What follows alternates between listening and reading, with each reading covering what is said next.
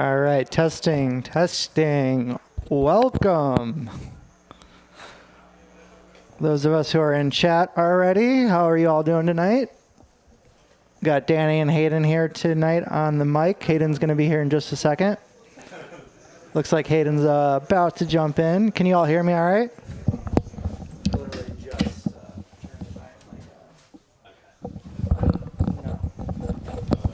The red button.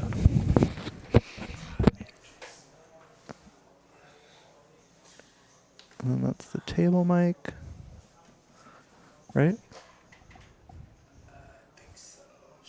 It is. It was turned off, but I turned it on. All right. David, Rena, TLS, welcome. Just going to get started here in about 10 seconds. What's up, everybody? Thanks for being here with us. All right. We got an action-packed stream tonight. Great game. Oh, yeah, that's working. So we got some new players with us tonight. Pull up the player list.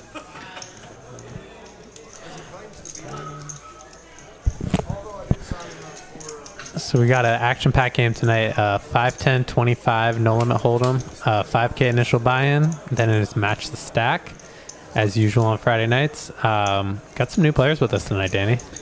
Yeah, this looks like a great game. I actually don't recognize all the players, but a lot of the ones I do, you know, we got some of the highest stakes players in Dallas here. What are we playing? 5, 10, and a quarter, but I'm sure with this lineup, it's going to get a lot bigger than that real quick.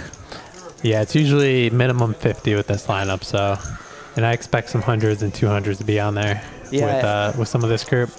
But we got some new players here. SB Tony, I've never seen him before. He's in the 1 seat. Jensen in the 2 seat.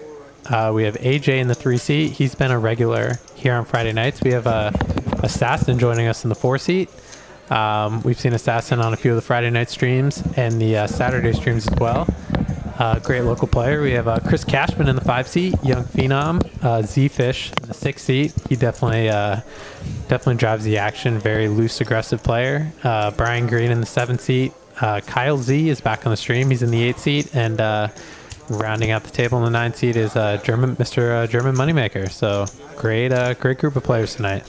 Yeah, and it looks like it's a $5,000 buy-in, but then it's going to be match the stack. So like we were saying with the straddles and everything, we expect this to get really, really deep really quickly as players will add on right away. So yeah, I'm not familiar with SB Tony or Jensen in the 2 seat myself, but everybody else I've played with. How about you? Yeah, I've played with most of these players. I haven't played with Zefish, but I know of him. I played with everyone else except for the 1 and 2 seat, Tony and Jensen. I believe Ed said they were from Kansas City. So, I remember Jensen from... I actually did play with Jensen. Yeah, he was playing the ROE game, and he was having a good old time. Okay, I do remember him. Yeah, he's a fun guy. I expect him to throw a wrench here in this lineup and create some extra action. So this should be a fun one. Definitely. Looks like we're starting off with a $100 flip. Very nice. Peanuts for these boys. Yeah, small pot. How's everybody doing out there in chat? Where are y'all watching from? Thanks for joining us. Remember to hit that like button. So what do you think the biggest pot's going to be tonight, Danny? What's your number? Ooh, with this crew, we could get big. I think it was last week. Was it last Friday? There was a 47K pot between Cashman and Brian Green. So that was 2 Fridays ago. Yeah, 2 weeks ago there was the 48K, and then last week we predicted I think 35, and we got to like 33. But that was without Brian Green. I think with this specific crew, and then Jensen here is also not afraid to gamble. I think we're going to hit 40,000 as the over-under tonight. I think 40,000 is pretty solid. Yeah. Type in the chat. What do you guys think? Over-under on 40,000. What is your guess for largest pot tonight?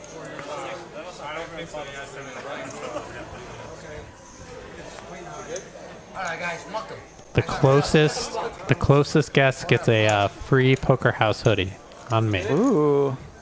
I hope I'm right. 40,000. I don't have a hoodie, guys.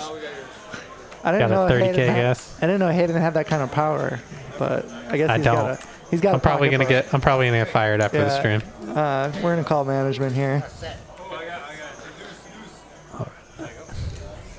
TLS says we got 30K. a 30K guess. I'm going to take pictures of your screen names because I probably will forget them. I think, if I'm correct, TLS, I think you had 27.5, and we had a pot almost exactly that last week. So this is a person who knows his poker. Are we, is this how it's supposed to look? I think everything's looking good. Let me double check YouTube. All right, Frank says 34,500. Brent Daddy, 21,420. I like that guess.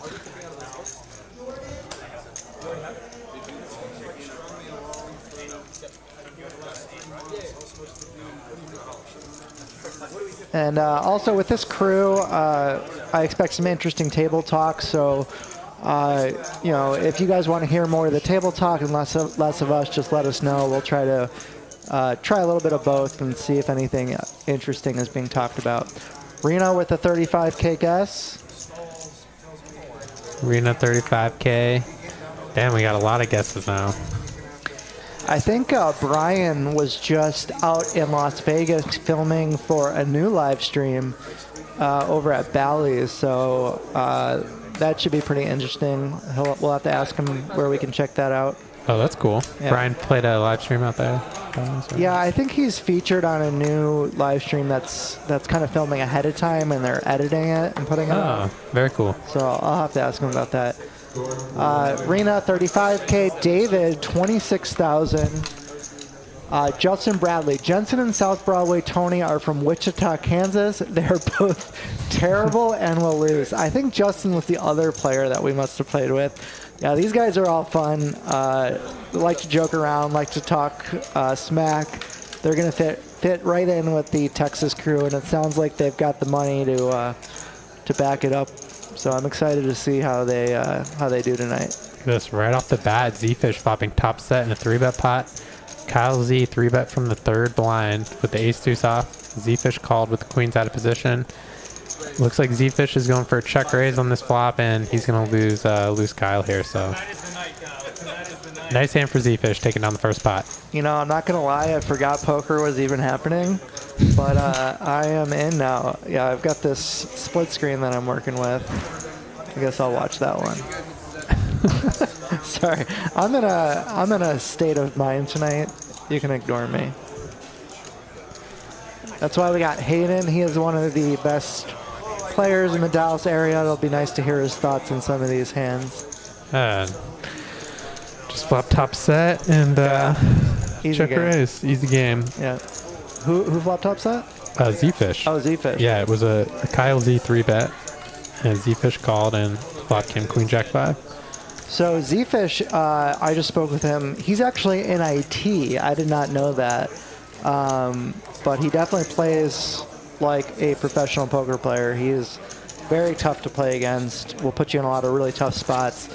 So he's somebody who can kind of fast play his strong hands and still expect to get paid a little bit wider than the average professional based on all the action he gives.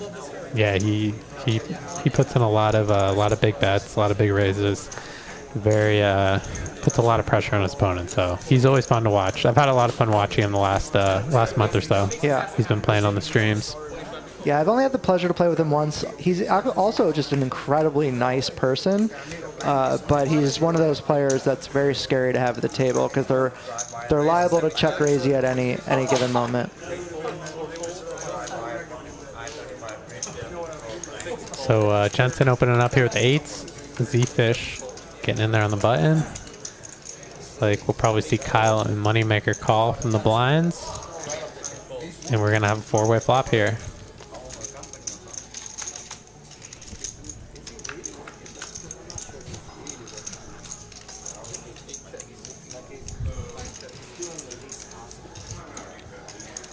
Yeah, this is a standard Texas heads-up spot, 4-way, 5-way. And Jensen's going to take it down here. Going to take down his first hand here on the Poker House Livestream. Nice hand, Jensen. Yeah, I like a c-bet there. He has a lot of equity to protect against. He doesn't want to see any turn cards with overcards. So I like a little stab there, trying to take it down. I like the c-bet too. A lot of these lower pairs make really good barrel hands as well. So he doesn't necessarily have to give up. He also blocks hands like 9-8, so that's really nice.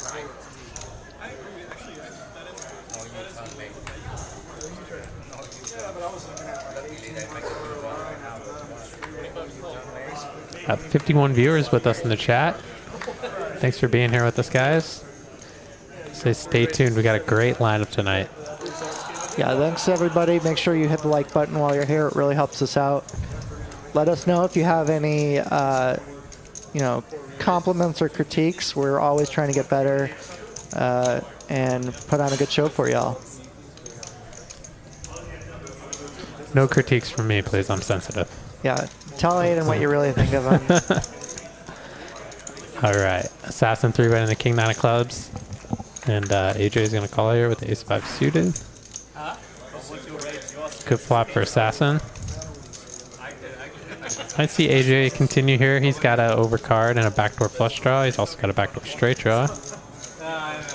Yeah, I would expect my opponent to see bet pretty much 100% on this board, so it'd be a little too tight to give it up right away. Is this a hand you would consider check raising on this flop?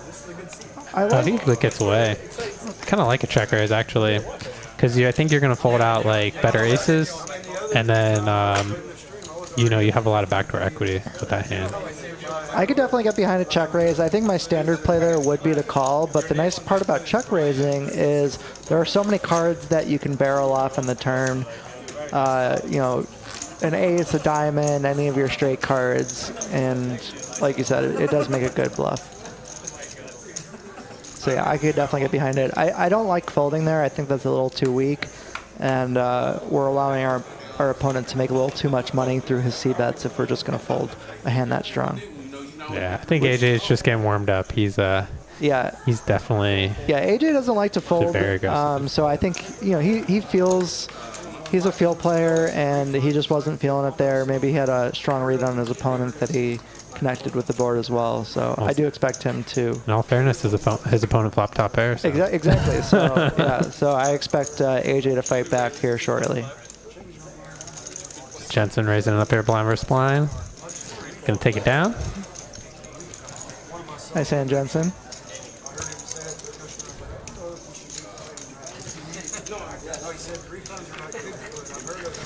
Nicholas Ford, Tony and Jensen are easily the best players. They will run through the Dallas pros, quote unquote. I'd love to see that. I hope you're right. Had some differing opinions here. Yeah, so they're the best or they're the worst. They're definitely going to lose, and then said he's going to run through them. So we'll see what happens. Jensen's off to a good start so far.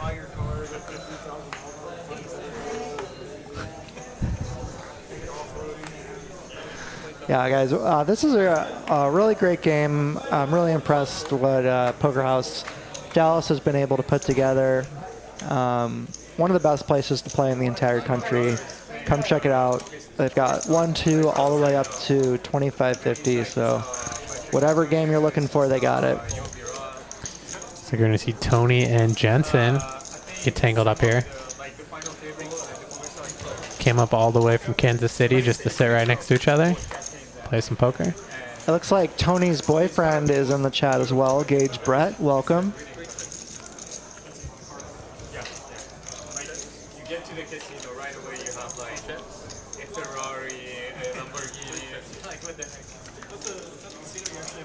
Threes are going to be good if you can get the showdown here.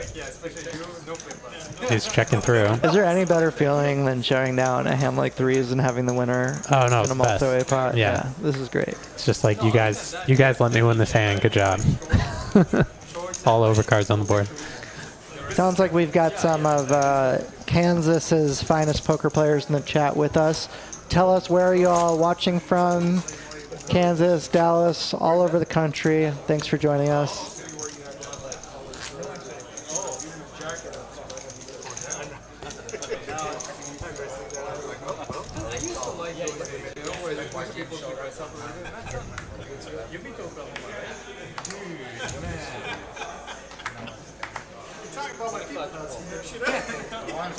So yeah, we actually don't have control of the camera's gauge. The program automatically follows whoever's action it is.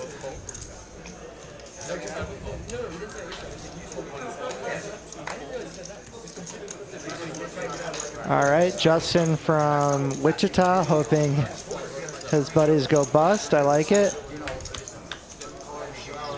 Renas and Fortini. Nice flop here for Mr. Tony. Flatted the Jack 9 off on the button versus Zefish. Flops bottom 2 pair. I like his call here. Talking about the ace on the turn. This is a card Zefish may try to represent. He did raise from under the gun. Yeah, I think most people would give up here, but if anyone's going to try to barrel and represent that ace, it is a good card for Zefish. Let's see if he can get him. Yeah, talking about small pairs, this is seems like a good hand to keep bluffing with. I agree. Interesting river here. Tony does have the Jack of Hearts. He's probably going to have to put on a pretty big bet for Tony to fold here, but it is a vulnerable hand.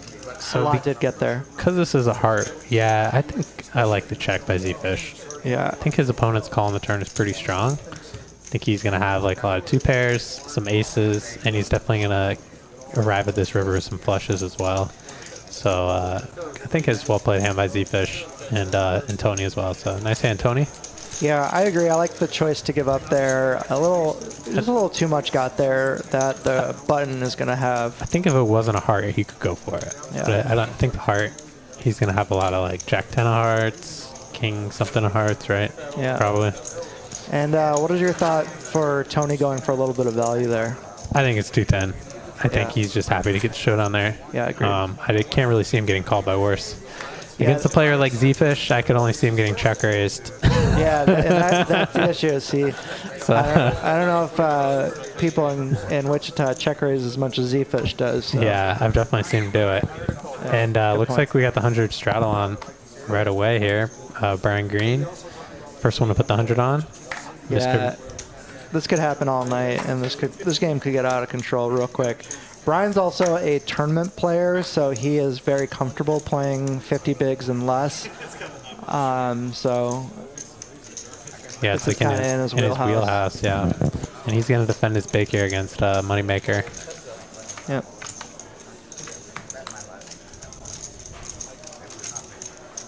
Great flop here for Moneymaker.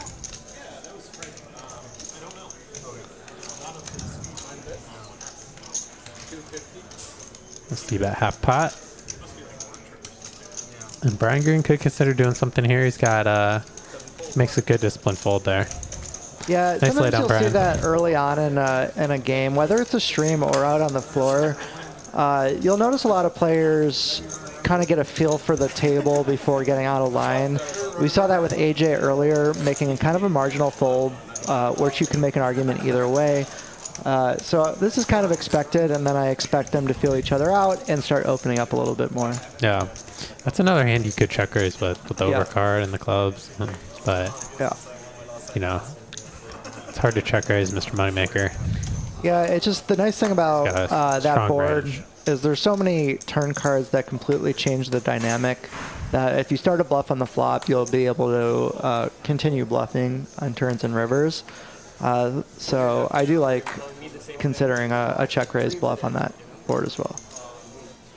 Tony's going to get in with the 10-9 off and hijack, and AJ with the beautiful hand here on the button with the Queen Jack suited. He's going to make the call. I think we're going to see Zefish calls as well. And Brian Green's going to call closing the action. Do you ever get that feeling when you you have to c-bet against a player like Brian, but you're still really scared that he's just going to check raise you and put the maximum pressure on? Yeah, yeah.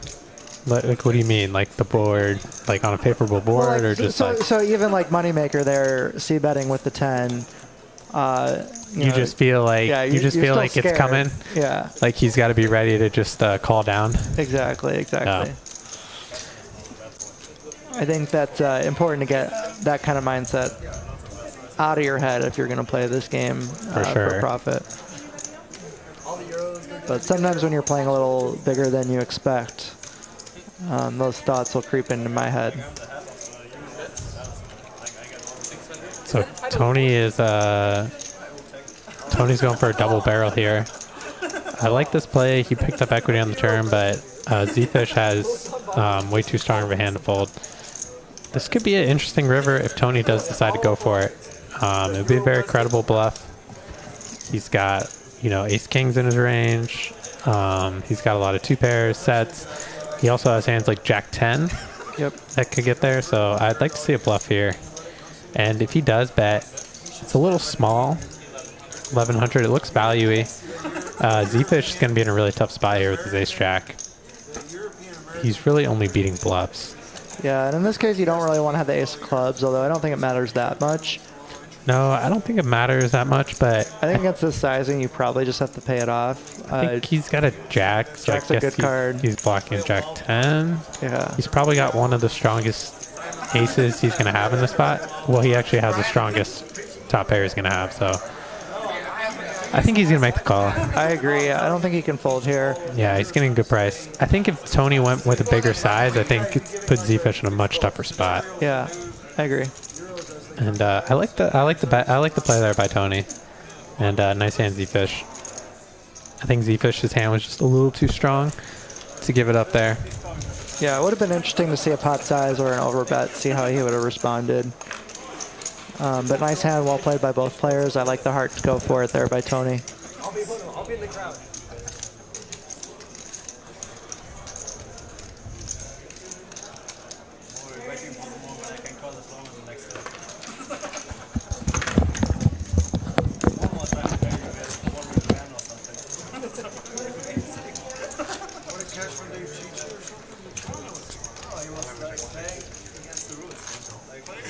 It's pretty much worked out. What I did, I deserve to be in jail right now, but you know, I got lucky. So, like the maximum stack was clearly 8K. 8,700. Go ahead. No, it was 8K. And then this guy comes and posted like 10K at the table. I said, man, 9-4, we have rules. So,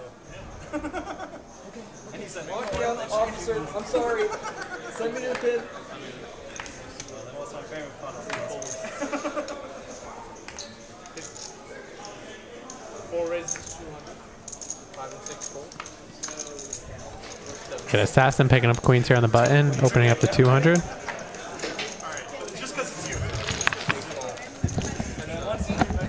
Danny brought a bunch of mints for us. Kyle Z defending his big blind with the 6-4. Nice spot for assassin here. He's got the overpair. Got a gut shot to go along with it. Do you ever check back the stand on this flop? I feel like it could be interesting. Maybe it's just too strong.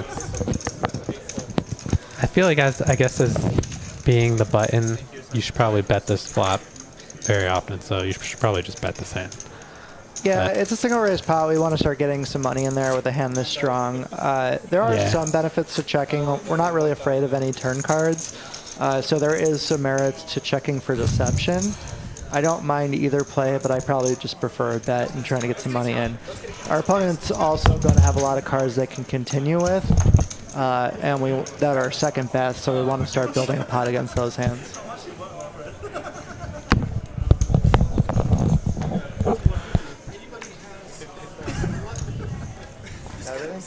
Okay.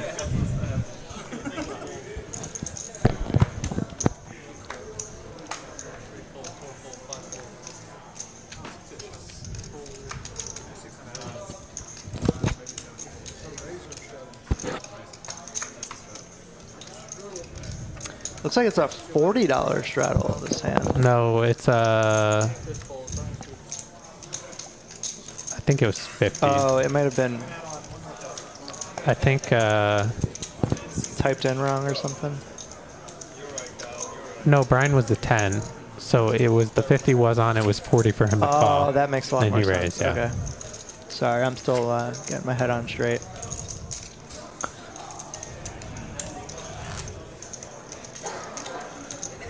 Are you playing the stream tomorrow? Yep, I'm in the lineup tomorrow, same time, 5, 5, 10. Generally, we put on the quarter for most of the day. Really fun game. How about yourself? Are you I'm playing, not playing tomorrow. commentating? I'm on baby duty tomorrow. Oh, nice. So I'll be at home with the baby. Yeah, Emmy is. I'm actually also on. I'm on puppy duty. Puppy duty, A little different than baby duty. Yeah, I you guess. can leave the puppy at home. Yeah. I can't leave the baby at home. Yeah, you can't put the kid, you can't put the kid in a cage. No. Yeah, not yet. Damn government. No, just kidding. No, Emmy's adorable. Hung out with her the other day. Yeah. It's perfect. Thank you. All right, so we got Moneymaker here. He's going to put in a squeeze with the ace queen. I like this play. I like the sizing. Interesting here. Assassin going to make a discipline fold. I think, oh, Zefish makes a discipline fold too. Yeah. Yeah, I think if they were deeper, we'd probably see Zefish call there, but I think they're a little too shallow. His king 10 suited is going to run into a lot of Moneymaker's range there. Yeah, early on. Even in position. Again, a lot of these players are feeling each other out. They're still short stack compared to the blinds. So I expect them to play a little more snug and respect somebody like Moneymaker's squeeze there. A little later on, maybe if he loses a few pots, he'll make the call there. Yeah. I think it's more a matter of stacked up there, I think. He feels like he's not deep enough. Yeah. Yeah, hit that like button, guys, if you haven't. Like and subscribe. Got up to 70 viewers so far. Thanks for joining us. Good start on a Friday night. It looks like a no-name account says, Danny, who are you afraid of tomorrow? Come on, no, I'm not afraid of anybody. No, I have a lot of fun on the Saturday games. A lot of tough competition, but you know, we've played together quite a bit at this point, so I wouldn't say I'm afraid of any of them. Good flop here for Cashman. Up in top pair. He's got a backdoor flush draw. I think he's just going to take it down on this flop. Nice hand. I think Tony's #1 fan is in the chat right now. Gage, thanks for joining us. Yeah, Tony does have a nice haircut. Yeah, I agree. He's looking sharp.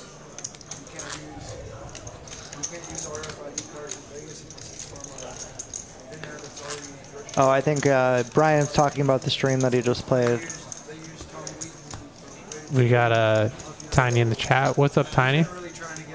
Tiny, thanks for joining us. Yeah, Another Dallas local. Commentated with Tiny on Monday night. That was a lot of fun. Had a great stream on Monday. Yep. Ooh, OFC Sean, what's going on, buddy? How are you? What's up, OFC? Thanks for joining us tonight. OFC, are you playing tomorrow? Do you know if he's playing tomorrow? I'm not sure. I never really asked for the lineups. Just show up and play with my buddies.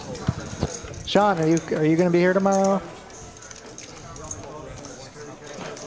Talk about somebody I'm definitely afraid of, Mr. OFC Sean. Oh yeah, we're all afraid of him. Yeah.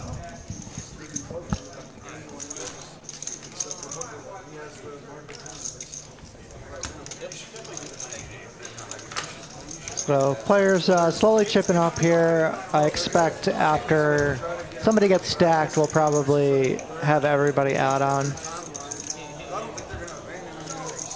Sean will be there tomorrow.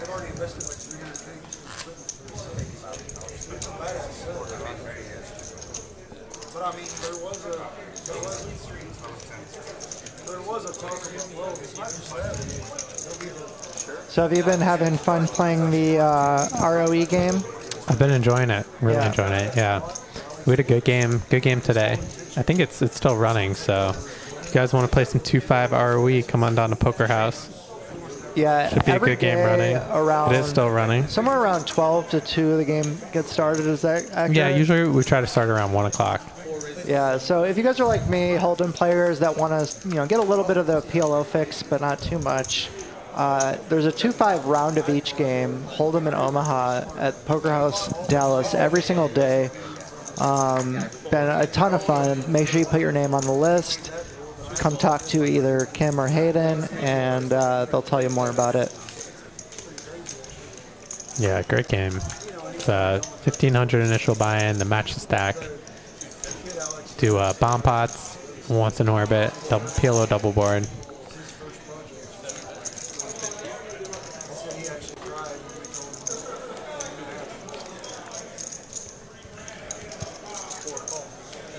I like Brian taking the aggressive action here. Yeah, betting in position, assassin check calling as the pre-flop raiser. I think we might see his turn go check here. And Brian's going to keep barreling. And I think assassin's going to have a tough time calling this turn with this hand. I actually like barreling this hand. I don't think we have enough showdown equity. And we do block a lot of our opponent's strongest hands. And then obviously we can, when we catch up with either a 9 or a jack on the river, it'll be easier to get more value. Yeah, I agree with you. I like that he turned this hand into a bluff here.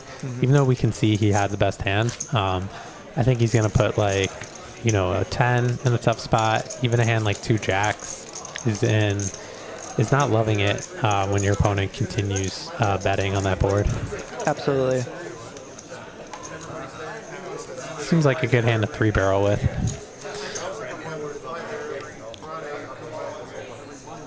Yeah, and then assassin's in a pretty marginal spot there with Jack 9. I like the fold there.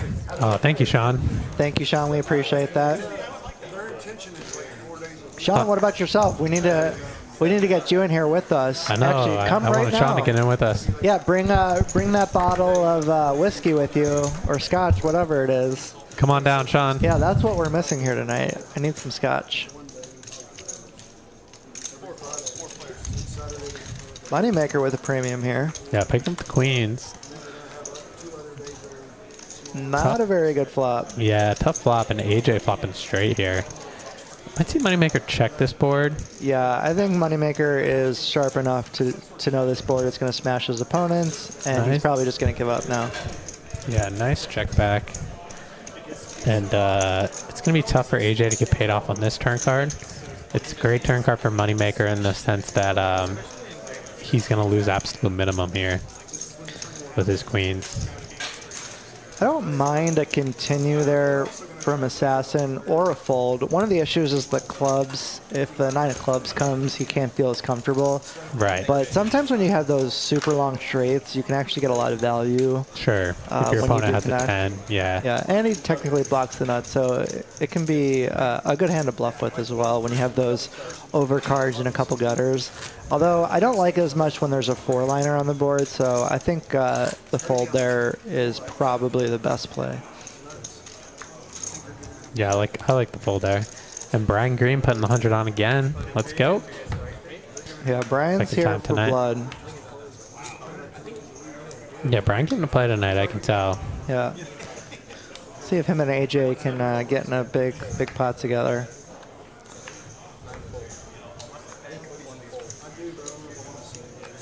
Mr. Jensen here with a nice hand on the button. Ace 10 off. It's going to come in for a raise, 350. An assassin picking up a big hand here in the big blind. Ace king offsuit. I think we're going to see assassin come in for a 3-bet here. Shallow stack sizes, only about 50 big blinds effective. It's a great spot to have ace king. Oh yeah. Yeah, when you get to these effective stack sizes, you're going to see people stack off a lot more willingly with hands that are like strong top pairs. So I do expect to see some blood here, especially against the button. Button versus blind, he doesn't necessarily have to have a premium. I think that's a pretty good size from assassin given the stack sizes. I do think that the other thing is when you start to get smaller effective stacks, you want to start 3-betting a little bit smaller. With the SPRs being lower, you'll easily be able to get the money in by the river anyway. So I wouldn't mind to see a little bit of smaller size, but either way, it's not bad. It's a little over 3x. There's like almost 3.5x, or yeah, a little less than that. Yeah, I like a little bit more out of position, I guess. So that is a good size.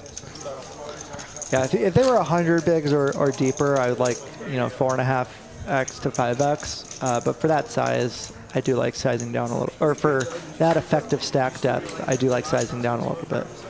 Kimmy Stone in the chat. She's enjoying Moneymaker's hair. Kimmy, welcome all the way from Houston. Thanks for joining us here tonight. She said she's never seen the top of his head. He does have nice hair. Oh yeah, he should go hatless more often. He's always wearing his hat. Did you make him get a haircut, Ken? 65K, he like lays up Wait till you guys see my hair. I completely shaved my head and started growing my beard out. I'm going the opposite. 4, 5, 6. They all play. JRB says everything that he's like, you gotta have like ace 90, like called his hand 3 times. He's like, it doesn't make sense. He gives you back towards the flush. And he's like, your money, you're playing the rich guy's game only. Did you watch the Poker House stream last night with the Nick Airball and Matt Berkey? I didn't see any of it. I saw maybe a few hands and a few of the drama, but I basically saw the rumblings on Twitter and wanted to check it out a little bit. But yeah, I didn't really get a chance to watch too much of it. Do you know who came out ahead? I have no idea. I didn't turn it on at all. But it's... Chat, what do you guys think about the Team Berkey versus Team Airball situation? Did you get a chance to watch the Poker Go stream? Is that the kind of poker you like to watch? Or do you prefer watching these studs battle it out here in Texas? I like the studs here in Texas. Me too. Where else can you see a young Chris Cashman rise up from 1-2 all the way up to the biggest games? I will definitely watch Brian Green go play it on the Bally stream, though, or whatever stream he's on. Yeah, that should be fun. That'd be fun to watch. I think it's the same people that did the Live at the Bike. They're setting up a new production. It's supposed to be nice cameras and everything like that. So other than Brian Green, who do you expect to be somebody who's willing to top up tonight to match anyone else at the table? AJ has shown on past streams that he's willing to buy very, very deep. So definitely AJ. Chris Cashman usually tops up to at least 10K, but sometimes he does match stack. So he could definitely be one to do it. Zefish as well seems to buy him very deep. So it's interesting because the three of them are all sitting next to each other. I'm not sure about Tony and Jensen, but I imagine they came from Kansas City, so they came ready to play. So I wouldn't be surprised to see them add on as well. But usually AJ and Brian are in for the deepest stack. So yeah, that sounds about right. One thing about Jensen and Tony, though, you know, being in a new environment, sometimes you want to feel things out a little bit before you put all the money on the table. So I could see either way between them. Yeah. Also, Kyle Z, he's used to playing a big game. Yeah. He usually does his 10K buy-in and then plays it out. So, I mean, he's going to be put on at least 10K most likely. Oh, so. yeah, absolutely. His buy-in is usually, he likes to buy in for 10K, 15K.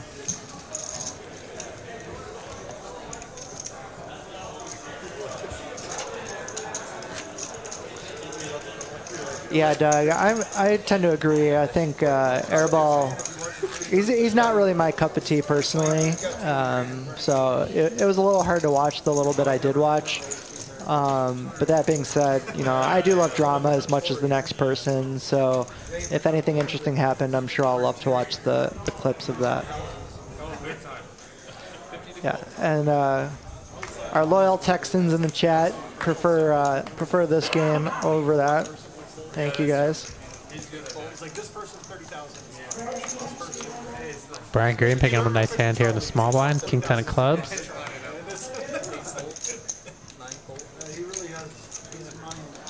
And Tony's going to defend his straddle.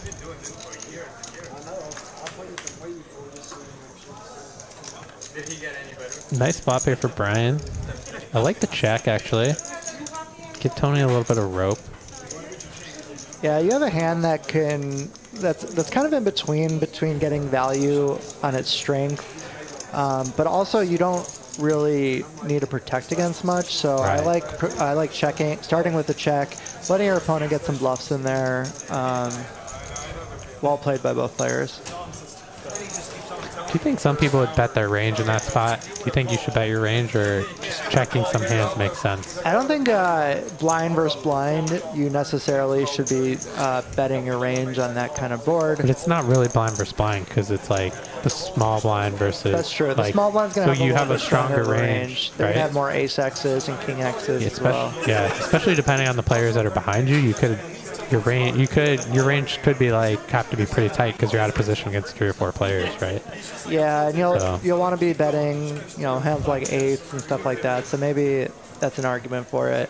But with that specific hand, I do think there's incentive to check.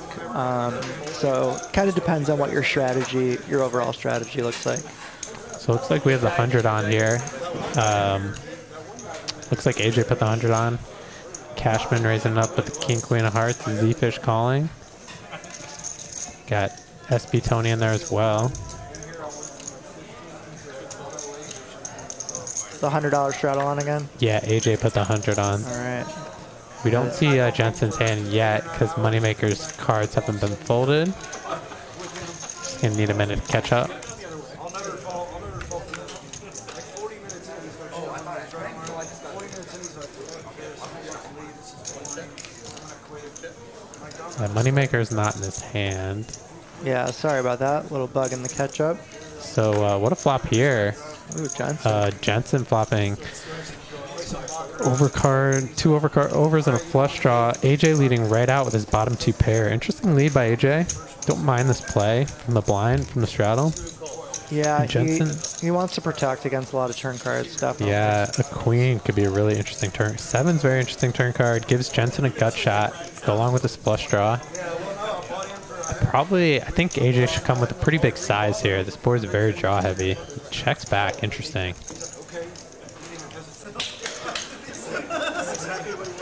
Interested to see if Jensen is going to try to represent this card, given that AJ checked, but Jensen is going to check wisely. And this hand's going to be over here. See what sizing he chooses. Looks like 2/3.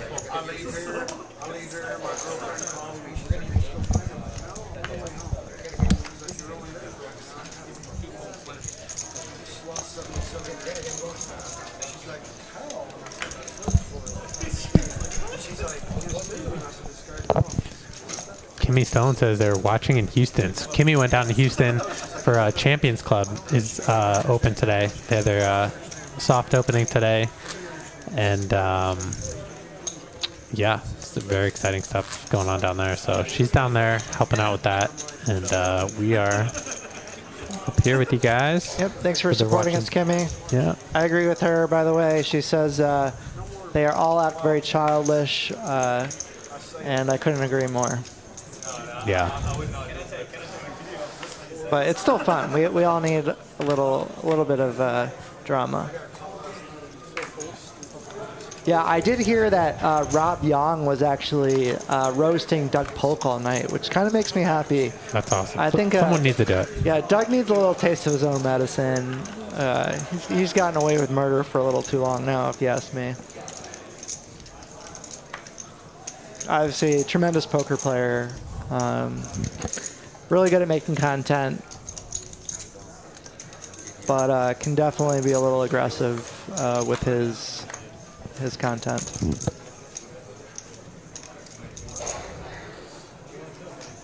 Uh-oh.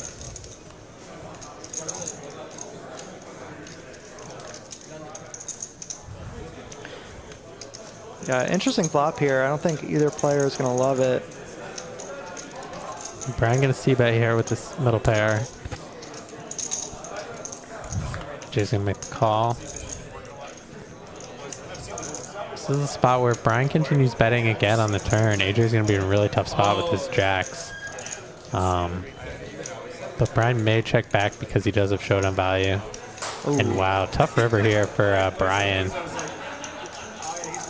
The fact that the flush came in is probably going to save him from raising any bet that AJ makes. Yeah, very small sizing. Going for value here. Nice hand, AJ. Yep. I don't mind a small sizing there. I'd probably choose maybe a little closer to a third pot. What do you think about going large there versus going small on the flush complete? It's an interesting spot because the way Brian plays, I would expect him to bet a lot of times on the turn if he had an ace. Mm-hmm. So I would kind of be struggling to come up with a hand that we could get value from. I'd also expect him to probably barrel a lot of his flush draws. And king queens probably too. Yeah, so I think a small bet is interesting if you're trying to induce a raise. Also, maybe you could just go for a check and just try to induce a bluff. Yeah. So I actually good think too, the small bet's kind of cool, actually. Yeah. It's just results oriented wise, obviously, given Brian's exact hand, he could have gotten more value, but I think I'm a fan of it, actually. Yeah, definitely. And I've definitely been playing around more with donking for incredibly small sizes on the river. And sometimes your opponent will kind of just blast off against you and feel like they have to bluff you. So it is a way to get a little extra value sometimes as well.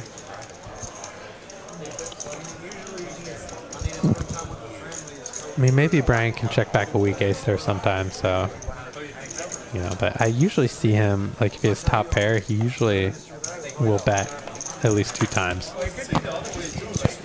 And especially on a draw heavy board, that board is very draw heavy, so it would make sense to do it there with an ace. I actually do think Brian would check back an ace there, so honestly, he might even check back the Jack-10. Probably not, but it wouldn't surprise me. Check back on the river, you mean? Yeah. Right.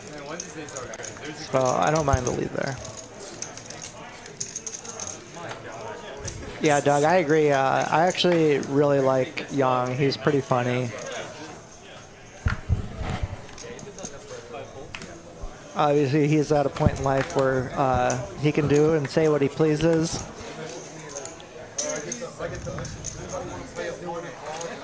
All right, guys, listen to Tiny Poker. Go smash that like button. Yeah, thanks. Helps us out. Yeah, if for those of you just joining us, this is our Friday night high stakes poker.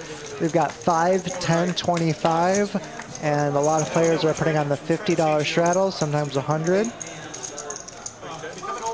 So Tony's the only one with anything here. He's got the ace of hearts. He's going to check back in position, and Assassin's going to turn a straight. And he's going to check. Very tricky. Tony's going to check and realize exactly what he does. River's a nut ace high flush.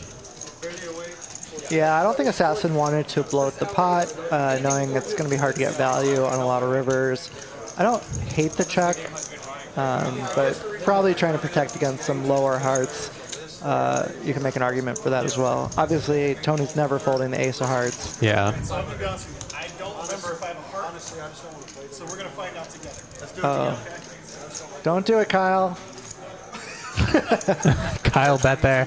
I like that. He knew he had a red king, and he's like, Yeah. and I actually like the bluff, so I like his logic there behind that. No one really bet at any point. No one seemed too interested. So he, you know. Obviously, he has to call there if he's got the king or queen of hearts. So Tony's like, yeah, please have a heart. Yeah. Lucky for him, he didn't. Nice hand, Tony. Will you please give us mad points for real this time? You know, I don't know how the points giveaway works, so we'll have to have Master Eddie do that a little bit later. If you guys stick with us to the end of the stream, maybe we can talk Eddie into giving you all some free points. Yeah, Eddie loves to give away the points, so we'll get him in here to do that for you guys. Tony picking up a nice hand here. Ace-9 suited in the cutoff. Looks like we might have a round of hundreds going on. Yeah, looks like we do. So you'll notice players opening for 2.5x with lower effective stack sizes. Pretty standard adjustment here. You'll notice people do that a lot in tournaments as well when stacks are shorter. For sure. A lot of pretty hands. A lot of pretty hands. Moneymaker still with the best one. Interesting spot here, whether or not he wants to bet this board or check. Could see merits for both with his 10s. I think he kind of wants to find out what's going on right here in this hand. Yeah, definitely a little rough multi-way. The merits for betting are you have a lot to protect against random Jack, King, Ace overcards. Also, I don't expect my opponents to have a lot of Queen X flatting my opens. So I do think there's, I would prefer a bet over a check.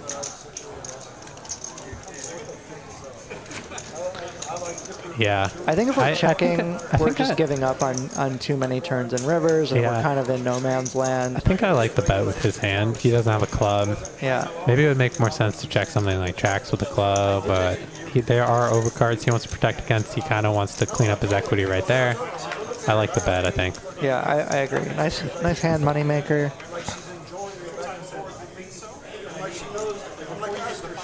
You know, I would expect my opponents to give up a lot. The only issue is that, are we really getting value from anything? Like, are we getting value from 8, 7? I think it's possible with a small size. Yeah. And I think you definitely get value from flush draws as well. Oh, that's true. Even though turns can be tricky to play when you get flatted. So yeah. Sometimes you might end up getting bluffed off of your hand, but I think that's okay. I think it makes sense to just bet. Yeah. Best play there. Yeah, as soon as I saw the flop, I agree with you. It's a very interesting spot. It seems like it's almost in kind of an in-between type of hand. And so those are always fun to watch to see how a strong player like Moneymaker responds in that situation. So Tony here is pre-flop raiser, gets a pretty good flop. Comes king high. He's got a gut shot straight draw to the nuts. AJ here, not flopping much. He does not have a backdoor flush draw, and he's gonna let it go. Nice hand, Mr. Tony. I like Tony's style so far. He's aggressive. Yep. He's taken a 3-barrel bluff line in a good spot, I thought. He definitely came to play, so he's getting in there. He's mixing it up. Let's pull the V pips. See who's getting in the mix tonight. Yeah, we've been playing long enough. Let's see how these guys are playing. AJ leading the pack here, 44%. Jensen 36%, and Tony 28%. Sass and Brian Green both at 28%. And Zefish Kyle 24% with Moneymaker, and Cashman has only played one hand so far tonight. He's at 8%. Yeah, Cashman pretty card dead so far. We're only 27 hands in. I'm sure he'll open up a little bit. I'm sure he'll play at least one more hand. At least. Maybe 2 if you guys are lucky. Yeah. Came to watch Chris Cashman play. Stick around.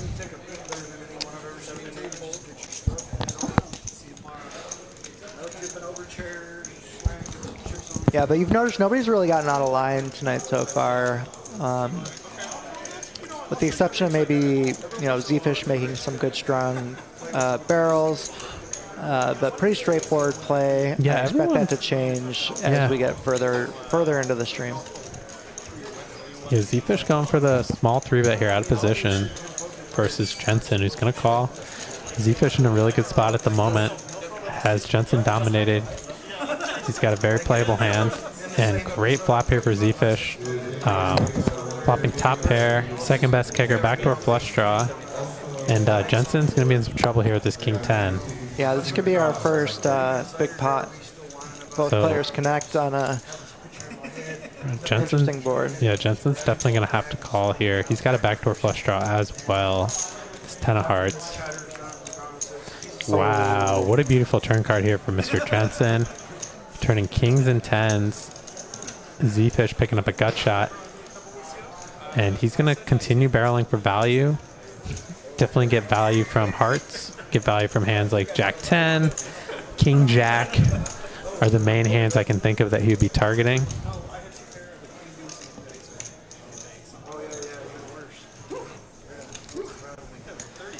And interested to see if Jensen is going to shove here. He's got 3,100 left. What do you think? That's what... Yeah, it looks like his stack's accurate. Yeah. What do you think? I think that seems like the best play to me, given the bet size and his stack size and the size of the pot. I agree. There's a lot of benefits to jamming here. We can actually get called by worse. This is a great example. Ace, king, king, queen, aces. We have a lot of very strong draws that we'll be up against as well that we're getting some equity protection against. So I think it just performs very well as an all-in here. And he does, in fact, just go all in. Yeah, I think Zefish is going to be in a pretty tough spot with his hand. He does have outs versus a hand like Jensen's. He's blocking Queen Jack. There are some possible combo draws that Jensen could have here. Yeah, he unblocks the hearts as well. So Jensen can have a lot of heart combos. This is definitely a spot that I do not envy from Zefish. This is a tough one. Yeah. Maybe it could be a reason to check the turn there if you're Zefish. It's interesting spot. But now, I mean, it's really, really tough spot here. Yeah, whenever you bet and then you get jammed on and you hate your life, you know, definitely consider if you want to make the bet in the first place. It's definitely not a reason not to bet because you still can get value from calls. And maybe this is actually a good example of bet folding where you want to get value, but anything that raises you now has you beat, and so now you can safely fold. But it's just going to be so devastating when they do show a bluff. My theory needs to adapt to the fun. Yeah, I mean, he did block all the straights and unblock the hearts. So, you know, taking it back, I do think I like a bet here. They're just so short effectively that it's a very difficult I think if spot. you're betting, you just have to be prepared to call off. Yeah. I think that's really the decision to make there. Yeah, and Zefish has never played with this opponent either, so he's not familiar with the types of hands he plays. I would also think Jensen's probably more likely to have hands like King Jack than King 10. So that's definitely like a main hand you're targeting when you're betting turn. And also, yeah, but he has to decide, you know, is he actually going to be jamming worse Jack, kings, yeah. King Jacks? yeah, it seems like he's just getting too good of a price here to fold. He's getting almost 4 to 1. Is that right? So he doesn't have to be very good very often. If he's ever against a draw here, then he has to call. then he has to call. So Or even against a hand like King Jack. Like sometimes some players will just jam it, will just with their stack size. But he makes a really good fold very nice fold in this this hand. So he figured it out. Nice lay down Zefish. Yeah, against that exact hand, he did not have the equity to call. So yeah. And he almost did. I mean, he's getting like almost 4 to 1, and he's 16%. So he's not like too far off, which is crazy, right? Yeah. When you think about it. Sometimes I forget that in some of these spots. Yeah, that's actually a really good lesson. A lot of people on the river, they think in binary terms. Am I good or am I not good? But in reality, you should be thinking, what percentage chance what percent odds do I need to be good for this to be a good call? So in that case, he doesn't have to be good very often for him to call. And he has equity against almost everything. Exactly. And having the outs with the queen there. I'm a little surprised he folded, but players are feeling each other out. Looks like they're doing the Nick game. Yeah. Perfect timing. Justin says nitty game. These players are not nitty. They're definitely just feeling each other out here for the first hour. But now they're putting out the Nick game. So everybody's going to get a button. And when you win a hand, you have to show your cards, and then you give your button back to the dealer.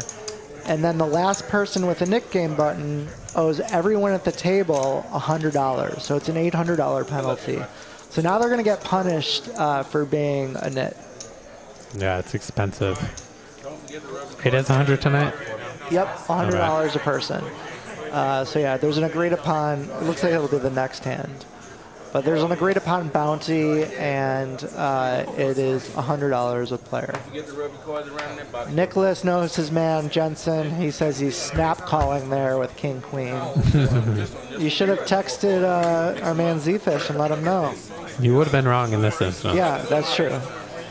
Maybe Zefish knows him better. Yeah.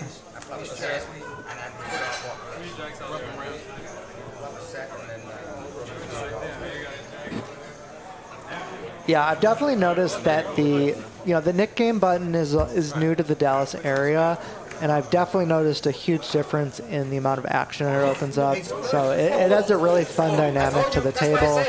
Yeah, it's very, very good for the game. Yeah, I'm excited to see how these players respond. Sassing. There's also an ego element to it, where certain players really don't want to be labeled a nit, so they'll spend tens of thousands of dollars to not lose the Nick game. Assassin gonna take down this pot here with top set. Look at this flop. He flopped. We were just playing PLO. He flopped top set with the nut flush draw. Wow, that's a good flop. Yeah, you can almost check that one back for exception.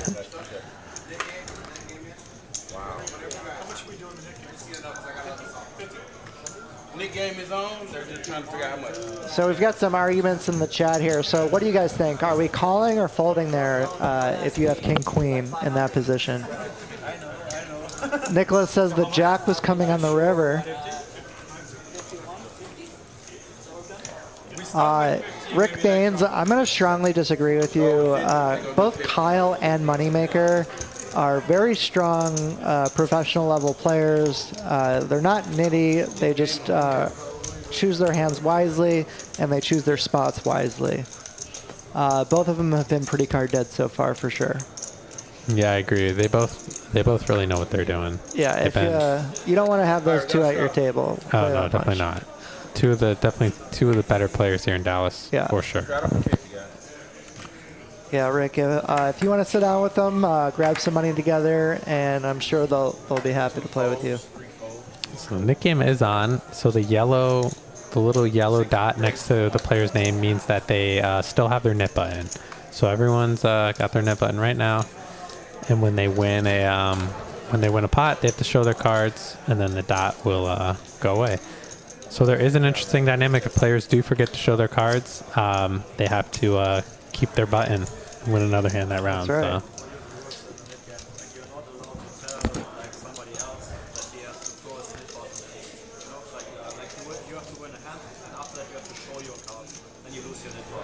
You're not allowed to tell someone else, like, to show us cards in case he forgets.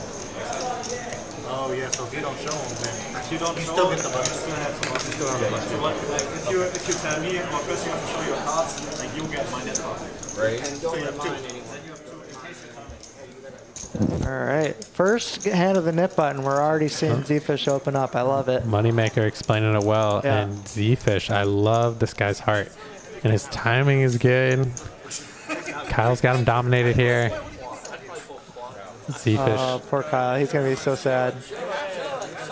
Zefish shows Kyle out, says you got to show. He's got the jack six suited.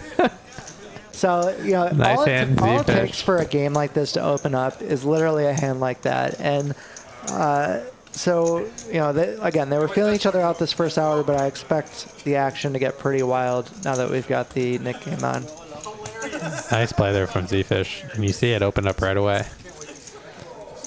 Yeah, and thank you, Moneymaker, for the assist, showing him how the Nick game button works.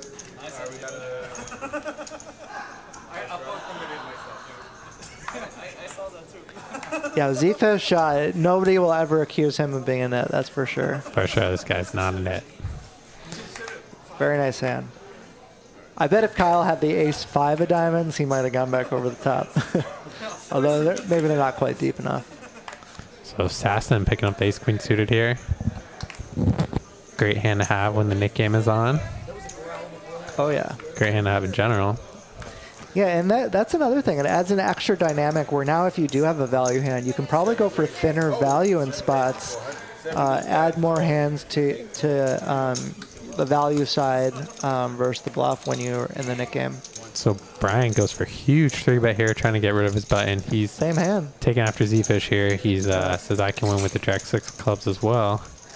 And Assassin's going to defend here, rightfully so. I like a call here by Assassin. This hand plays very well post flop. You want to keep your opponent's bluffs in as well.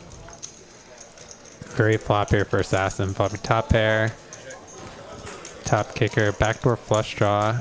Expect to see Brian take at least one shot at this. Yeah, he's got a complete zero equity hand, so he didn't play this to not c-bet every single flop. He's just praying Assassin folds. Yeah. And Assassin coming with the check call. I like a call for the same reasons I like calling pre-flop. We're so far ahead of everything, and so far, we're either way ahead or way behind. No real reason to raise right away. This could be a tricky turn card for Assassin, but Brian Green does check back. Yeah, Assassin. not a great run out. Yeah, Assassin's probably happy to see that check back. And interesting river. I think if Assassin could have found a check again, he might have induced Brian to go ahead and bluff that river.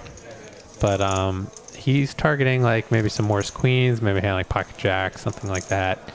And Assassin's going to take this one down. Yeah, I'm probably going to go with another check there. And So? and this I don't need to show up because I've had to win.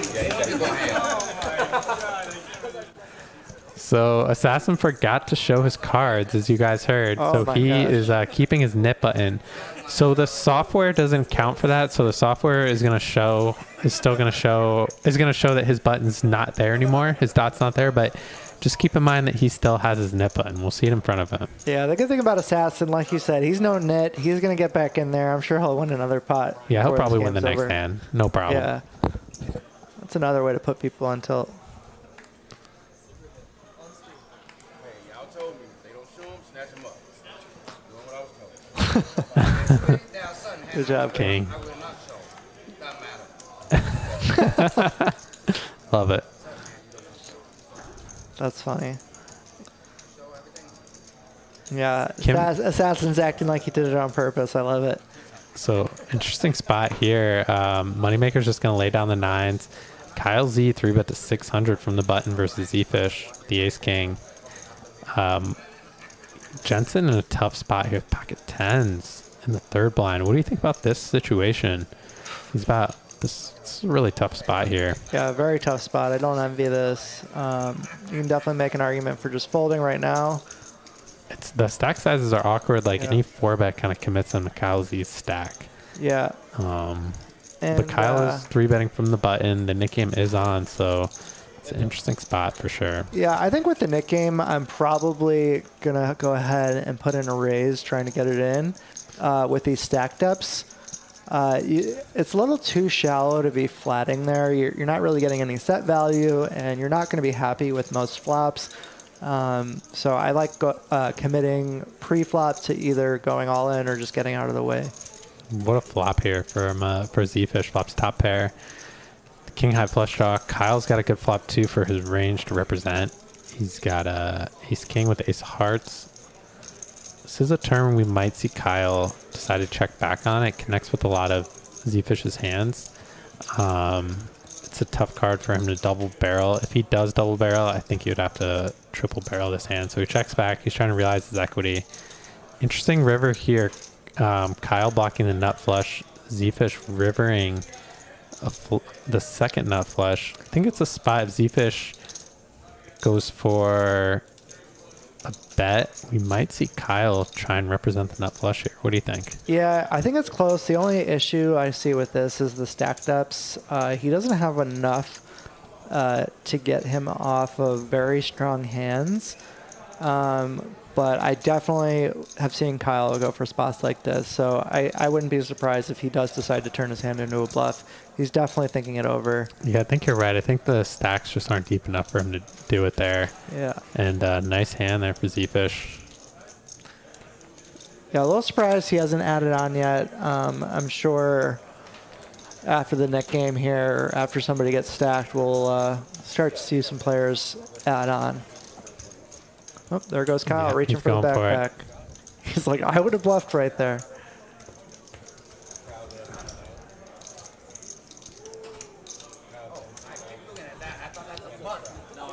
Yeah, Kyle runs notoriously bad on these streams in Dallas. Got to feel for him a little bit there.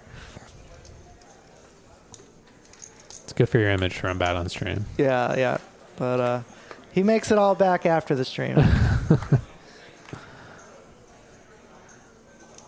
I mean, Cashman, if you're not going to play any hands, you're going to be the true net. No, Cashman can't open up the 9-8. Good fold.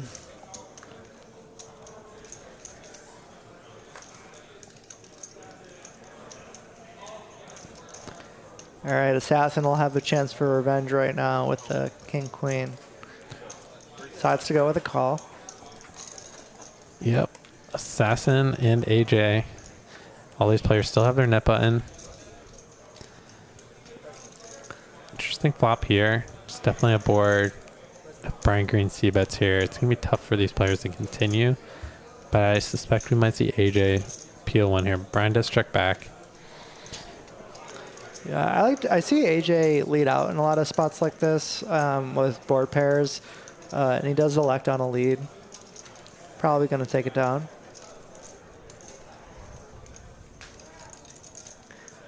I noticed Nice AJ bet is from AJ. really good at going after orphaned pots where other players seem disinterested. He takes a lot of stabs, which can really add up in the long run. For sure. I feel like AJ would be a great tournament player because that's like a really important skill in tournaments, like picking up a lot of small pots. Yeah, his brother does similar strategy. I actually Sam plays a lot of tournaments. I've played with him in quite a few of them. I think Sam final tabled something at the World Series. It was either, I want to say it was last year. Maybe it was the year. It was 2 years ago, but I definitely remember seeing he final tabled some event at the series. Every time I've played at Choctaw, I've played with Sam for at least a little bit. Yeah. So I always see him out there. Yeah, and his brothers, I haven't played with him in the tournaments, but it seems like he's getting more into poker.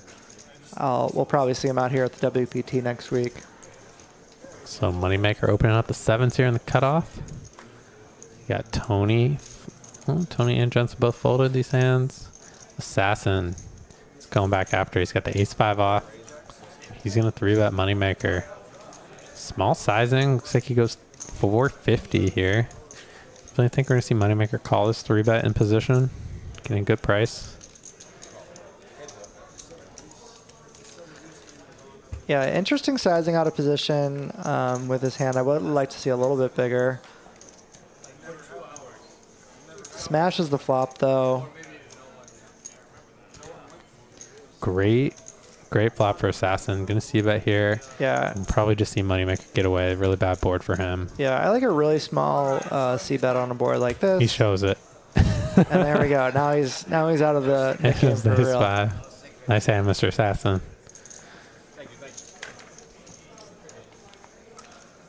Take a look at these win-loss early on. Assassin taking an early lead. But pretty tame so far. No really, really big pots yet. We'll see who draws first blood here. All right, we got a straddle and a double straddle, guys. 100, come in. Right, double straddle on again. Brian Green putting on the 100.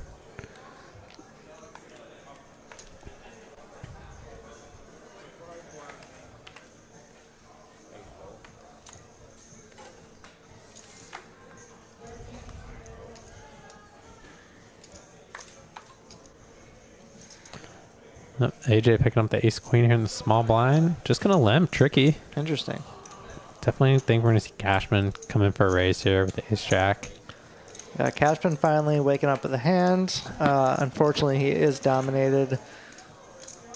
Yeah, I like the raise from Cashman. Brian Green calling with the king jack suited from his double straddle. And interested to see here if AJ is gonna go for the limp. He just goes for the limp call. Playing this one tricky. If it comes ace high, this could be a really rough spot for Cashman. Yep, and it does come ace high. Given that AJ under-repped his hand so much, Cashman could lose a significant amount of chips in this hand, depending on how the board runs out. Definitely expect to see him c-bet here. That's 1/3. I like this. Like this bet from him.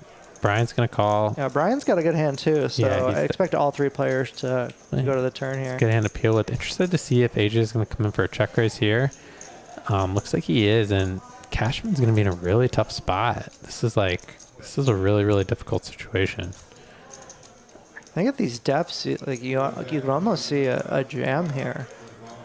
Yeah, I think I would want to call here with Cashman's hand, but it's a tough spot because he hasn't played many hands tonight. He's c-betting an ace-high board. Brian's calling his c-bet, and now AJ's just coming in for the raise. Like, definitely seems like AJ should have a strong hand in this situation, but at the same time, we've seen AJ play very aggressively. I'm just not sure what hands are limp calling here that have us beat, like maybe ace-3, some ace-10s. Well, yeah. Cashman, what a lay down there. Next level. And maybe because he has a jack of hearts, he's thinking he's blocking some like combo draws. Very interesting. Brian's going to peel here. Great turn for AJ. Brian will be able to get away on this turn card. Check here from AJ, but Brian very smartly checks back. AJ really trying to induce bluff here on this turn. I like how he's playing this hand. Brian could be very, very tempted to bluff this river. This hand is very interesting from the very beginning. Good check by Brian. Yeah, good give up there. Yeah, nice hand. Very nice hand from AJ. Yeah, Well and played, Hayden. Cashman's going to love to see that. Yeah, what a play. What a fold there by Cashman on the flop. Very impressive. Sometimes Taking notes. Sometimes what you'll see, you know, players who are card dead, they'll start to get fed up and start playing hands they shouldn't or making moves that they shouldn't, thinking that the table will view them as tight. But I think it shows the mark of a really strong player when you can just take each unique situation and play the hand how you think it needs to be played. And that's why Cashman is one of the best playing above the rim. It definitely loses the minimum in that spot. Staying disciplined.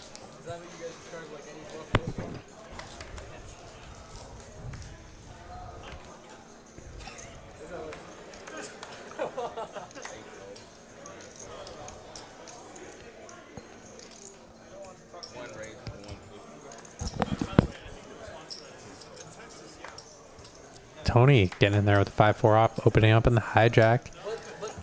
Looks like AJ's going to defend his button with the king-9. Cashman picking up a very nice hand here.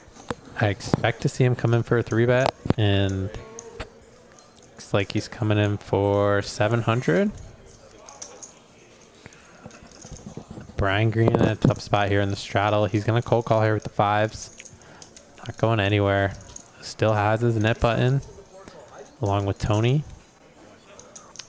Tony going to get out of the way, and AJ as well. Yeah, I'm not sure Brian's deep enough to call here with 5s. You're not going to really love any flops, although being heads up, it makes it a little bit easier for sure. Yeah, he's heads up in position. He does have the best hand, but not on after this flop. Definitely expect to see Cashman c-bet here.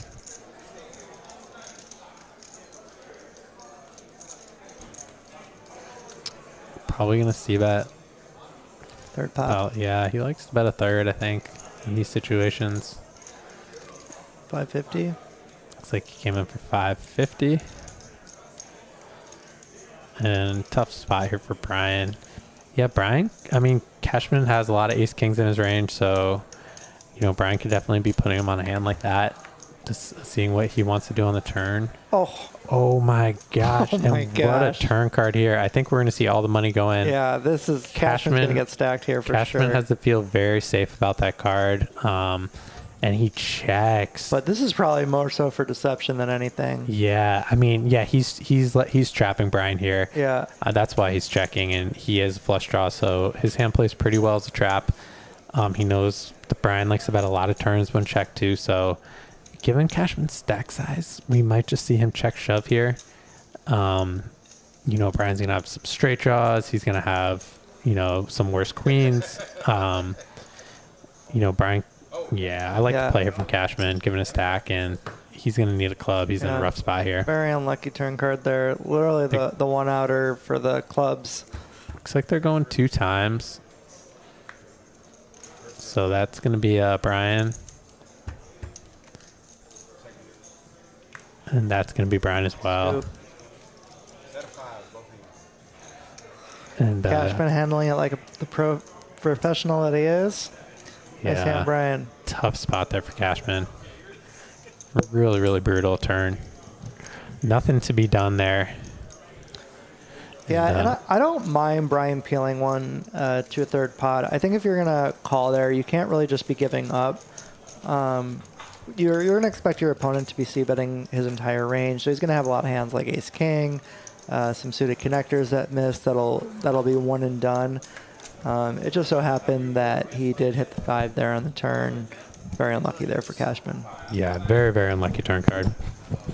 I think it's lucky for Cashman that they weren't deeper, because he probably still would have gotten stacked, especially with that turn. Yeah. So, really, really tough spot there. Yeah, I expect that if he didn't turn the nut flush draw, he would have continued through a double barrel. But with that hand, it's so strong, you're not really afraid of any rivers. I do like his check, and then gives him the option to get more money in there when Brian does go ahead and bet. Yeah, I like the check as well.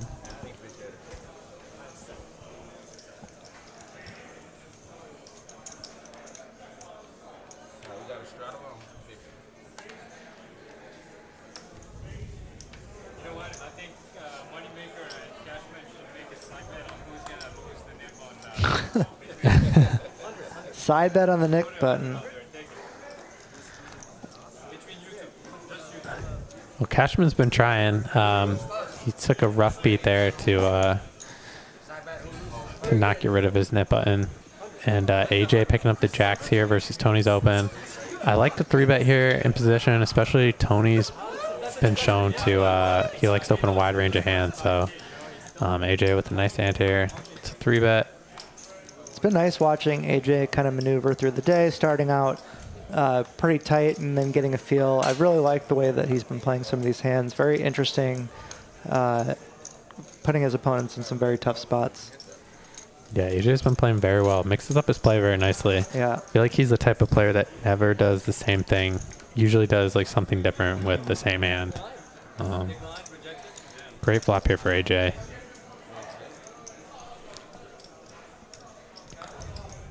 And I don't know, all these Kansas boys seem to be playing pretty well. So all your friends in the chat talking smack, I don't know. They seem to be playing pretty straightforward, tight, aggressive poker. Yeah, they've been playing solid so far tonight. Definitely showing they're willing to mix it up. Tony here gonna float with the 2 overs, backdoor straight draw.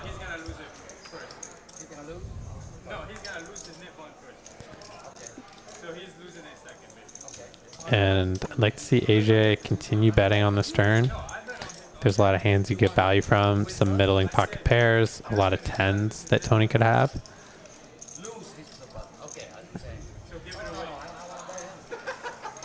Good luck finding action. Good luck. Good luck. Gonna go for 1100 here, the 15, and that's gonna do it.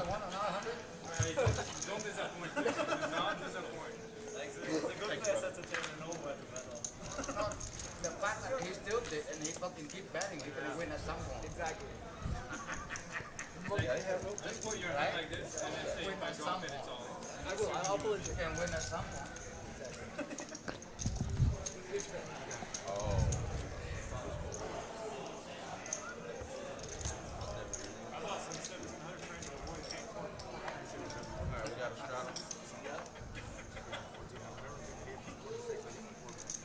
What's that place called? Pizza place?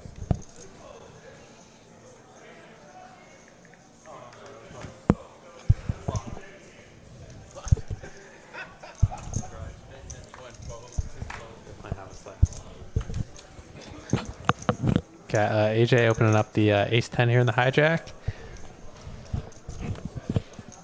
Assassin's gonna call with the 9s.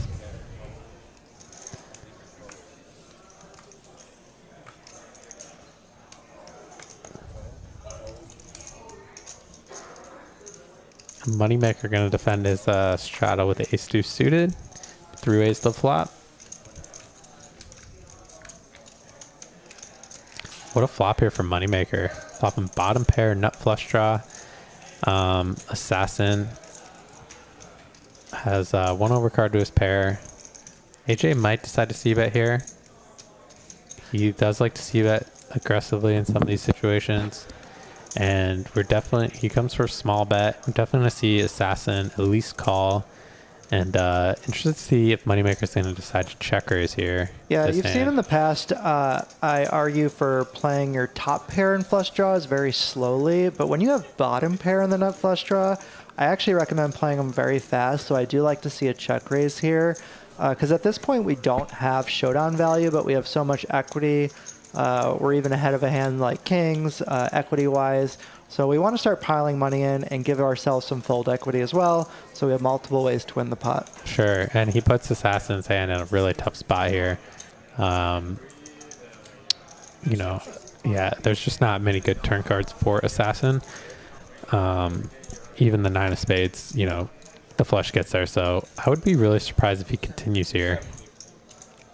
It's impressive that his instincts seem to be telling him that he might be up against some type of draw here, but it's just, even so, it's really, really tough to continue. Yeah. And he's going to lay it down. I like the fold. Yeah, nice hand there for Moneymaker.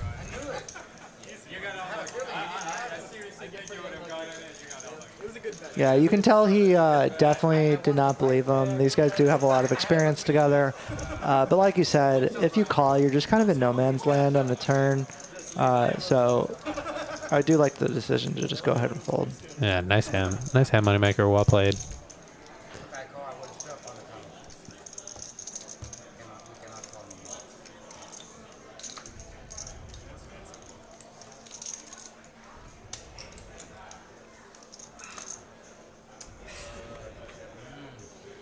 It's such a relief to get rid of the nip button, especially when it's $100. $100 a pop. You know what I mean? Like the Euro group chat's gonna go crazy.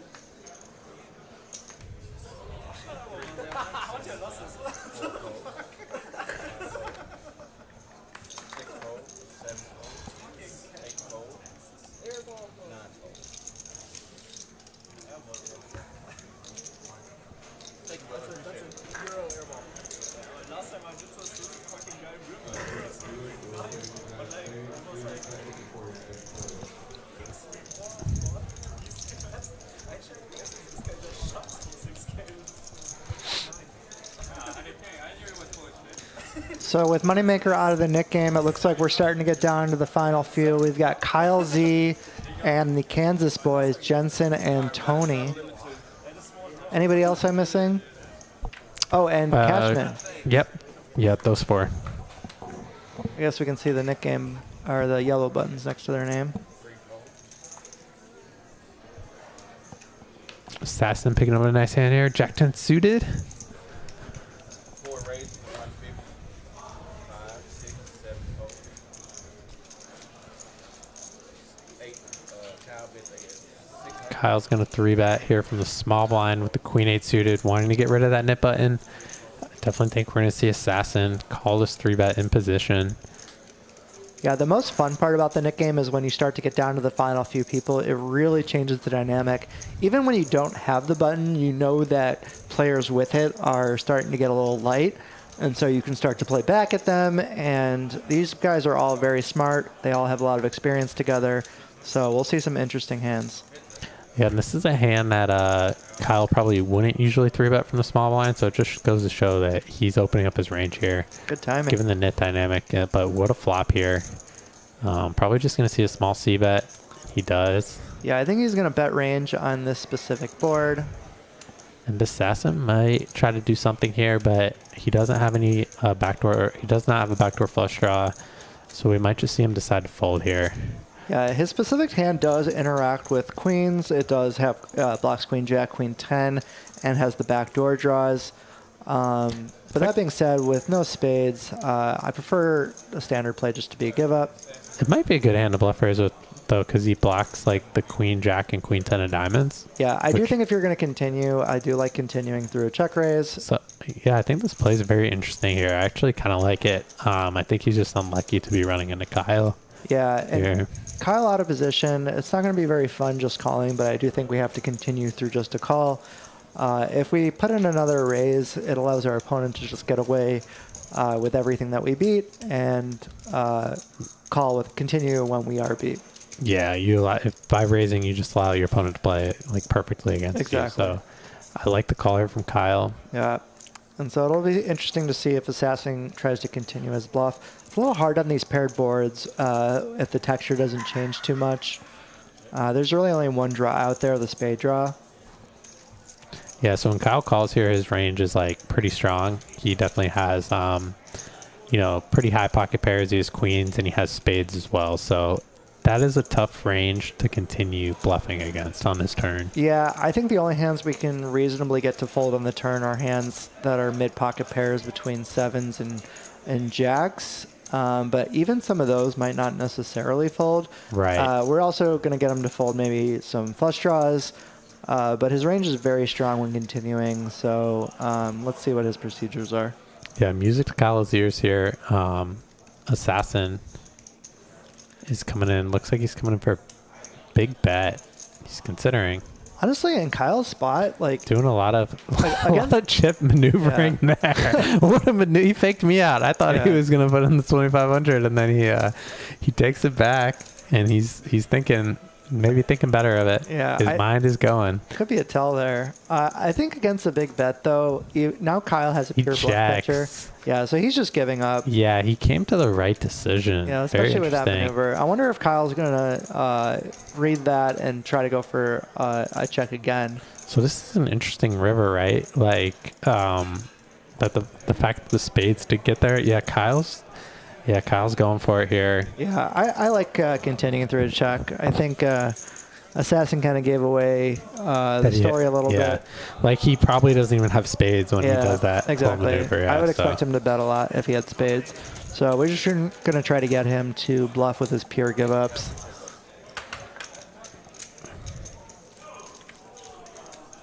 But nice hand from Kyle. Gets rid of the nip button, and we are down to the final 3. Let's take a look at these stacks.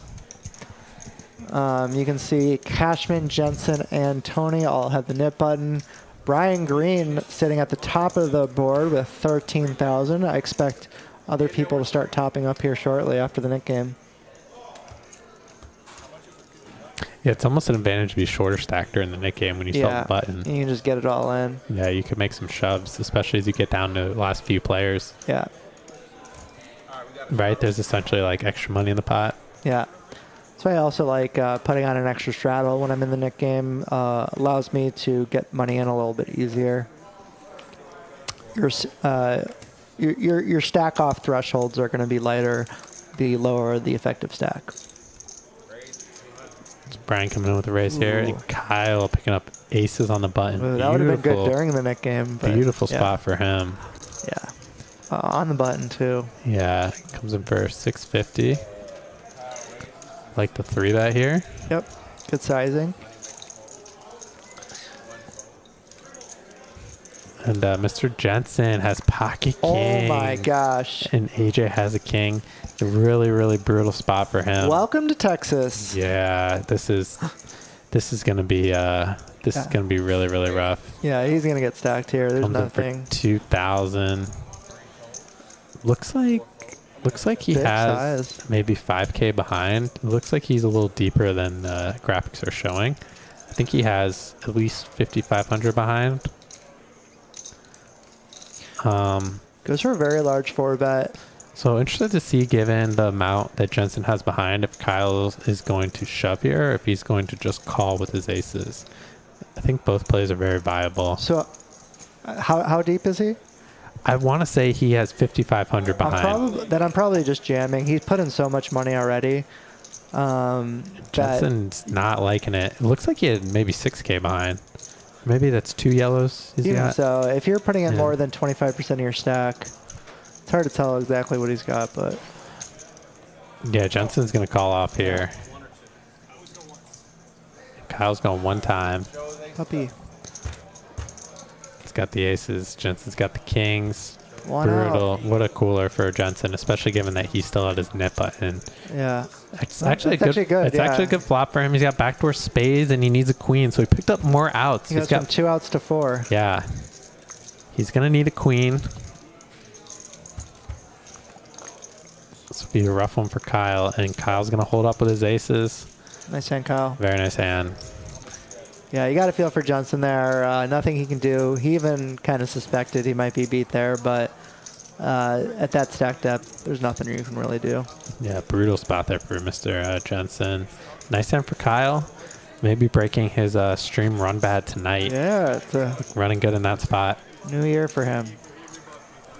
It's the perfect setup spot there. Nothing like getting aces on the button for a 3-bet when your opponent just wakes up with kings in the blinds. Dream spot. That's why we play the game. Yeah, don't you love getting 4-bet when you're sitting there with aces? Yeah, it's just like so nice. Life is easy. It's Yeah. like, man, poker's so easy, right? Yeah, I love when it's easy, the few times that it is.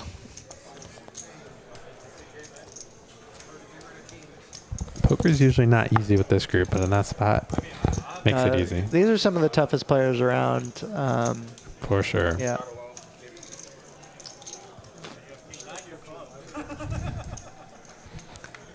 All have a lot of experience playing. All can put you in some very tough spots. right back.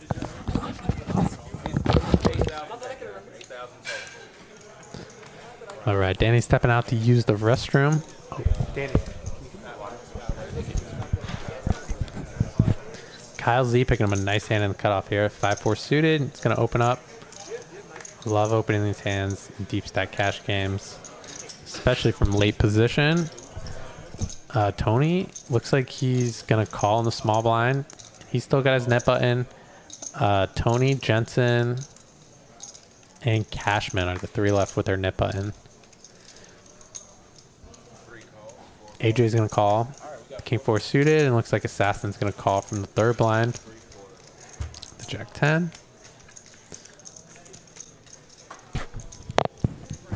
What a flop here for Kyle as a pre-flop raiser, flopping top 2 on a very coordinated board. AJ looks like he's considering leading here, but checks. I'd like to see Kyle. I think he has to c-bet this hand, and he goes for about half pot. Seems like a pretty good sizing. And I think the only person we'll probably see continue here is AJ. He flops middle pair with a backdoor flush draw. Definitely reasonable for him to continue with the call in this spot. He does.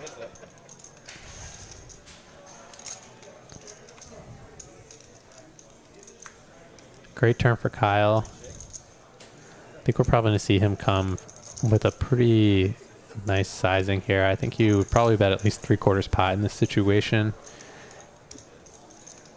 There's a lot of draws that he can get value from, a lot of like pair plus open ender, but AJ is just going to check fold this turn. Nicely played hand from both players.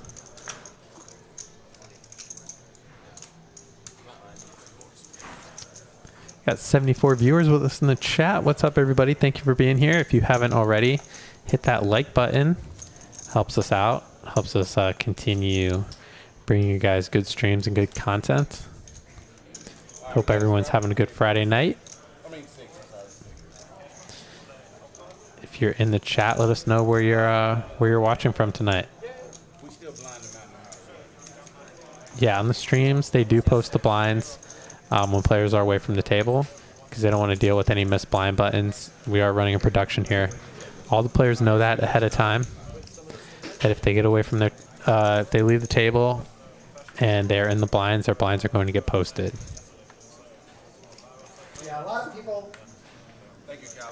Yeah, a lot of people want to play the stream game, so we want to incentivize you to be in your seat if you're taking up a seat.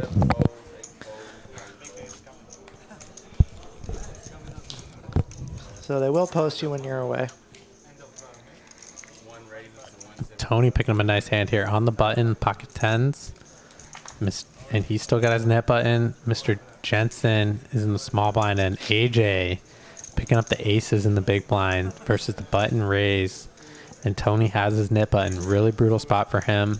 Ooh, a lot of big hands tonight. If he's watched any of the streams at all, he knows that AJ is very aggressive 3-better. So I feel for him here. This is a very tough spot. He also just got 3-bet by AJ in a very similar spot not too long ago. Yeah, and given his stack size, the fact that he only has 3,500, I wouldn't fault him for shoving, especially given the nit dynamic. But he does. He's a lot smarter than me, and he just makes the call. Yeah, both Tony and Jensen are getting put in some tough spots here so far. Can't really blame them for continuing. Yeah, so definitely going to see AJ come in with the c-bet here. And Tony's going to be in a very, very tough spot here. Versus 1 bet on this flop. Looks like AJ's coming for a really big size, which is interesting. Yeah, that's one of the arguments for just kind of trying to get it in pre-flop with a hand like tens. You're not going to love a lot of flops, and you're going to be put in a very difficult spot. You might be up against a hand like ace-king, ace-jack, so you don't want to fold all your equity out, but you're kind of in a tough spot moving forward. This is why position is very valuable, though, so I think if you're going to call, it's better to do it in position. Great laydown there from Tony. Really, really nice played hand. Lost the minimum in that spot. Still has his net button. Yeah, it's nice to see him not spew it off just because he has a nip button. He's just trying to play good poker according to what his hand is, and is not really missing the bigger picture here. Yeah.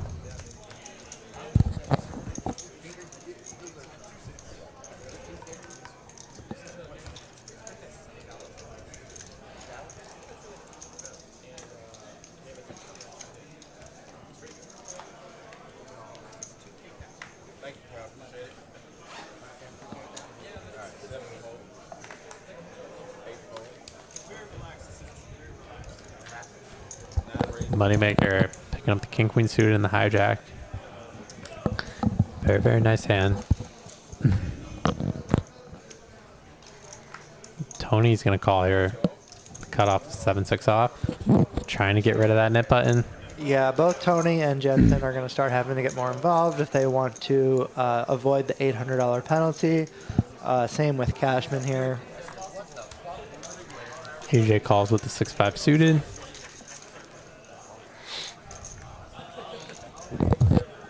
What a flop here. Beauty. Moneymaker with top pair.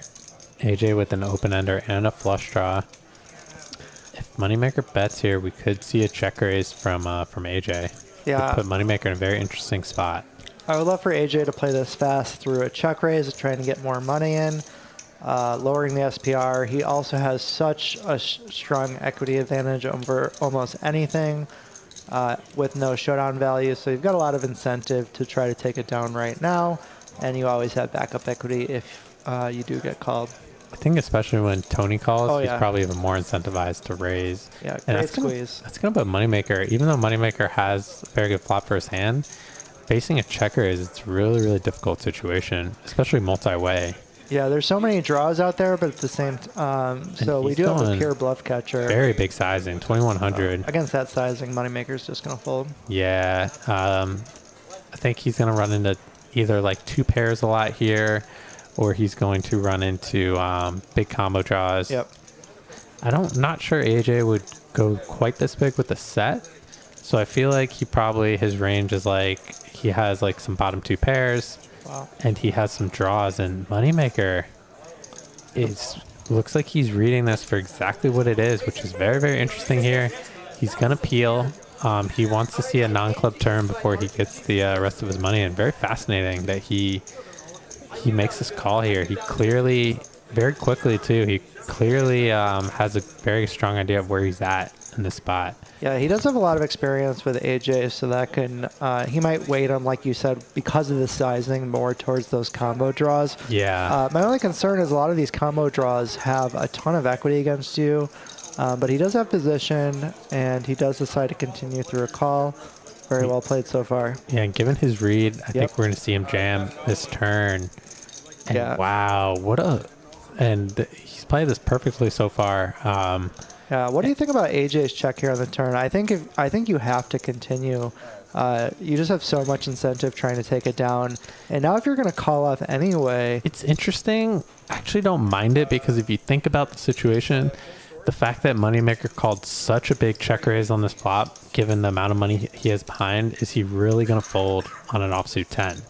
And then I would be a little concerned that he could possibly have like maybe a hand like ace-8 of clubs, or like a big draw himself. I mean, for Moneymaker to call that big of a check raise, I think he either has a very strong value hand like he has, that he's not going to fold on a brick turn, or he has but if he's going to call it off anyways, then you should shove. Yeah, I just feel like now he's put himself where he has to win at showdown. Yeah. And at least you have a chance to win on it. And Moneymaker is playing this, like you said, exactly perfectly. He knows exactly where he's at. Yeah, a very nice hand there.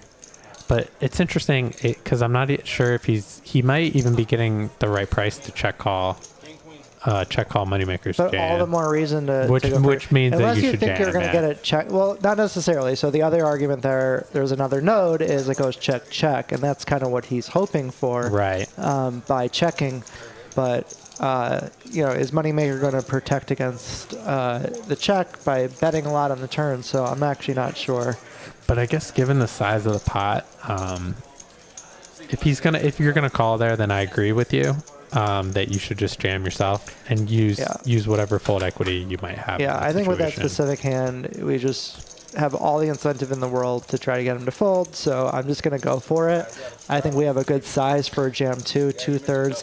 Yes, Moneymaker does have a lot of strong hands, but we also show a lot of strength. The 10 is also a good card for our bluffing range, so I do think we need a jam. But it's a very interesting spot. I think it's really well played, honestly, by both players. Moneymaker, very impressive to kind of know exactly where he's at and get the money in on the turn against the draw.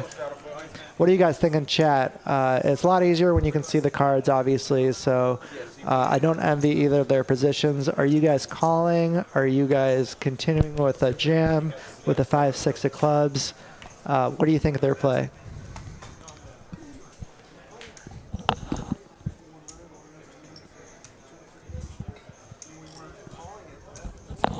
Very interesting hand. I'm actually very interesting one. Curious to get both of their thoughts after the stream.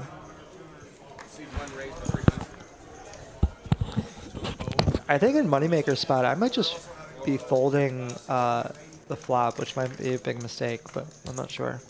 Yeah, I might have folded the flop as well. That's what I was thinking. So, but I think given the sizing, maybe he thought that AJ is more draw heavy with that big of a check raise. I was thinking maybe the best value hand he could have is like bottom 2 with that massive sizing. Yeah, that's a good point. He's probably not going to play too many king 8s and king 7s unless they're suited in that situation. Moneymaker's also towards the top of his range if he's trying to think range versus range. Yeah, sure. Very interesting hand all around. It's fun to watch, that's for sure. Yeah.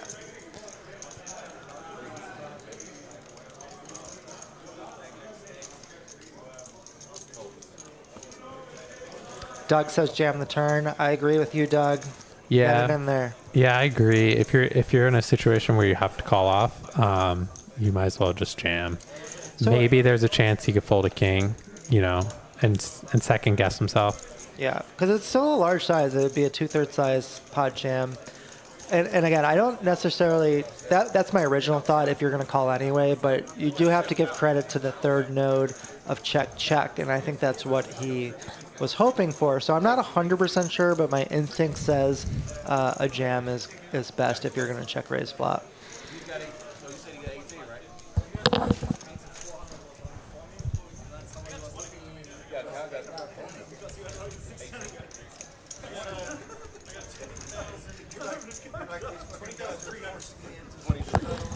Jeremy's in the chat, another very strong Dallas local. Seems like mathematically you can call it off, but I'd much rather just jam turn after the flop check raise. Yeah, I agree with you. You can also consider playing the flop through just a check call, although I do like his check raise. Yeah, I like his check raise also. His size kind of left him in an awkward spot For sure. as a 2-street bluff. AJ getting right back in the mix here, just flatting with ace queen, mixing up his play. Second time we've seen him and play AJ ace queen like reloading here. He's up to 21,000 in his stack. So he's already very, very deep.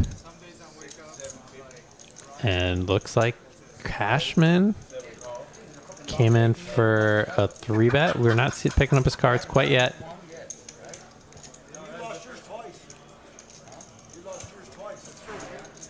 Cashman's got the ace king. Great spot for Cashman here. And Brian Green cold calling again with the pocket pair. Calling with the 8s. AJ is going to call here with the ace-9 off, and we'll probably see AJ call here last act with the ace queen. Yeah, kind of a similar spot with Brian Green with the pair. Yeah. The ace king. Cashman's getting a lot of action tonight on his 3-bets. Yeah, this is 4 away. It's a little no bit one different. cares about his VPIP. Yeah, they've all got each other's outs too. So while Brian's technically in a good equity spot, he is going to have a hard time on a lot of flops. Although this is not one of them. Brian does have some clarity here. I wouldn't be surprised if it does check to him and he bets and takes it down. Tough. Cashman can also consider c-betting this because it doesn't really hit your opponent's calling range all that much other than the mid pairs, and you do block the strongest hands with aces and kings. Yeah, I think maybe if Cashman had a diamond in his hand, he would lean towards betting, but I think the fact that he doesn't, he's probably, I like the check, I think. I think that's a very good point, and I actually tend to agree with you. He doesn't have enough barrel equity, and your opponents are going to be very middle pair heavy, so I wouldn't expect to be able to get it through on just one bet. So I do like just check giving it up. Yeah, I feel like they have a lot of, for this calling act, they have a lot of like middle pairs and suited cards. So. You can also consider a check call. I don't know if you're deep enough for it though. Because you are good some of the time, but I do prefer just giving up. I think against an aggressive player like Brian, check calling there is really tough because you're going to face resistance on a lot of turns. Yeah, and especially against that sizing. Especially without a diamond in his hand, I think he played it very well. I think Brian played it well. Yeah, I think it was well played all around by both of them. He made a nice bet there on the flop. KPT 1984, he says, I like a smaller check raise on the flop so SPR isn't less than 1, so a turn jam gets more folds. Another very good point, yeah, maybe you can size a little less so it's about 1. I wouldn't want to overbet jam turn, or you can just go a lot smaller and consider dragging it out across turn and river. Give yourself more options on the river. Jeremy T, I like having hands like this in my flop check call line sometimes, but it just works so well as a bluff. Yeah, agreed. I think you have enough equity where it's impossible to misplay it through a call or a raise, and so I kind of go with game flow for spots like that. But yeah, you got to feel for AJ. He's been running a little rough lately, but still playing very well, very aggressively. Not afraid to jump right back into the pot and try to take it down. Wow, we have another big flop here. Both Brian Green and Tony flopping top pair, and Moneymaker flopping middle pair with a flush draw. Another one of these spots where I expect Moneymaker to play it fast. Although I guess you have a lot of showdown with the queen there. You're not really afraid of many turns. Yeah, I was multi-way because it's middle pair. Yeah. I thought he might just call. Yeah, that's and because Tony raised early position, he's c-betting the ace side board and Brian's calling, so yeah, he's very likely up against at least one ace. Yeah, I agree with that. So then, check raising, you're essentially trying to get some kind of ace to fold by the river. Yeah, you're right. The more I think about it, I do like continuing through a call.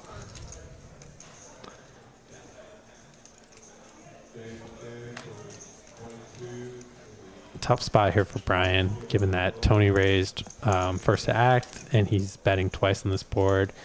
Looks like he's going to make a disciplined laydown here with his ace. Nope. Well, he's in a tough situation here. He does let it go. Fold by Brian. Yeah, and Brian's also been playing very well. Yeah, and he has Moneymaker behind him, so he has to be a little concerned about him. Moneymaker just calling the turn, wants to realize his equity. Yeah, I think at this point he's playing its hand for its value.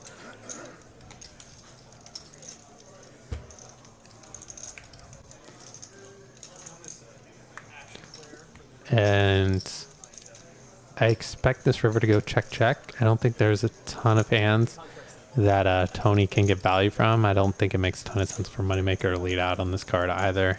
Yeah, I like the check back. I don't think he can get value from anything. Nice hand. If he does bet, Moneymaker would probably fold that hand, which is a reason why you probably shouldn't be betting there. Right.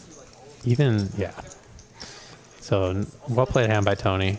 Yeah. And everyone really played the hand really well. Yeah, I agree. The only argument for betting would be that maybe people think he's light with the Nick game button, but Tony has not been getting on the line. And I don't want to, you don't want to get into these leveling wars.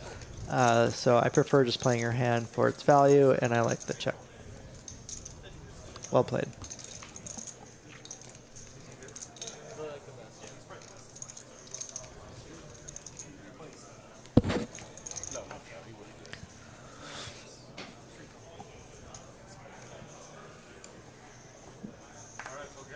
Tony had a hand. So it looks like we're down to Jensen and Cashman. Heads up. Heads that's up for when the it gets, net button. That's when it gets really fun. And Jensen's coming in here for 150 with the sixes. He's gonna get. Oh, look at this setup. He's gonna get AJ. Oh my Assassin's gonna 3-bet, and Chris Cashman. It has a great spot to 4-bet here on the button with queens. Assassin's a pretty aggressive 3-better, and he wants to get rid of his net button. So given the dynamic that he's down to the final two, does it make sense to shove? Honestly, it might. He does go for a standard raise instead. He's going for value. But I don't mind a jam here. I would expect to get called very light, especially once Jensen's shown some interest in the pot. You can tell he's had kings already. Really, really tough spot for him. And given the small sizing, I wouldn't blame Assassin for peeling here with his ace-jack suited. Yeah, looks like Cashman wants to play it straightforward to try to get max value out of his queens.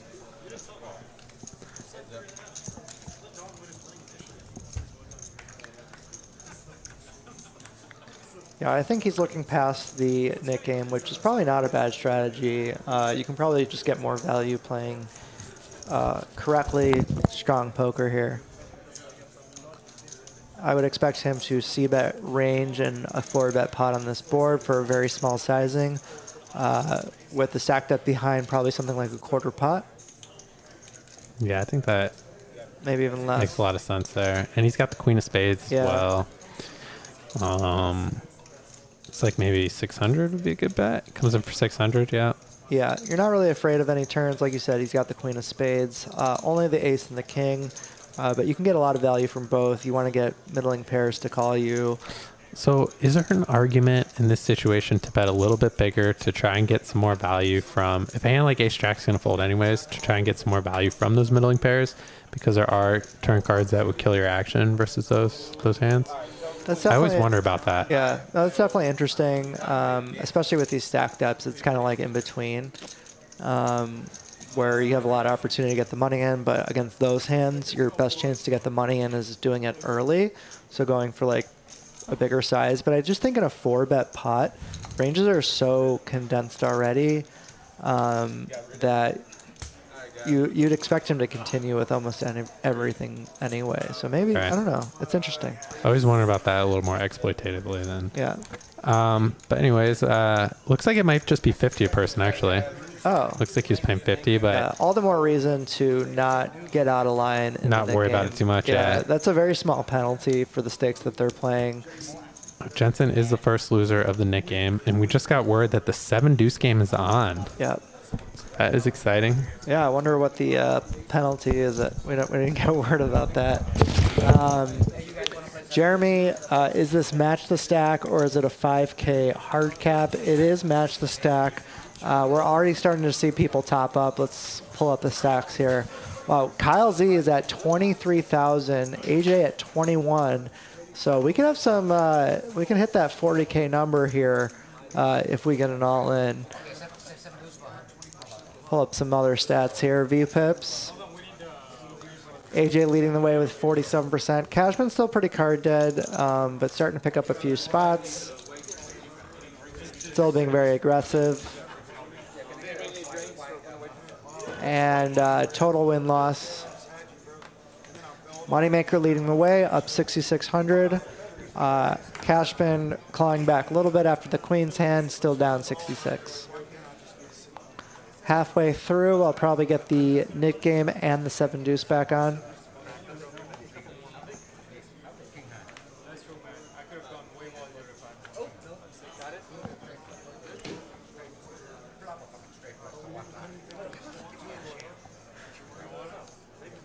Yeah, Kyle lost early on, but then he won a couple big pots. So he's not up 20K, but he's definitely doing really well. Second biggest winner so far.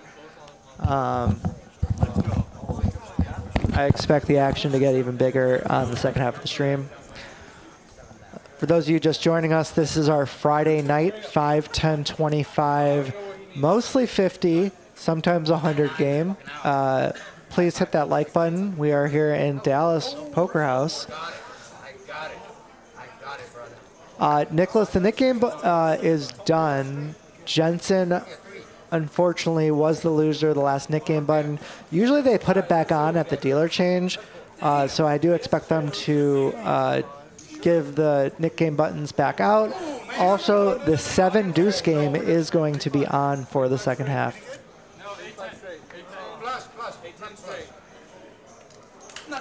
Looks like Zefish with the straight will take down the flip. 8-10 straight. Yeah, baby. Ship it. Oh, man.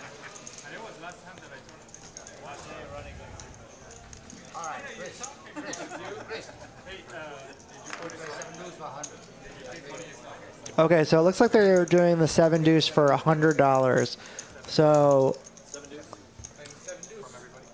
if you win a hand with 7-deuce, you show it to the table. Everyone owes you $100. This is going to add a lot of bluffs into people's range. It adds another interesting dynamic to go along with the Nick game.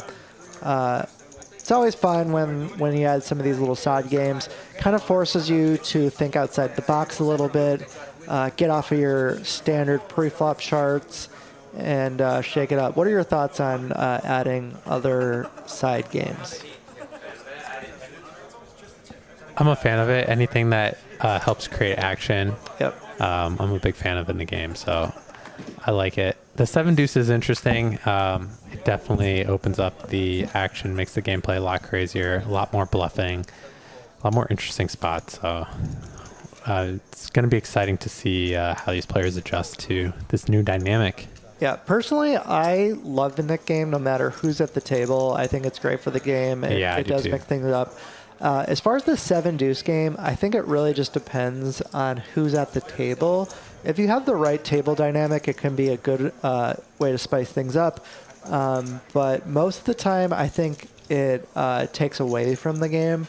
So I just think it depends on who you're playing with. Yeah, it's funny. There's some tables where like I see people, even though the 7-deuce is on, they're just bluffing. They're just like bluffing more. Or they're just making like ridiculous bluffs. And it's funny with the 7-deuce, and like there's already a lot more bluffs involved in theory, you need to be bluffing a lot less because you're basically adding 16 combos to all of your bluff lines. So you're gonna have more overbets with value, and you have to cut out a lot of the bottom portion of your bluffing range. So it just kind of forces you to actually bluff a lot less in theory. We don't care about that here down in Texas. Well, yeah, exactly. So I think that's why I said that it kind of just depends on the table makeup. Obviously, if people are asking you, just a little live poker tip for all of you, if anyone at the table wants to mix things up and ask to put on the 7-deuce game, ask to put on the Nick game, don't be the person that says no. Always say yes. I think that's a good rule of thumb. Look at this. Speaking of 7-deuce, we got Moneymaker stepping out here. Oh my gosh, in the right small away. blind, going after Assassin and Kyle. But unfortunately for Moneymaker, Kyle flatted the button very strong here with queens. Yeah, you're not going to get queens to fold. Oh my AJ gosh. waking up with kings, and this is going to save Moneymaker big time here. It might even save Kyle. It's going to be interesting to see what Kyle does. What a fascinating situation, because Kyle's on the button versus AJ. They're deep, I'm sure he knows that AJ is aggressive, but AJ is also four-betting Moneymaker, which has to be something that Kyle needs to consider here. And does Kyle have to, is he gonna cold call here, or is he gonna come in for 5-bet? It's fascinating because of how he's not closing the action, so he's not closing. Moneymaker has an uncapped range behind. Moneymaker could just jam right here with aces. And I thought we might see Kyle cold call because they're so deep and because he's in position, but I like it too. So interesting here. I think you're not even that worried about if Moneymaker does decide to squeeze, that's fine. We just fold. And look at this flop. Moneymaker would have flopped 2 pair with the 7-deuce against kings and queens. I wish we could see his face right now. It would have been hilarious if he peeled there and he cracked these guys. Stacks both of them on this board. Yeah, this is gonna be rough for Kyle. Again, they're very deep. Yeah. He did cold call here. His range is also kind of under reps. He's going to have a lot of middling pairs. This is probably the strongest possible hand Kyle has in the spot, other than all the flop sets. Yeah, I think Kyle's going to have a lot of hands like 9s, 10s, jacks on this board. Yeah. He's also going to have 8s and 7s as well. Yeah, I'm not as sure if I think some players would call there, but I'm not sure Kyle would call with like 7s or 8s in the spot because like you said, Moneymaker was behind. You're right. And so I think yeah, his range is like very strong. It might even be like 10s, jacks, queens. Yeah, I forgot. I mean, that's a 4-bet, so you're absolutely right. He's never going to have 7s or 8s there. I do take that bet. I think Kyle. I think we might see some other players, but I think Kyle specifically, he's going to be heavily weighted towards 10s through queens. And he's got about a 1 pot size bet behind. This could be our 40K pot. Oh, and this river, even though it gives AJ the nuts. Ace King gets there. Yeah, so. it's a very bad river for AJ to get paid versus Kyle. I'm curious to see what sizing he chooses. Yeah, it's interesting. Might be tempted to go all in, but I'd love to see a smaller size because like you said, your opponent's gonna have a lot of 9s through jacks at this line, and so we want to go for a small size to get paid by those hands. He's going for a small size, which I like. And this is a tough spot for Kyle. He's getting a great price. He knows that AJ is very aggressive. God, it looks so value heavy, but it's just like so tough. Kyle has to be thinking, could he be block betting here with me with like 2 jacks? The fact that Kyle's 2 queens in his hand isn't great because he blocks like a hand like ace queen. Kyle's funny.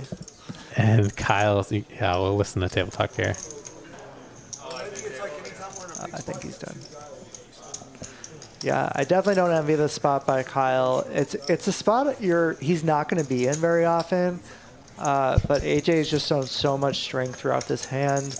I think at a minimum he's barreling there with ace king, and he's going to have aces, he's going to have kings, and I just don't see him doing this with jacks, 10s, or 9s. I think against AJ specifically, Kyle is very aware that he plays more hands and is very aggressive, so that might help him get paid off. But I think in a vacuum here, he's probably wants to fold. Yeah. Also, I wonder if it's running through Kyle's mind that 7-deuce is out there. Oh, right? Yeah, that's it. And that's actually another good point. You don't need to beat 7-deuce. Yeah, nice hand there for AJ. Moneymaker would have gotten crushed. He would have gotten crushed there. Look at him. Yeah. And nicely played a hand there from both players. Yeah, I think that's very good discipline there by Kyle. Again, you don't have to be good very often with being laid such a good price on the river, but I just don't see him ever being good there. So I really like that discipline laid down there by Kyle. Yeah, Jeremy saying it. Kyle is above the rim. Very smart player. Yeah, nicely played hand there from Kyle. Another very interesting hand. Really interesting dynamic there. Yeah, and that's why I love watching these top Dallas players play. It's really fun to try to get inside their head and figure out, why they're doing the lines that they're doing. And Cashman picking up 2 jacks. First to act. Yeah, and AJ's been so aggressive. I don't know if the tables notice his hands, but he seems like he might be getting out of line, but he just keeps picking up monsters. He's had a lot of big hands. Yeah. And looks like Jensen is just going to call here. King, queen suited. Definitely a hand you could consider squeezing with.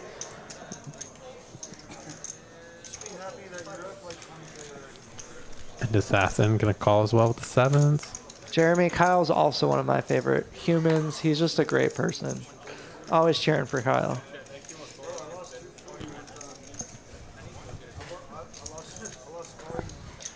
Everyone misses here. Yeah, Jensen out in the lead here. Good turn for Jensen. Yeah, that's going to make Jensen feel a lot more confident that he has the best hand. I like the check here from him. Or no, Tony check, but yeah, I like the check here from Jensen. Yeah, this is a spot where you're basically way ahead, way behind. Try to get value from your opponent's lower end of the range. And their bluffs? Yeah. Like we're seeing here. Exactly. Yeah, you're not going to get too much worse to call. You are going to get called by some worse queens and maybe some 9s and some other draws, but I think you're just more likely to get paid by trying to get your opponents to bluff through a check. Yeah, we're going to see Jensen call here.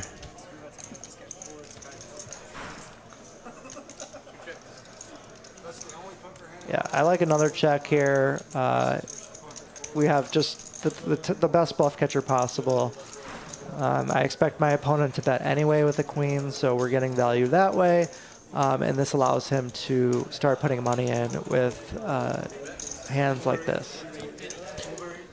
It is.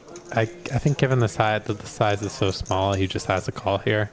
It is interesting though because they were 5 ways to the flop. So the fact that he's leading, he led turn into 4 players and is betting river when he gets called. He's gonna have a lot of aces here. Yeah, he's definitely gonna have a lot of aces here. Yeah.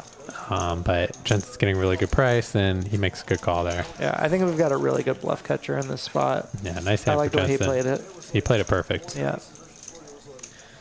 Got max value by going with the check instead of a bet.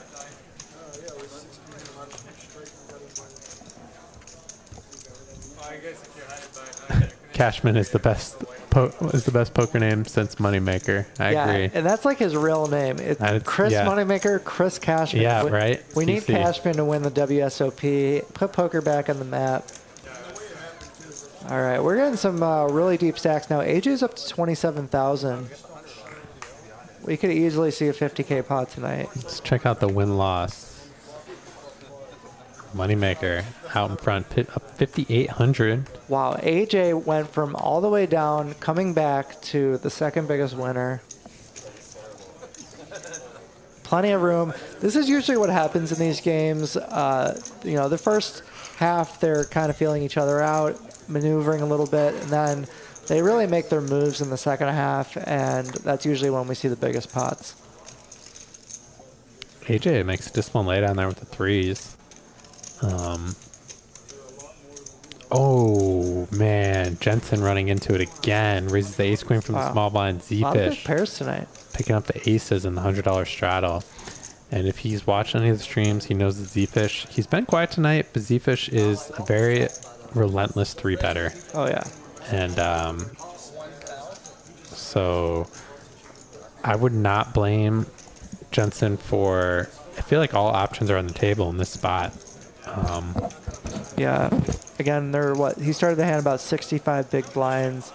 Small blind versus straddle. I really like the sizing here by Zefish, putting all of his hands in a very tough spot. You want to give him good odds to continue.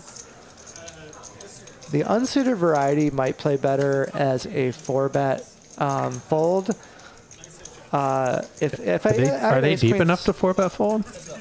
I mean, yeah, that's actually a good point. You can't. Can you go like 2,200 and then fold? Yeah. If he was suited, I would like a call, but I still think we're a little too strong here to call. It's definitely on the border of what I would consider continuing with.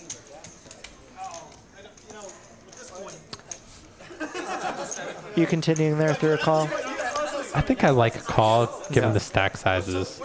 I don't really love a 4-bet fold.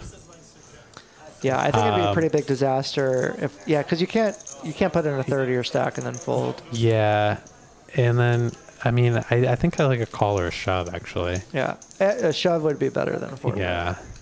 Yeah, go for max fold equity there. Block the strongest hand. But I guess the argument for calling is that you keep a lot of hands in that you're dominating, right? Yeah.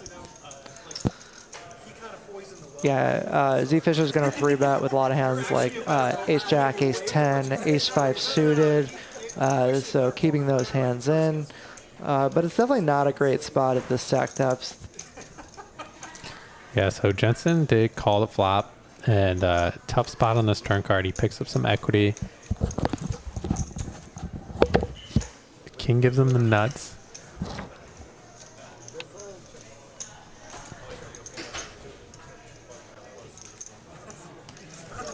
Tough spot. He's losing to some bluffs, like he's losing hands like ace king. He's beating some hands like king queen. He's not believing Zefish, so he's coming along making the call here. His ace queen high and brick river.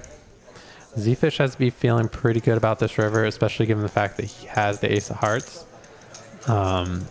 Jensen's kind of played this like he has some sort of 1-pair hand he's calling down with, maybe a jack. seems very likely. So I think if Jensen checks, we're gonna see Zefish go for value on this river.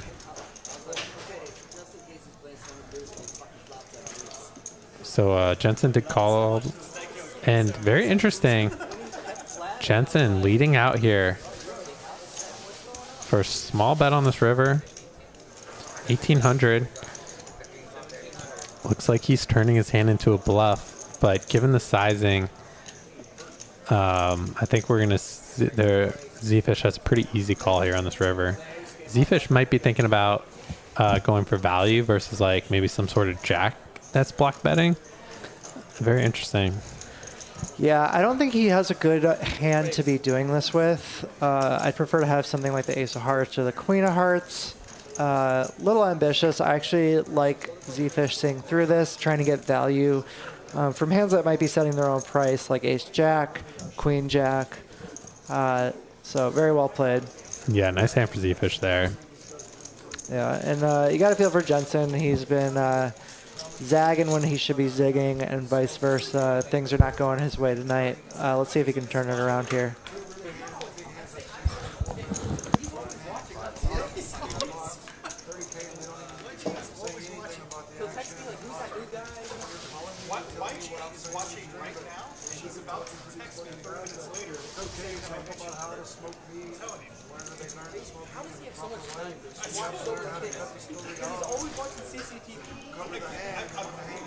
He's watching every stream. The math game. Make a note, okay? Well, I mean, he's not really. He has time to watch you role play in poker. Like, I love, you know what I like about. I mean, obviously, He just A lot of table talk going on here. that's what I like about him. Whoever he's with, if they're battling on, something big's happening, he'll cut up straight to the hand. If you watch what I'm talking about, if you watch it, you probably raise the other way.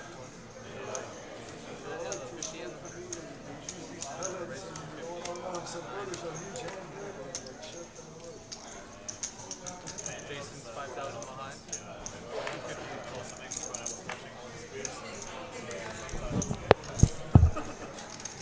Looks like the players are talking about commentary and the commentators to focus on the action. I agree, but it is sometimes it's easy to get distracted here in the booth. And Assassin picking up the 7-deuce. Gonna play tricky and just call from the blind versus Kyle's open. Kyle does have it this hand, and Brian Green's gonna call as well from the straddle. The Queen 10. And what a flop here, Assassin. And Kyle, he's just really running very bad tonight. Aside from the aces versus kings, this is a really, really brutal flop for him. Wow. He has to be feeling good about this with his kings. You kind of love to see it, though. I mean, I feel not to Kyle specifically, but when a hand like 7-deuce cracks a hand like aces or kings in the 7-deuce game, Yeah. that's why we do this. Looks like Kyle bet very tiny on this flop, just betting 108, 830, and Assassin coming in for the check raise. Interesting sizing. Oh, it looks like Kyle bet 200, 200. so that might have been a more mistake. Yeah. Yeah, this is just a really, really rough spot for Kyle. He's played with Assassin a lot. He knows he's very aggressive in a lot of situations, and because Assassin just flatted, he might be kind of removing 7-deuce from his range a little bit. Maybe thinking Assassin would 3-bet with that hand over flat. So we've got to hold up in the action here. Turn is an ace. This card could save Kyle some money. Definitely. But Kyle's probably not putting Assassin on too many aces here. Big bet from Assassin. Trying to get max value, maybe from a hand like Ace King, Ace Queen. And Kyle! What a Kyle read it. Kyle calls up the 7-deuce. He called it. So Kyle. I think Kyle should not have to pay just because he called it out. Yeah, Kyle made a great read there. It was a little suspicious when Assassin bet so big when the ace came. It kind of looked like it could be 7-deuce, right? That's true. So great read there from Kyle. Nice hand for Assassin. Win-win there. Kyle got away from the minimum in a gross spot. That ace saved him a lot of money for sure. Definitely. Yeah. You know, I don't know, like you were saying, I don't know how many ace-x bluffs Assassin's going to have there. He's going to have some, like, backdoor nut flush draw type hands. Yeah. But I think Kyle might actually have more aces because he might, like, c-bet very small with ace-king and feel like he needs to continue Right. to the raise. So I do like Assassin's large size, trying to target those hands. But at the same time, I guess Kyle is going to have more of those middling to high pocket pairs as well. Sure. So in that case, you might want to bet a little bit smaller. Yeah. Yeah, I like a smaller bet. Maybe even a check would be cool there. Yeah. Yeah, that's a good point. Interesting spot for sure. That's why it's always fun to talk through these spots, because then you realize, okay, actually, no, this is a better argument for taking this line. So yeah, I think a small size. Neither player is going to have too many ace-x, so you don't want to blow them off instead of getting your value there.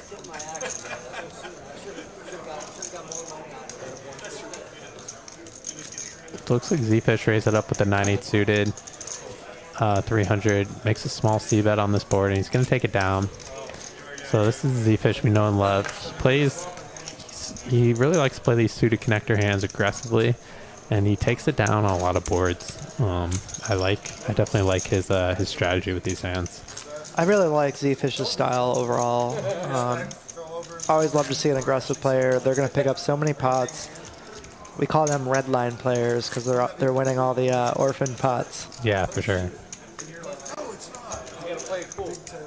Justin Bradley says, glad I have 50% of Zefish. All right. I have 60% of Zefish, so I wonder. No, just kidding. Yeah, I don't think Zefish is something that sells action. Yeah. He does all right for himself.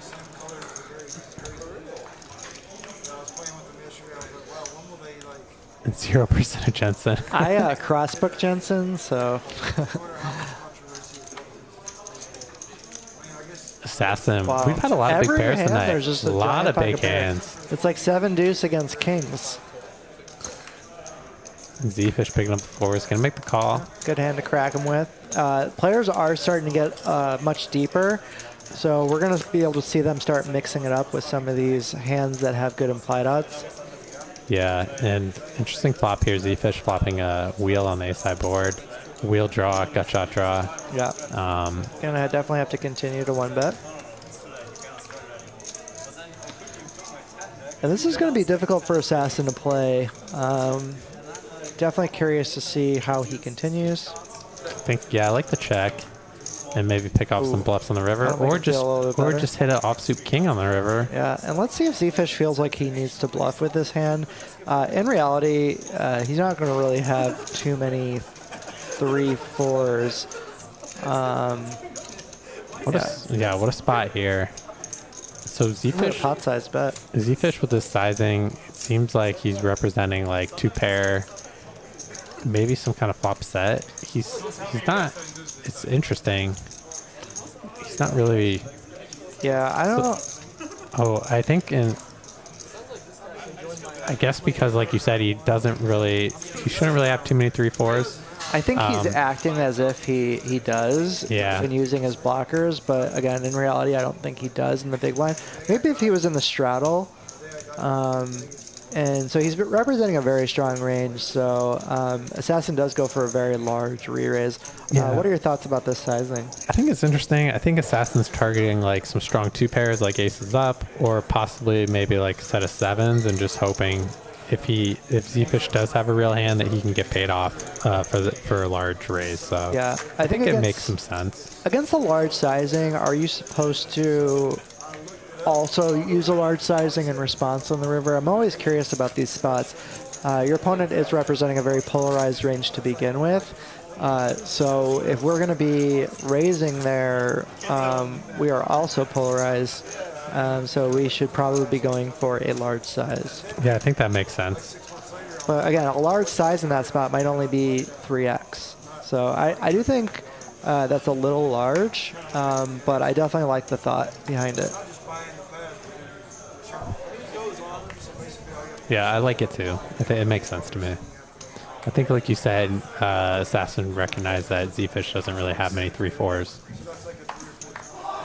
But I feel like if anyone's going to have 3-4 in that situation, that is it's true. Zefish. Yeah.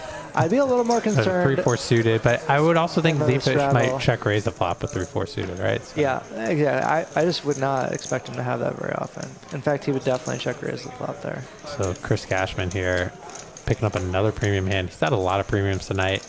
The ace king suited on the button. Beautiful spot.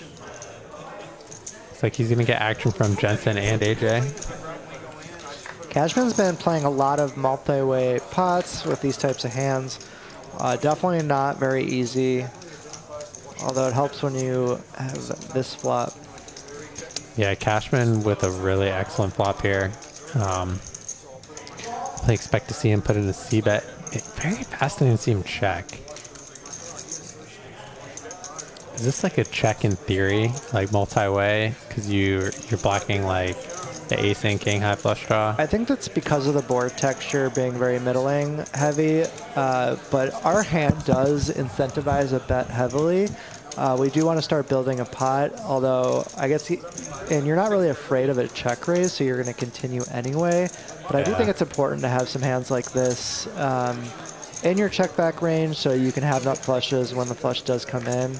I'm actually not sure. I'd love to ask Cashman. He's a very studied player, so I'd love to hear his thought process on that one. Yeah. Yeah, on the 9-5-4, I would expect my opponents to continue a lot through a c-bet. Also have a lot of check raises, although we do block a lot of the check raises. So maybe he just wants to continue in position. He gets to see them act again on the turn before he has to make another decision. Plenty of opportunity to get the money in. Yeah, I like to see the check there from him. Yeah. I think if he didn't have showdown value also with the ace king high, he basically beats every no pair hand. He might be more likely to bet with a lower flush draw. Yeah, even if he had like ace x suited or something with a lower kicker, I think he'd be able to, that makes a lot of sense. Yeah, wants to keep other hands in like ace jack. Like ace jack, yeah, right. Yeah. But if you have king queen, then like you want to get hands like ace jack to fold. So now you're more incentivized to bet with those. So just kind of thinking through it, I think the check actually makes a lot of sense in that spot. All right, I'm a fan. Yeah, thanks, Cashman. See, and that's the beautiful part about poker. You want to be open-minded. Try to understand your incentive for doing one play or another. It really helps you improve your own game instead of having a dogmatic point of view.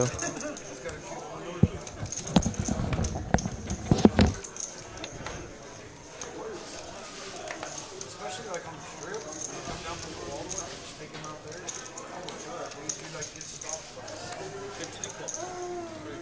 Danny's going to enjoy some pizza from Zalat for a few minutes. So you guys are just going to be stuck with me.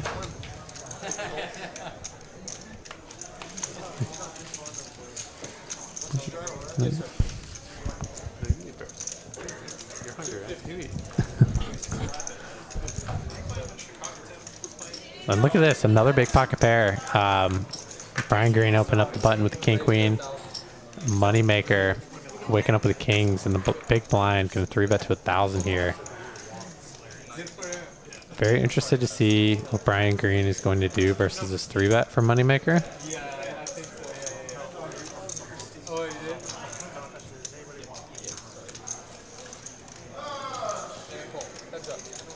And Brian is going to make the call, and he's in position. Tough flop here for Moneymaker, ace-high board. You might see him just go for a small c-bet here. Go for a range bet in this spot. Looks like he's going to bet 750.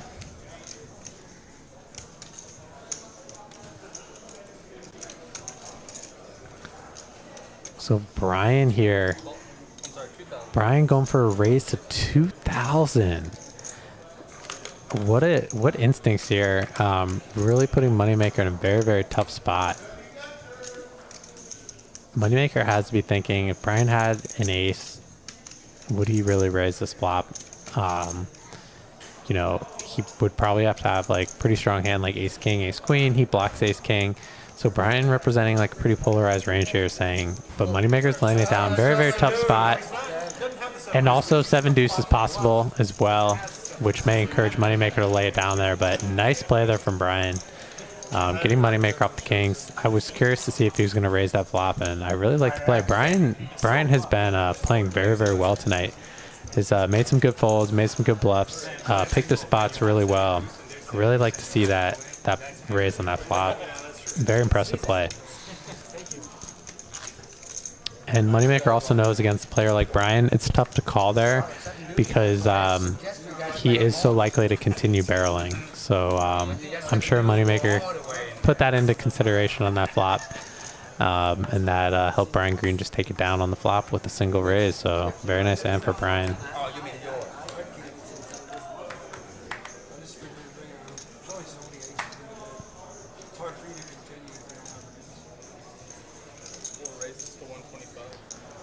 Assassin opening up to 125. Chris Cashman laying down the 7-8 suited. Zefish just flatting with the queens. Surprised to see that from him.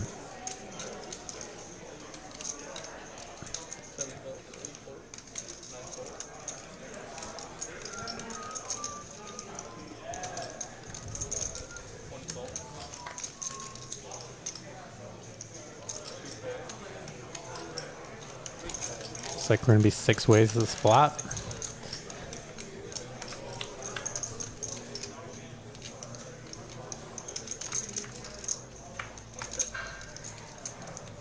Interesting flop here. Jensen with a gut shot. AJ flopping a flush draw. Zefish with an overpair with his queens. Check to Zefish. He's going to bet. Pretty healthy bet. 450 into 750 on this board. Oh, and Tony flopping top pair with his jack. Probably going to see him continue for at least one bet here. We might see a Jensen overcall here with his gut shot. It is to the nuts, but he's going to let it go. And I think we're going to see AJ call as well with his flush draw. Be surprised. And he lets it go. Maybe concerned he's up against a bigger flush draw here in a multi-way pot. Very interesting. And Zefish here turning top set with his queens. Comes in for a big bet. I think Zefish is really targeting draws here. Trying to get max value from maybe a hand like Jack X of hearts, 9-10 of hearts, something like that. I like the big bet size here on the turn, especially on a board that has 2 flush draws on it. Very actually connected, very draw heavy. Very difficult spot here for Tony. I would expect to be up against a lot of draws. I wouldn't really see the queen helping my opponent too often, so I don't really mind him continuing here. He's got a decent bluff catcher, but very difficult spot. Oh. Oh, wow. That's going to be a disaster. River here for Tony. If he's calling on the turn, thinking his jack is good, there's no way he can get away now when he rivers trips. Absolutely. And Zefish shoving. And yeah, there's really nothing Tony can do at this point. This is really, really brutal. He does make the call, and Zefish going to take in a big pot there. Really, really brutal spot for Tony. Both of the Kansas boys have been in really difficult spots so far. They've actually had very good instincts, though. You can see, even with their very strong hands, they think it over. But yeah, there's no way he's going to be able to fold there.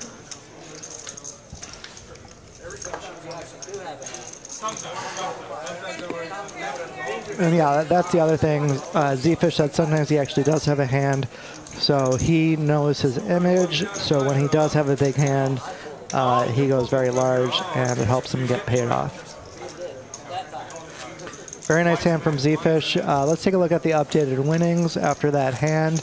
Wow, Zefish crushing the table.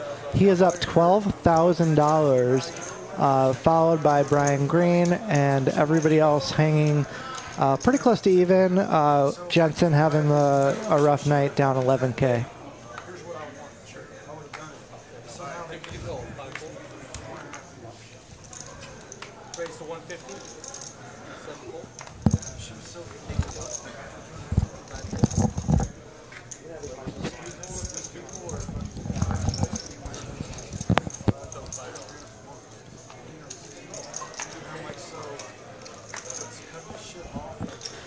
right, action's picking back up. It looks like the $50 straddle is pretty much mandatory for the rest of the night. So the stakes are going to be 5, 10, 25, 50, and I'm sure there'll be occasional straddles even bigger. Zefish opening up a very nice hand, 8-6 suited, plays very well. Really likes these hands. I think that's another good card for Zefish to barrel on. He picks up a ton of equity. Also, he's going to have a lot of King X in his range, so he does get some benefit from fold equity here. Turns out Assassin had nothing. Takes it down. Nice hand.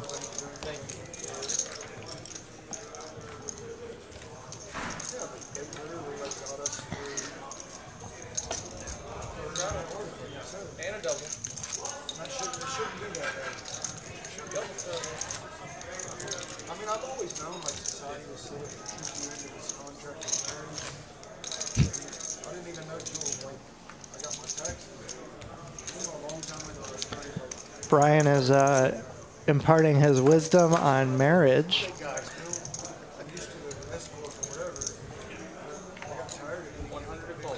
Brian is a very interesting person. One thing that's fun about the poker world, you get a lot of people with different perspectives. Love the table talk. It's one of my favorite parts of Dallas. People are very outgoing here. Very interesting character.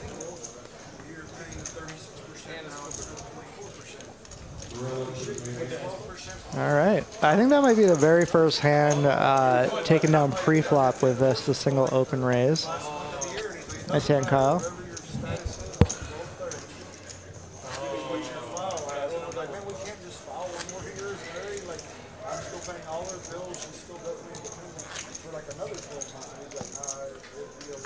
I hope everyone finds the love of their life.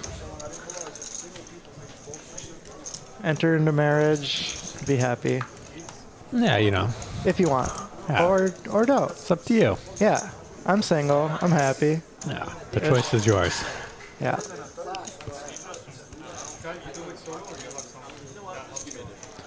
I will say Kyle's down, but I think he's played very well tonight.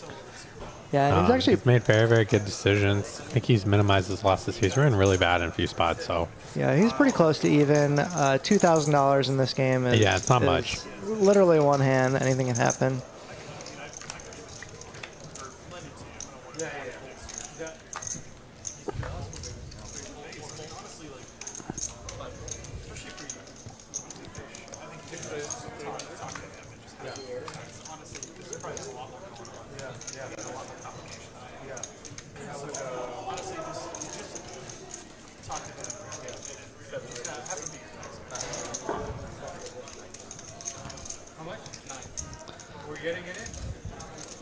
And Brian here, 3-betting blind versus blind.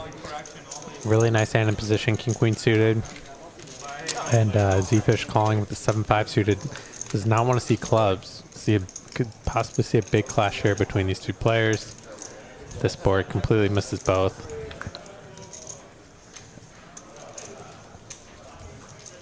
And Zefish gonna take the lead here on this turn after Brian checks back. And yeah, I think Zefish correctly realizes that Brian's probably going to c-bet a lot of his single hard holdings. In theory, he should be checking quite a bit or betting small. So I think Zefish recognizes that Brian is capping his range through a check back and trying to take advantage of it. But Brian is next level here and calling. Yeah, he's not believing Zefish in this spot. Yeah. Very interesting river here. I think on this river, he might be able to call another bluff because he's still beating a lot of those hands. Very interesting. This would be an amazing call if he can. It would be a sick call, especially given the fact that like Zefish could be making some weird bet with ace high, and that would just be like really annoying to call on this river and lose to ace high. That'd be my biggest concern is like an ace of hearts. Yeah. Or he can turn Brian's into a coming in bluff. for the raise. I mean, he could represent an 8 here. That's really what he's representing by betting. He's representing that you check back some type of middle pair on the flop. And that's actually the one hand he would have most often. Does lay it down. Brian, what's going Oh, Zefish gonna needle him. Says, give me some action. Oh, shoot. And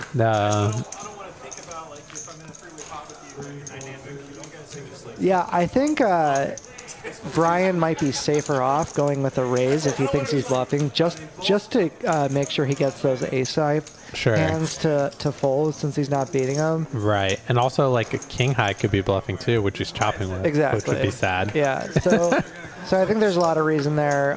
Plus, you're going to get a lot of better hands to fold as well. And the way he played it, it actually makes a lot of sense that he would check middle pair there with an 8, and then call the turn, and then river the full house. So the line would actually have a lot of credibility as well. Eddie wants his pizza.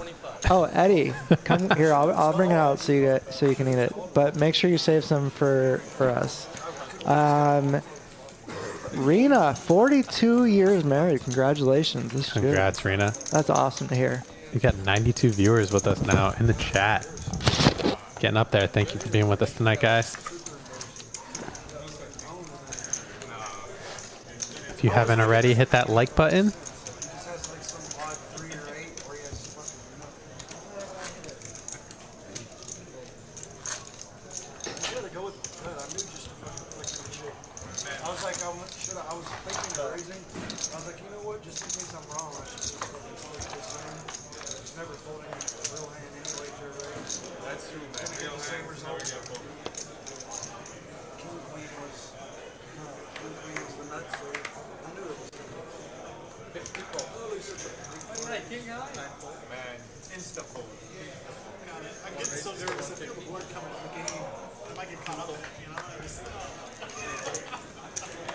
Tony, raise up the ace jack here.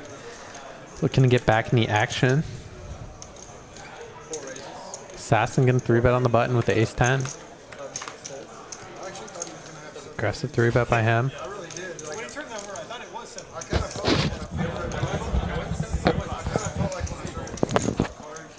And Tony gonna defend versus a 3-bet with ace jack, gonna make the call.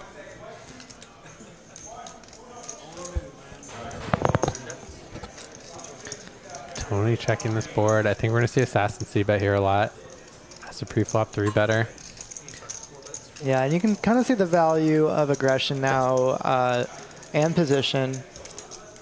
Going to be able to win here with the worst hand. All right, guys. That's why you want to be coming in for 3-bets. Faking the 7-deuce. Faking the 7-deuce. He had a worse hand than 7-deuce.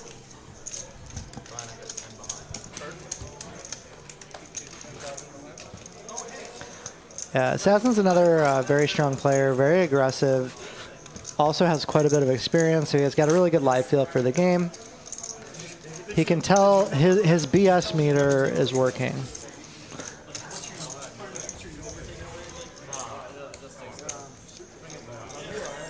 Garon, 14 years. Congratulations, that's awesome to hear. How many poker players are in the family? Is it just you? Do you guys play poker with your significant other? Or do you try to leave that separate? Look at Jensen here. Limp the 7-deuce suited. Wonder if he's going to come in for a limp raise or a limp call. Looks like he reloaded. He's playing very deep. He's playing very, very deep. And he is going to call versus Brian in position. Ooh. Brian, great flop. Queen, queen, 6 rainbow.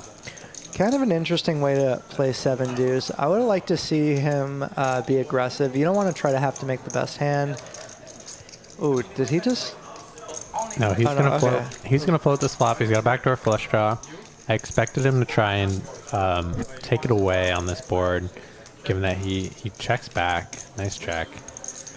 River's a 7. This card could get Brian paid off. Yeah, now that he's got showdown, he's probably just gonna call. He has an extra $800 in implied odds. Brian comes in with a big overbet here, 1,400. We have a pot of 980. And Jensen very tempted to call here with the 7-deuce bounty. And I think that's kind of why I prefer not playing 7-deuce this way. You don't want to try to have to make the best hand with it. You want to give yourself an opportunity to win using fold equity. But he does river a pair, and I don't blame him for calling there on the river with an extra $800 in implied equity. Yeah, very, very nice played hand there by Brian. I don't blame Jensen for calling at all.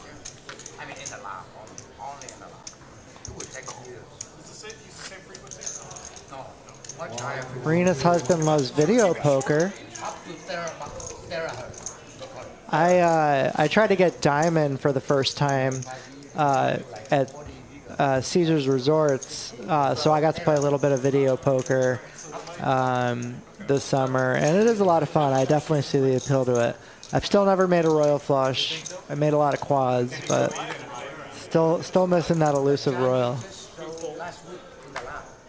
I've never made a winning hand in video poker, which is probably a good thing. Yeah, exactly. You don't want to run good your first time and then get addicted to it. I'm like, this isn't fun. Yeah. Garen says he's donkey enough for both of us. Hey, the first step is recognition. I like it.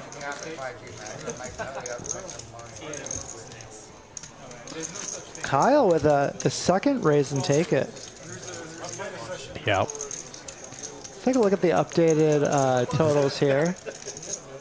Looks like the Kansas boys are having some difficulty here in Dallas, but you can't really blame them. They have definitely been running bad. A lot of coolers.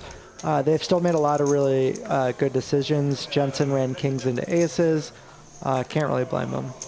Yeah, they've been running very bad from what I've seen.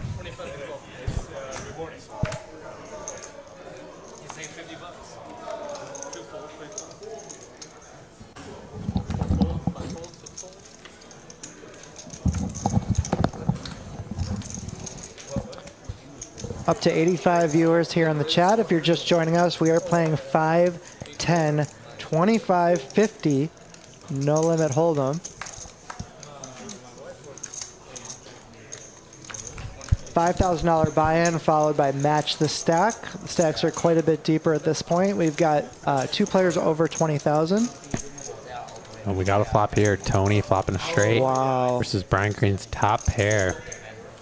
Tony just gonna check call. This could be an opportunity for Kansas to get some money back. Brian makes a good check back on that turn. And brutal run out here for Tony. Now losing to any 8 or 9. And he's going to check call a bet from Brian. I actually like Brian going for a little bit of value there, but Tony going to take the spot in with the straight. Nice hand for Tony. He does value on himself, but that doesn't make the bet bad. If you're not value owning yourself, sometimes you're just not value betting thin enough. So I think Brian recognized that he's going to get called by a lot worse hands. He could even get called by some hands like ace high. So I actually really like his bet. It just so happens that Tony did wake up there with a monster. Yeah, Garen, poor Jensen, every time he gets a playable hand, and he's just crushed. Yeah, kings versus aces, along with some other really big hands. So, gotta feel for him. Sometimes, you know, if you're not making any of the best hands, you're just not going to be able to win. A lot of variance in poker in the short run. I think the best players are really good at continuing to play well, even when things are not going well. I think Cashman's been a great example of that. He had some rough hands, but he continues just playing good. I think Cashman and Kyle Z have both put on a clinic as far as that goes. Running bad, but continue to make good decisions. Yeah, agreed. And Assassin just limp calling his ace-queen from under the gun, under-repping his hand, and wow, brutal flop here for him, especially when he's under-repped his hand so much. Kyle flopping bottom 2 pair. The backdoor flush draw. This is a really, really great flop for Kyle. Absolutely. And we're at the very least, we're going to see Assassin check call this flop. AJ is thinking about making a move here, but thinks better of it. I think with this depth, you can go either way. I probably am just continuing through a call. I want to keep my opponent's range wide. Yeah. And this is going to make a great bluff catcher out of position. For sure. You don't want to bloat the pot too much and give yourself really difficult decisions on future streets. This way he can pretty confidently check call and keep Kyle's range wide. Yeah, very good turn card here for Kyle. I like his bet size. Targeting weaker aces, maybe some draws. Hands like Jack 10 now picked up a double gutter. There's some potential flush draws that Assassin could have picked up. And keep in mind, Assassin limped pre-flop. He limp called. Right. So he's not going to have too many hands like 2-pair. He's not going to really have any sets. He will have some maybe ace-7, ace-9 suited type hands, but he's never going to have ace-king, so I wouldn't expect the king to help at all. I like Kyle continuing here for value. Assassin's instincts are on point. He's really not very happy about the situation, but he is going to make the call. Yeah, I think his hand's a little too strong just to fold just now. He also unblocked spades. I think we just have a really good bluff catcher. This is probably one of the stronger hands we're going to have in the spot through a call. Wow, and he lays it down. Man, Assassin, that's why I like what an impressive laydown. He has very good instincts. Wow. If I'm playing with Assassin, I want a table change. This guy. That you can't get paid off in that spot. How are you going to make any money against this guy? Yeah, that was very impressive. Wow, great fold there by Assassin. Very impressive. That's a man who's been tortured by ace-queen in the past, I'll tell you that much. Yeah. It's like, not again. Losing the absolute minimum there. It's also the mark of a great player, is to lose the minimum in a spot like that. So Kyle Z also running bad in the sense that he picked up a great hand in a great spot versus someone that didn't pay him off, which is also a form of run bad in poker. I think if that hand was against anyone else at this table, they're at the very least calling the turn. I'm sure some players may decide to fold river, but yeah, that was rough there. A lot of players would have called 3 streets there, myself included. I'd be very tempted. I know Kyle has a lot of bluffs in his range there, so.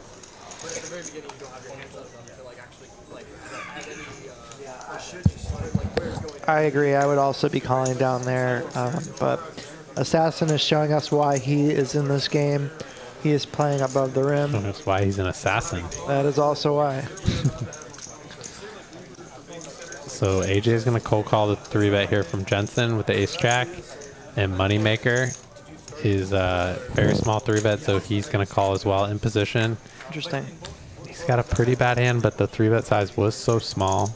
I'd just be a little bit worried about my reverse implied odds with this hand specifically. Yeah. So I am a little surprised at the continue. If I was suited, I wouldn't mind it, but the offsuit variety is probably just a fold. I mean, it's less than 3x the size, so it was very, very small. I don't know if you're supposed to fold any hand there in position. Yeah, not sure. But Jensen flop checks through. Interesting flop from interesting check on the flop from AJ. It's going to help him get some value here on this turn. I'd like to see him just continue and call this, and he does. Really like the way AJ's playing this hand so far. Post flop. Good river for AJ. Jensen shouldn't have too many 3s here. AJ can figure this out. He can try to get some value from a hand like Jensen has, but he's going to check back. I don't blame him. The board did get very connected there on the river. And AJ's going to take in a nice spot.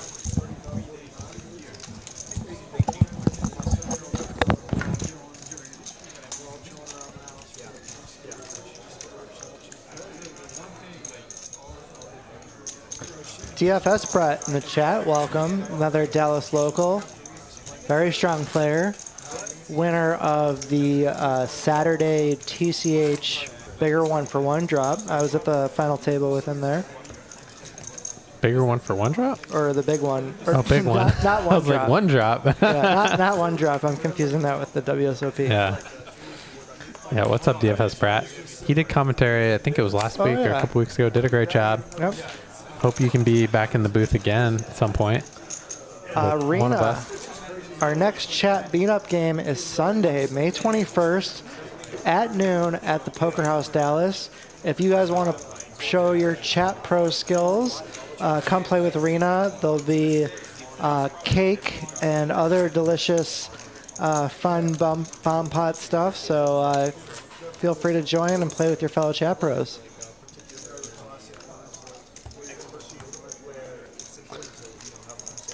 DFS Brett, did you have fun doing commentary? Very difficult, a lot harder than it looks. I'm lucky to have Hayden here to catch all my fumbling words tonight.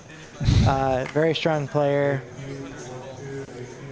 Really good at explaining his thought process. I'm gonna try. It's hard to do it for 4 hours straight. It is. That's why we got each other's backs. Once I ate a little food, I feel a little bit better. Looks like the 200 straddle is on. Oh, wow. And Jensen's going to lay down the 7-deuce. It's a little expensive to make a move at this point. Yeah, he's been a little too tortured. Stakes are a lot higher. Interesting to see Zefish lay down the ace-9 suited.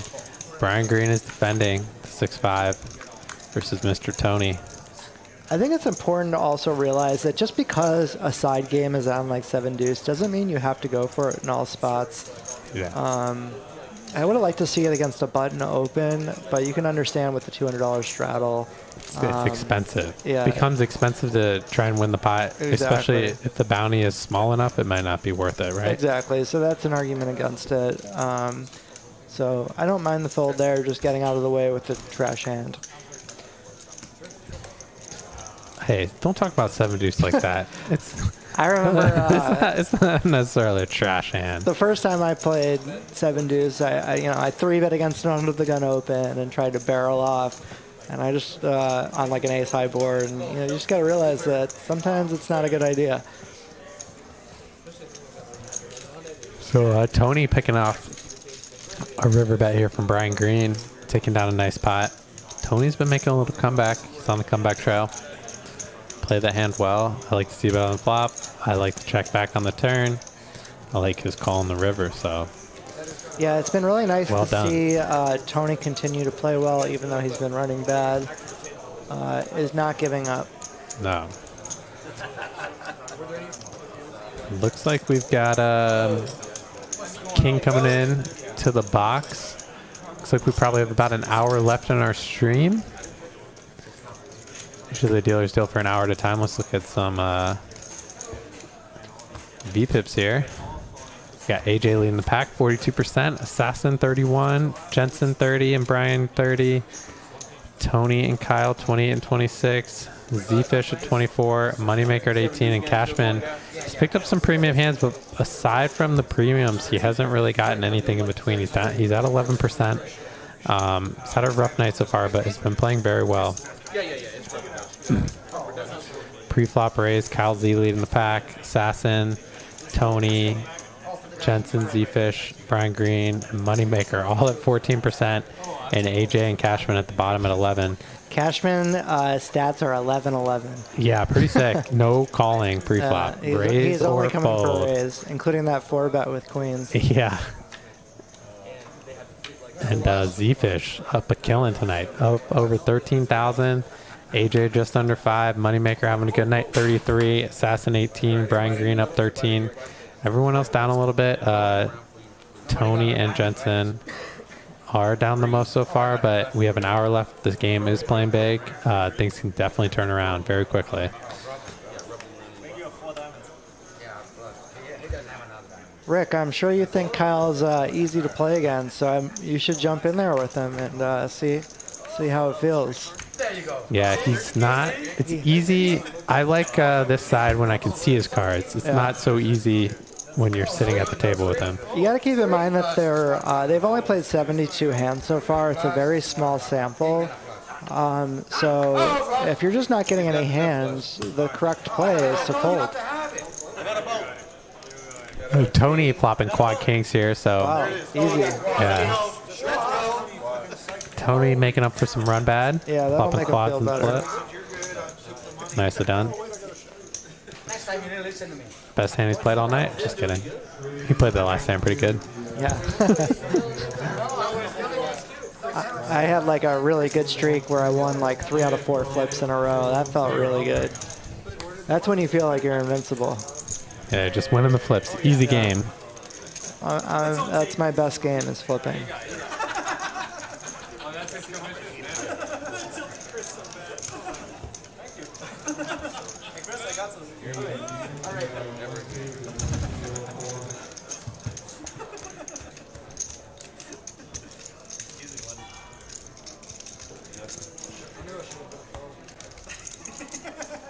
Double straddle.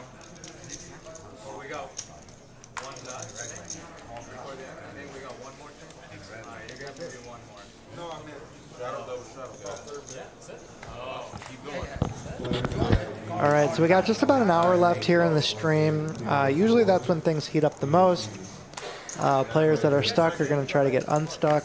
I bet we'll see some really big pots. Moneymaker going for the 7-deuce bounty here, opening up to 250. Second time Moneymaker's gotten the 7-deuce. He's attacking Brian Green's big blind. Always a dangerous proposition. Yeah, definitely likes to defend his big blind. Zefish 3-betting here. Small sizing, 3-bets 650. 750. Zefish was a little smaller with the sizings out of position. Moneymaker gonna make discipline laid out. Good fold, Just like, you know, Moneymaker. I'm not gonna lose more money with this Yeah. hand. I don't blame it. Yeah, and again, I think that's another spot where, you know, you can take the lead as the pre-flop aggressor, try to represent the range advantage, but once somebody starts fighting back against you, you just don't have the incentive to try to win that bounty anymore. You're going to end up losing a lot more realized value by playing bad hands like that. Yeah, it's tough against Zefish too. Yeah. If you are going to continue, maybe you do it through a 4-bet, but again, you don't really block any strong hands, so you're just kind of batting in the dark at that point. What's wrong with batting in the dark? Hey, there's nothing wrong with that. I've done that plenty of times. Have you? Unfortunately. Oh, Kyle! He laid away it down. From the table He laid with it the down. 7-deuce. Missed an opportunity. Oh, he's gonna be so tilted. It's like So it's like tilted. leaving when you have aces. Same thing. AJ gonna 3-bet here on the button with the king 10 suited. I like this play. Yeah, suited Broadway hands make some of the best 3-bets. Really playable hands. Zefish gonna cold call here with the king queen. Interested to see this. And Tony calling as well.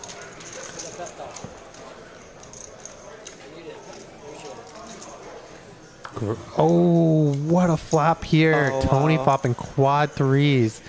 Zefish with top pair. And this is an opportunity for Tony to win some of his money back. And look at this. AJ's going to see bet here. Zefish is definitely going to continue with at least a call. He does call. Yeah, the dynamic of a third player in the hand actually might save Zefish when it comes to the river. Yeah. He'll have to be a little more concerned. But that being said, he's got such a strong hand here. I do expect him to lose a pretty big pot against Tony. Yeah, it's a tough spot. The fact that AJ is in position, if he checks back here, that could also save Zefish a lot. Yeah. The situation.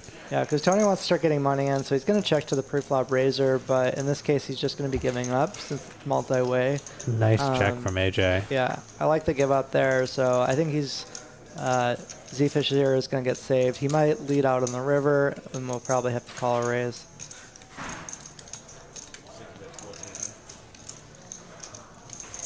See what sizing Tony goes with.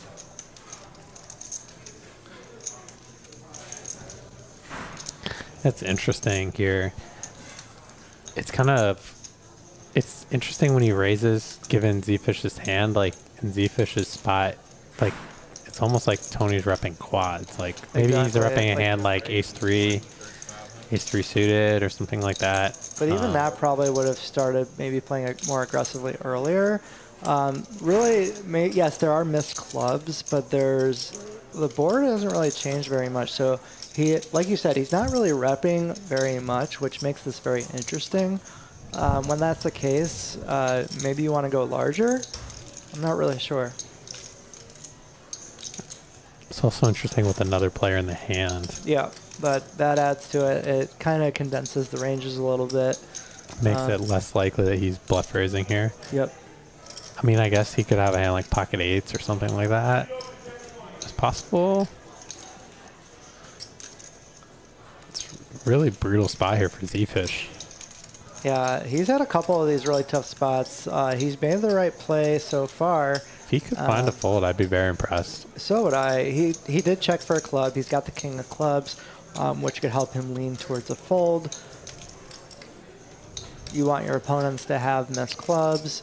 So really, like, there's some airball bluffs, but I wouldn't be surprised if there was a hand even like eights. Usually that's what this means when they just kind of, when nothing really makes sense, they have either, you know, the original quads or rivered something like a full house. Could even potentially have something like fours. But yeah, he's got such a strong hand, so this is a very difficult spot. Looks like he's leaning towards a call.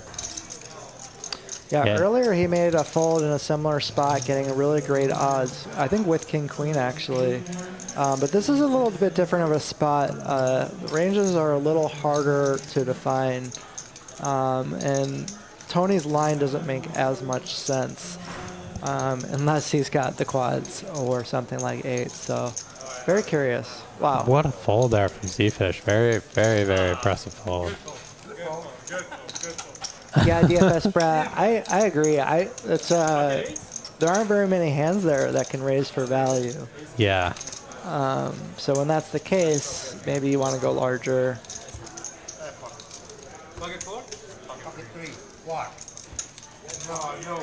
Yeah, in my experience, usually they like river a full house in those spots. And most people, it's a very under-bluffed line.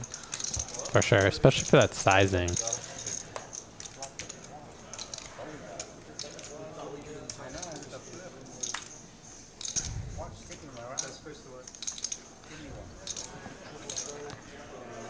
Very, very interesting. Yeah, very well played hand by Zefish. Very impressive fold. Very intelligent player. I loved watching him play. He's very aggressive, but he is very good at reading hands. So question, given that dynamic of that hand on the flop, do you think it makes sense for Tony to check raise his quads? Because I don't think it's that bad. Given that the turn's probably going to check through a lot, like he could just start trying to get value from queens and flush draws and over pairs, and I feel like that's his best chance to try and win stack someone in that spot. Because I feel like given the dynamic, the turn's probably going to check through a lot. I feel like when you get quads in that spot, it's like very natural to just want to like check call. But I think that's a situation where check raising could make a lot of sense. Because I think if he check raises there, Zefish is probably going to at least call the flop. He's going to be in a really tough spot. And then it also looks like more bluffy from Tony's side. Like he could be check raising clubs and like some random hands and stuff like that. No one's really going to put you on quads when you check raise there, which is funny.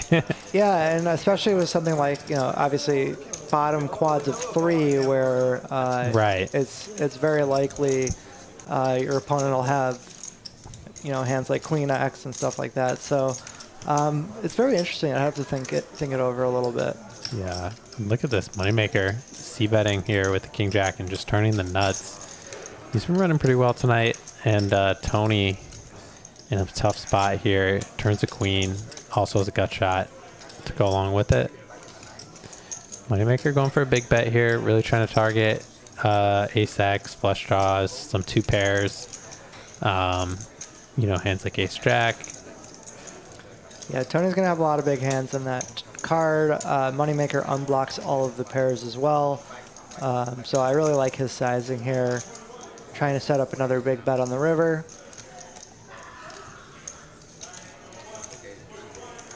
Good laydown from Tony. Only playing quads tonight.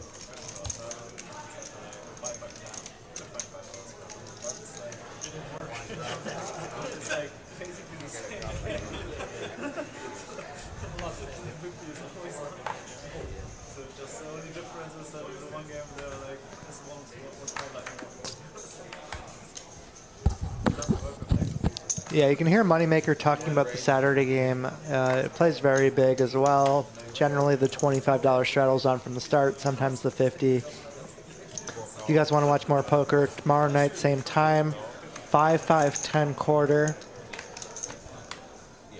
Captain Underpairs with a super chat. Thank you so much. Wow, just woke up and tuned in. Immediately smacked in the face with the awesome commentary. Thanks, guys. Really appreciate that. Another Dallas local. Thank you so nice much. to see you, Captain Underpairs. Thank you so much, Captain Underpairs. Yeah. Good to have you with us in the chat. Yeah, the stream crew works really hard. Any support you guys can give is always very appreciated. Oh, Assassin here can bet his middle pair. One check two in position. Zefish flopping middle pair with the flush draw. Yep. Could either check raise or check call this. I like the check raise in this particular spot. Yeah, I prefer check raise as well.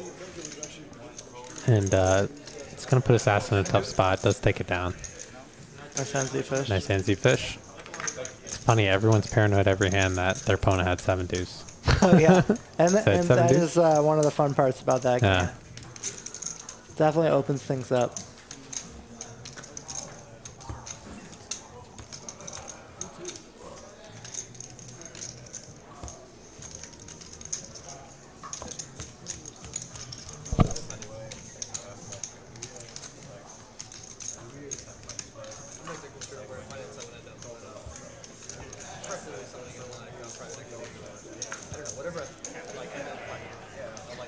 DFS Brat, that's a good read on Cashman. He actually is very happy. He's always happy, but definitely running bad tonight as a 10% VPIP and is down about 5K. But, you know, Cashman's one of the best. He's got an incredible mindset for somebody his age, and he's just going to play good poker no matter what. Always very cheerful guy.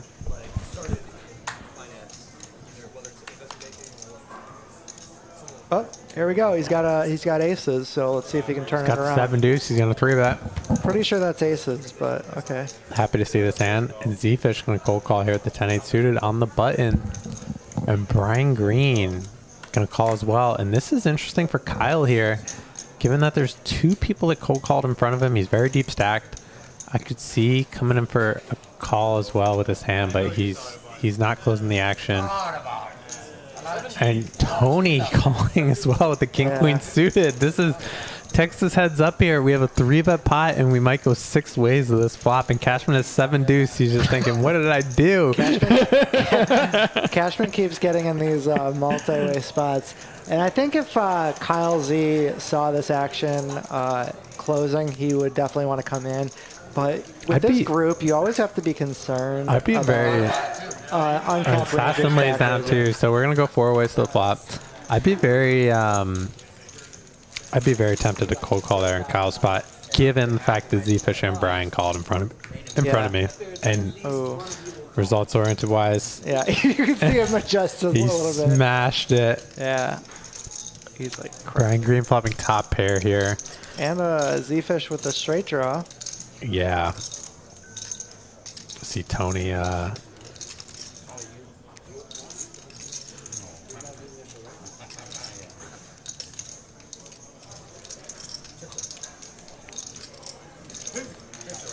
I think Cashman realizes he really needs to give up on this board. Yeah. His opponents are going to smash this flop. Smash this flop.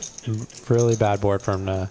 If there's any turn card ever to bluff on, but this would be at it. the same time, I still think 4-way, you just need to give up. Yeah, 100%. Curious to see if Tony starts bluffing now with his picked up equity. He's got 2 draws to the nuts, straight and flush. Yeah, I like this bet here from Tony. Zefish going to come along as well with his middle pair and open ender. There by Zefish. And Brian now, his hand, that was a brutal turn card for his particular hand, so I wouldn't be surprised to just see him fold on this turn. There's not a lot of great rivers for him. Even a king or a jack is not going to be necessarily clear whether he still has the best hand. So I wouldn't be surprised to see him just get away from this hand. Yeah, I like a fold. You're kind of in no man's land there. Yes, your opponent might have picked up some draws, but he did have the best hand, but it's really tough to know that. Exactly. And Mr. Tony here. I'd love to see him continue here. Yeah, I think this is a good spot to continue bluffing.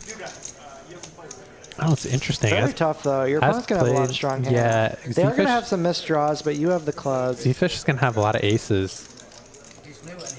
4K goes for a very large size. Yeah, polarized sizing here. He's really representing like 2-pair plus here on this river. He does have a lot of strong hands. Being that he cold called the 3-bet, he's going to have some hands like ace-jack suited. He's going to have pocket 9s, pocket 8s, possibly pocket jacks. He could even have a hand like queen 10 suited. Even a hand like 6-7 of clubs I could see. So he definitely has. This is just next level. Yeah, he does lay down. If he called that, that would be really sick. Nicely played hand there from I really love to Tony. see that bluff there. He's been playing really well. And I think that hand put Tony into the black. Wow, what a comeback! What a comeback!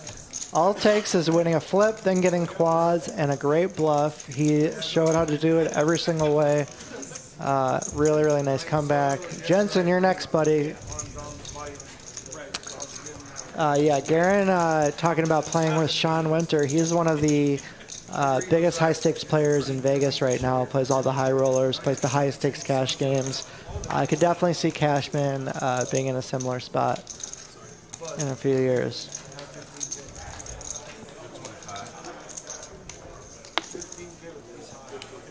I played with Sean Winter back in the day. Oh, yeah? Yeah, great player. Yeah, definitely. Nicholas, Tony is the best. I have been very impressed. Is this Wichita's finest? And look at this, Cashman picking up another premium, picking up 2 jacks. Right after the 7-deuce. See if it goes 5. Every time he's 3-bet, just calls. Brian Very fascinating. has cold called behind. Very interesting call there from Cashman. Usually see him 3-bet in these spots. Could be trying to capitalize on the fact there's some aggressive players behind him. Yeah, there's been a lot of squeezing tonight, but even so, it's not like he's planning on back raising.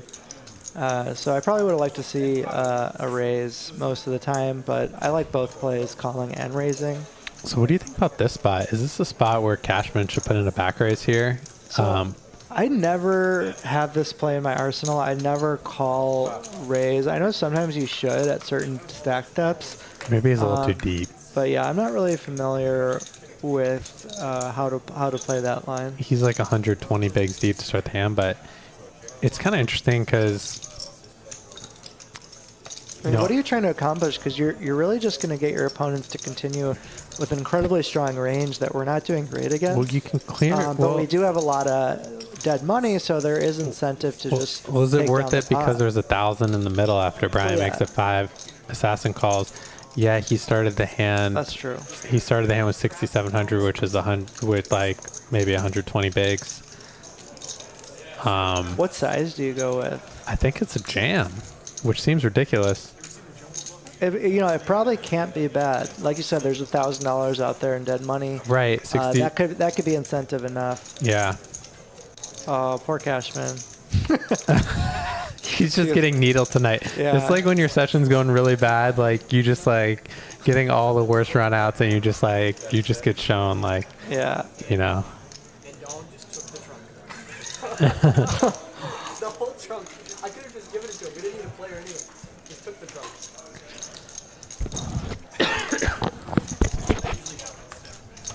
Nice hand there for Brian.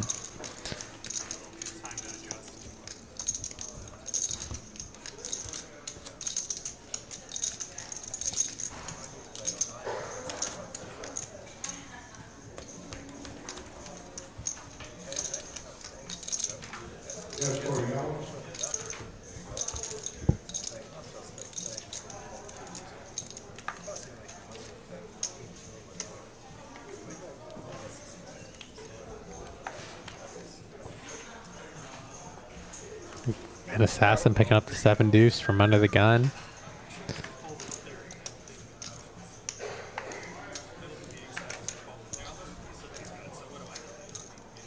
He's going to come in for a raise. It's been kind of interesting how many 7-deuces we've seen. Got a lot of 7-deuces. In this there's group, one or two, but this is a group that's going to go for it too. oh yeah, absolutely. You know what I want to see? I was just going to say this. Gosh. I was going to say, I want to see 2 players with 7-deuce go at it. right as I was thinking it. Moneymaker's 3-betting 7-deuce. Wow, and no one else has anything, so it's the battle of the 7-deuces. God, so many 7-deuces tonight. And is Assassin going to do something here? Oh my gosh. If anyone can do it, it's definitely Assassin. Yeah, versus Moneymaker. So tough. This Moneymaker is usually 3-betting range is usually very, very solid, especially versus an under the gun raise.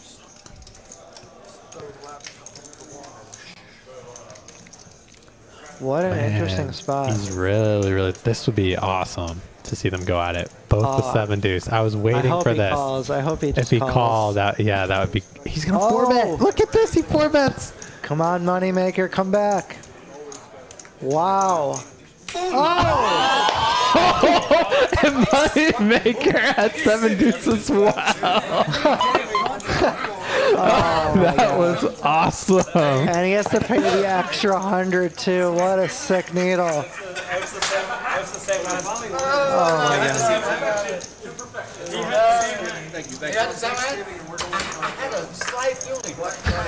So sick. He had a feeling he hit 7-deuce. It's gross when you have 7-deuce, you're obviously blocking your opponent. Yeah, oh my gosh. Love to see that. 3 and 4 bets with 7-deuce. Wow, so sick. Yeah, well played, Assassin. Very Really well fun. played. Oh, is there any better? Oh, that windmill slam with the 7-deuce. I love it. Love the enthusiasm behind it. Oh yeah. What a play. That was the play of the night right there. Oh yeah, definitely. Yeah, Garen, I agree. Assassin is on another level tonight, making really great plays. Yeah, he's playing above the rim. I'll tell you that. He's got a really good feel for his opponents. Assassin is new to the live stream. At first he was a little hesitant, but I'm really happy to see him jump on the streams. He's got a lot of personality. Really fun player to watch. Very fun. Oh, how sick would it be if he ran into aces there? He's so excited about this. I love it. He knew I was trying to represent his hand. Yeah, just knock off. The whole way. Oh, he knew. I mean, but that's what I lost. Okay, you guys were first playing the 5-10. You got to straddle in the double. Yeah, and even though Moneymaker is still winning quite a bit, definitely hurts a little bit to lose 5,000 of your profits back. Let's see if he can keep a strong mindset and continue playing well. Kyle getting back in the mix here at the 7-8 suited from the hijack. Assassin's so happy, you can just feel his happiness. He's so excited. I love it. Yeah, that makes me happy. Now he's relaxed. Now he's relaxing. Hey, kick your feet up, buddy. You deserve it. You worked hard for that pot. Buy yourself something nice with that $800. Interesting flop here. AJ flopping backdoor nut flush draw, gut shot straight draw. Kyle with the gut shot to the nuts as well. Also a backdoor flush draw. Kyle choosing to check back here. These triple wheel boards are always very interesting. I'm still not very sure on the best c-betting strategy multi-way with these. Yeah, I feel like Kyle probably would c-bet his particular hand a lot, but maybe it's because the two opponents he's up against are very sticky. He just thinks there's more value in just like checking back and trying to realize his equity. Yeah. Look at this Zefish coming right out with the raise. Doesn't care about that king on the turn. And oh, I didn't realize AJ picks up a diamond draw. So AJ's definitely not going to be going anywhere on this turn. Yeah, and Kyle can consider against a player like Zefish, who's going to raise a lot in this spot, to turn his hand into a bluff, but does think against it. It wouldn't really make any sense, given that he checked back the flop. Because if he had a king, he would never raise that turn. Exactly. So, I like the fold. Guys, don't bluff Hayden. He can see through all of your lies. Hayden always calls me when I'm lying in poker. Try. Never bluffing you again. Until next time. Sure. Until the next hand. Yeah.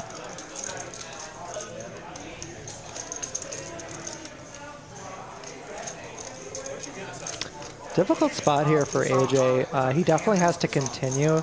They are very deep, but he does have multiple options. One of the issues with just calling here is you're going to be out of position on the river. So even when you hit, it's unclear how you're going to maximize your value. Yeah, but he can't fold, right? I mean, Correct. he just has too much equity. So, yeah. But the question is whether he should raise. Sure. And then the river's going to be tricky to play. Like, Yeah. you know, should he lead if he gets there or should he check? I don't mind just probably leading when you do get there and playing it as he did. I think a call is probably best, but I think a raise is fine as well. You guys are too good. Nice hand for Zefish. Raises his ace-8 value on the turn, checks back correctly, takes in a nice spot there. Zefish is on fire tonight. Yeah, he is running over the table. Pretty much the only really big winner right now.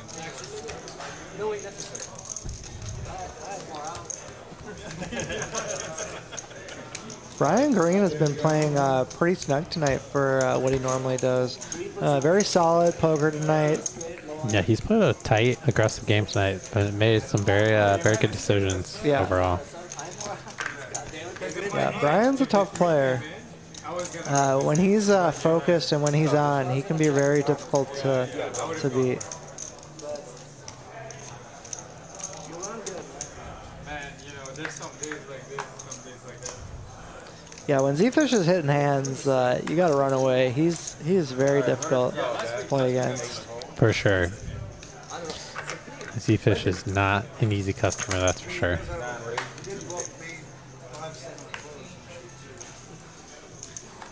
Looks like DFS Brett is just recently turned pro. I'm wishing all the best luck to him.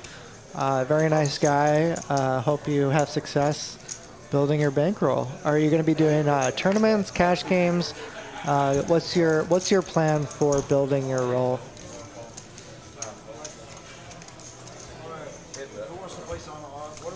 Looks like the $100 straddle's on. It's cool, DFS Brat. Best of luck to you. And Garen says it's his dream to become a professional one day.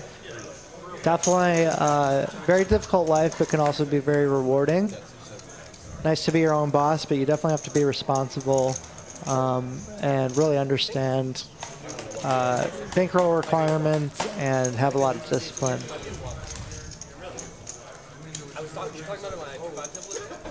Everyone said. I think that's smart. You want to do cash. Tournaments is a good way to bust your roll if you're not very well rolled. The variance of tournaments is so high. Yeah. We'll see tournaments more as like just shot taking than anything else. Exactly. I actually never played tournaments early in my career. Only later, when I was a little more comfortable, started taking some shots at some life-changing money. But I think cash games is really the way to go if you're trying to build your roll up.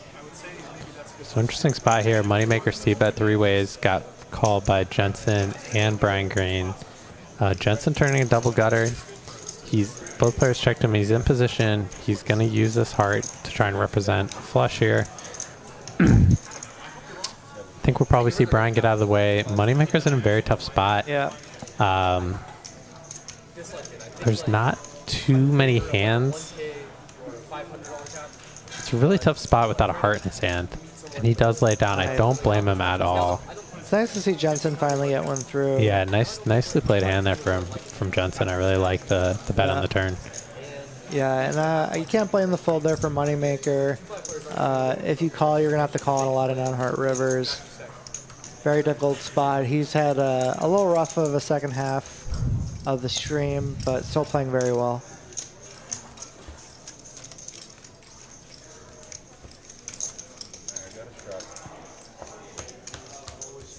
Is it a $200 shot? Oh no, 50. Oh, Put the 100s on. Cal put the 100 on.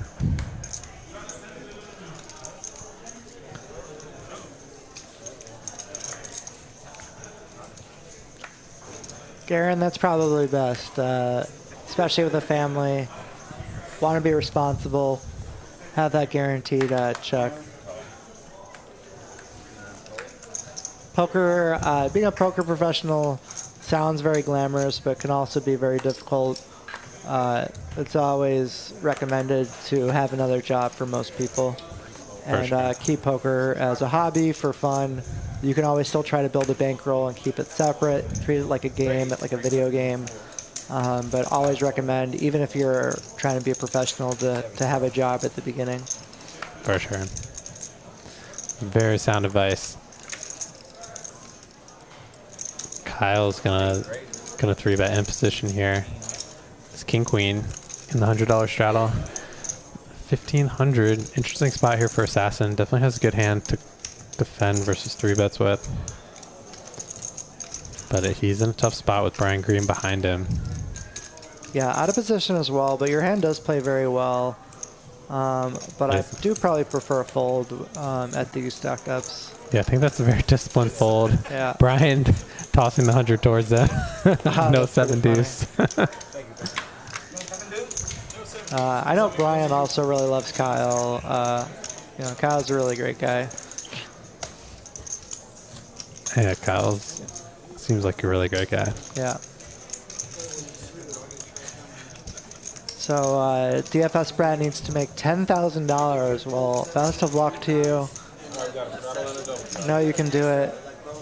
Even in the 1-2 games here in Dallas, you can make a good living if you're disciplined and play solid poker.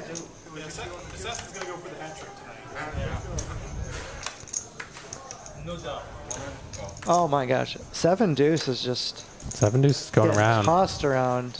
I don't know if Jensen's feeling it though. Yeah, he's suited. He's in position on Tony. He knows his. Maybe he'll go for it against Tony because they know each other. That's true.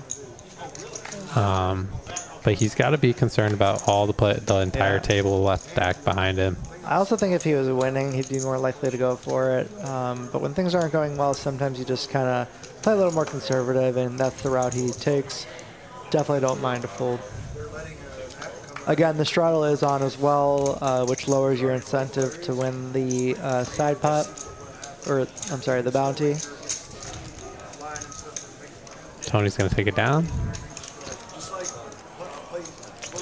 Probably would have worked. Probably would have. Yeah.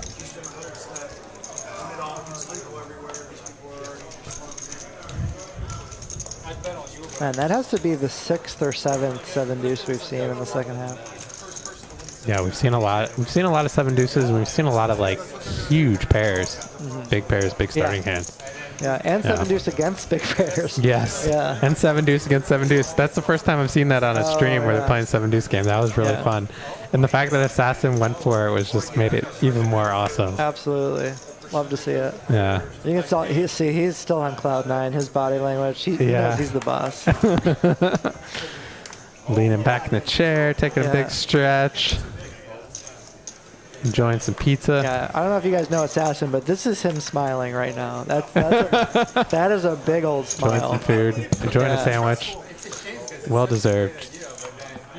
Cashman coming in here with the 7-deuce on the button.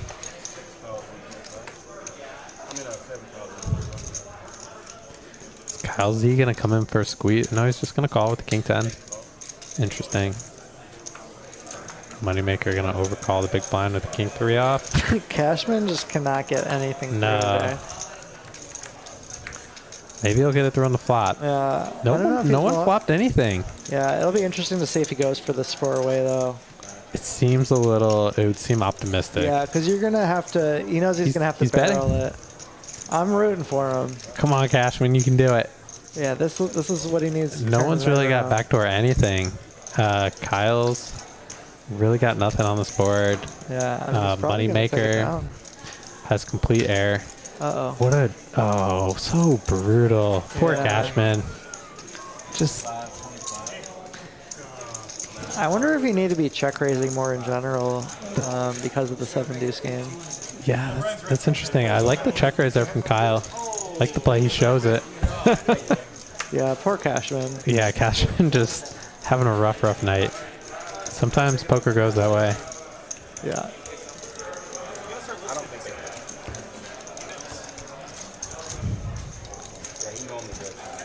Kyle sniffs out the 7-deuce. Yeah, nice play from Kyle. Yeah, Kyle is really playing well tonight. What a check raise. All right, just a little less than a half hour left in the stream. Players are starting to make their moves. Still anyone's game. And Kyle making a nice comeback, down only 800 at the moment. Zefish still out in front.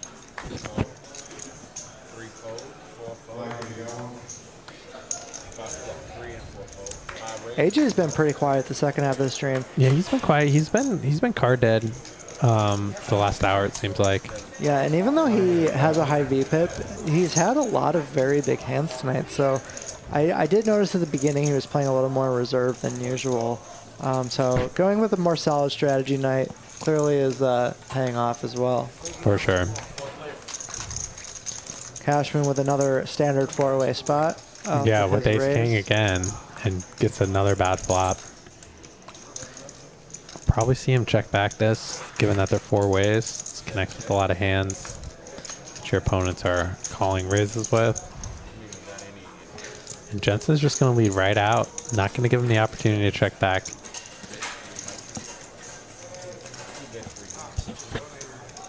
Jeremy's team Kyle, that's always a good team to be on. Kyle's definitely one of the best players in Dallas.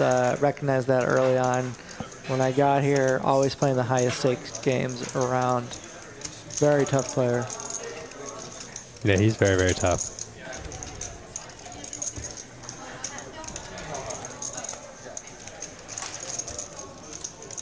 He's got a full-time job also, which is very impressive. That he plays at such a high level. Yep. Given how, I'm sure how busy he is. You know, I think he's been playing for many years, so he's had a lot of time to build his craft. But he also, he played 2-5. He did build up his poker roll. He played 1-2. Yeah, he started at 1-2, right? Yeah. So, he did it the old-fashioned way. So he's basically got 2 full-time jobs, in my opinion. Yeah. He says he plays poker about 20 hours a week. Yeah. So it's a good, part-time hobby. Absolutely. That's profitable, so that's really cool when your hobby can make you a profit. Absolutely.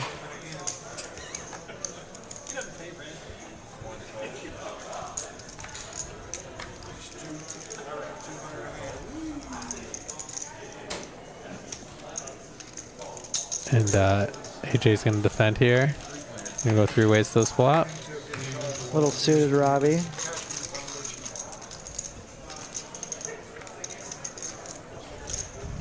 Brian likes to play these types of hands on the button. He'll definitely flat a little bit wider, knowing he's got ultimate position. Yeah, Brian plays a wide range from position. Cashman checking here on this board is going to induce Brian a bet with his middle pair. AJ is going to be in an interesting spot with his bottom pair. He's got a backdoor flush draw. Go along with it.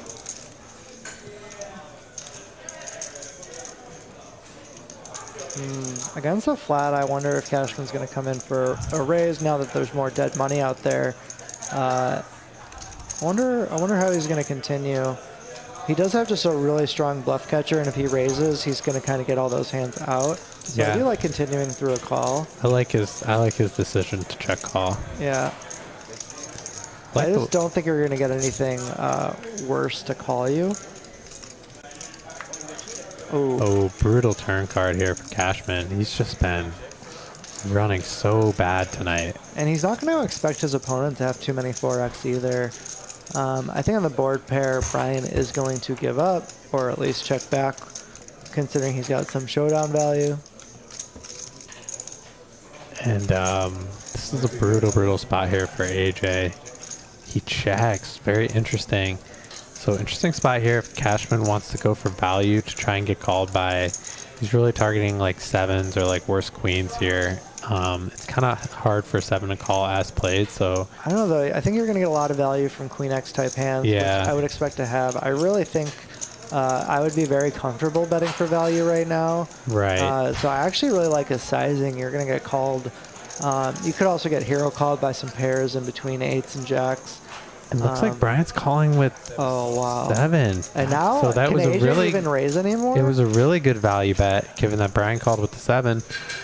But now I don't think it makes sense to raise in yeah, in AJ's shoes. I don't think AJ can raise. Yeah. But he is thinking it over. I don't think it makes sense because 5-6 gets there also. That's true. So I think he's just got a really good, just a really good hand to overcall with here. Yeah. It's just hard for him to get called by worse. And once he calls, Cashman's definitely not going to feel as good. And we have a call in the 3. King, queen. Yeah, Cashman kind of feeling like his hand is no good. Yeah, I still really like the bet there by Cashman, though. Yeah, I do too. I would expect one of them to just fold and the other to call with a worse queen type of hand. I do too, especially that Brian called with, 7. So yeah. For the same reason I don't like bluffing that very often on board pair runouts, I like going for a thinner value on board pair runouts. yeah, I think that was a well played hand by Cashman. He's just running just really, really bad. This is like an example of just like nothing going your way in a session. Everything going almost as poorly as possible. Pulling out a bunch of cash out of his backpack there. Yeah, it's nice to have a money bag to go to. We all need more money bags in our life. Dropping stacks, lots of cash on the ground.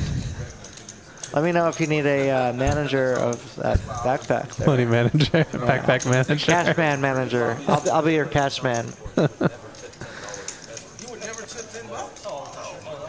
Yeah, Garen, I absolutely agree. I even like the sizing there.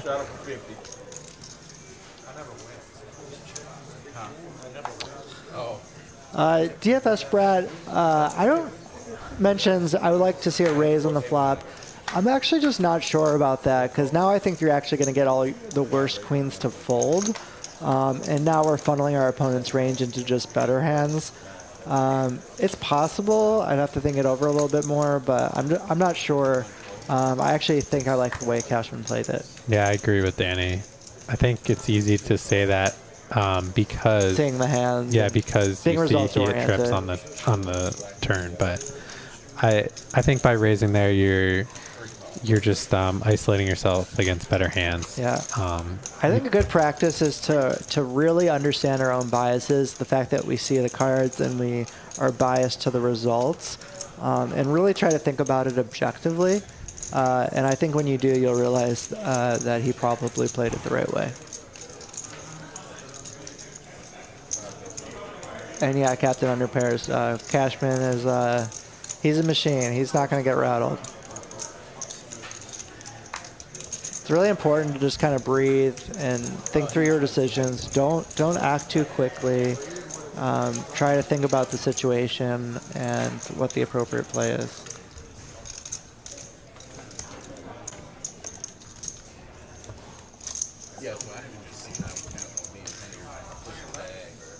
It's actually very difficult. Like as a commentator, I try to understand my own biases for the same reason, which is why I think it's so important to keep an open mind and give credence to multiple options, because it's a lot easier when you can see the cards.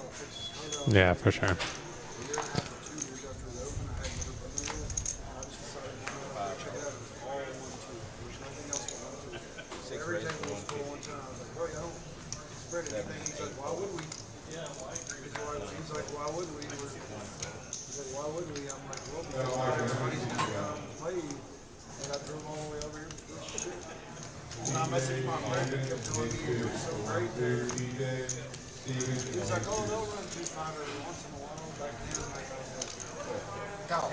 Why do you think people started to play bigger after the pandemic? It's a question mark for me. I have no idea. Yeah, in the sudden, when I showed up at the TCH, I know why. they played 5-10 like this. Maybe these places take a while for people to find out about it. You'll still run across people that say, I didn't know this place was here. Even though they play poker. Maybe it just took a while for all those players to do it. No. What I mean is the same set of people just suddenly play much bigger. It is the same set that you remember, but there's a lot of new people that weren't playing with us, right? I think there were a lot of guys that were willing to come in and buy 5K, but they didn't want to drive an hour to go play. There's also a lot of guys that wouldn't play. So the reason people started playing bigger around the pandemic, there's a couple reasons. One, cryptocurrency started exploding in value. So a lot of people got very rich, or at least poker rich, in a very quick period of time. Crypto is very big in the poker world. And around the pandemic, people were making a lot of money off the stock market, off cryptocurrency, and then just government handouts as well, and inflation in general. Money just became cheaper and easier to come by, and so you definitely started seeing some bigger games all around the country. But it's definitely starting to return to the mean a little bit. It was a huge bull market after the pandemic. So Zefish barreled off here with his gut shot, double gutter and flush draw on the turn, and river's the best hand. And he's going to check back and be very pleased to win. He thinks he's just given up. Poor Jensen. Yeah, poor Jensen. That's tilting when things are just not going well, and then Jensen's having another one of those sessions, and he is on tilt. Yeah, he's like, why can't I catch a club one time? Where's the club? And you just smoke all you want. Suction to the floor. Just sit here and get high and start doing it. I like it. I like it. That's a great idea. I Just like have to buy like an exhaust system for each one of those little tents or whatever. That's good. Like a little glass box. It just comes down. I like it. Assassin, like, talk to me while we smoke it, like, in hand. No, those were fun days. Imagine an assassin with one of those like boxes. these guys have been playing together for many, many years. Yeah. I'm actually new to the Dallas. Well, now it's been They've known about each 2.5 other for a while. years. But Kyle and Assassin have been playing together for many, many years, all the way back to WinStar days. A lot of fun stories and history between those two. Back in the day, before I even ladies poker, I played Chinese poker, and every time somebody bet big, and instead of tanking, I take out cigarettes. Smoke it out and stop thinking. See, that's on TV. That looks good. Yeah. There's a reason why it used to be in all the old movies, right? That's awesome. Sammy Farha. Tank with a cigarette. He's hilarious. I'm so glad Assassin decided to jump onto the stream. He's quite a character. He's awesome. You smoke like hell, though. You smoke like hell at the game. Yeah, I did. Be careful. If you keep smoking. Smoke like hell. Yeah, I remember when I first started playing, there was a poker room I played at in Florida that there wasn't smoking inside the poker room, but there was like a smoking area literally right outside. And it would drift And it in. just, like, you would go home and my clothes would just be like, just covered in like the smell of smoke. It was like really gross. So I used to play a lot at Horseshoe Hammond in Indiana, and the parking lot is at the very other end of the casino. So you had to walk through the entire casino to get to the poker room. Yeah. And so you're just drifting through all that smoke. Yeah, so like yeah. you said, you just got to wash your clothes after every time you play over there. Where do you guys like to play in chat? What are your what's your home local casino? Where do you play poker?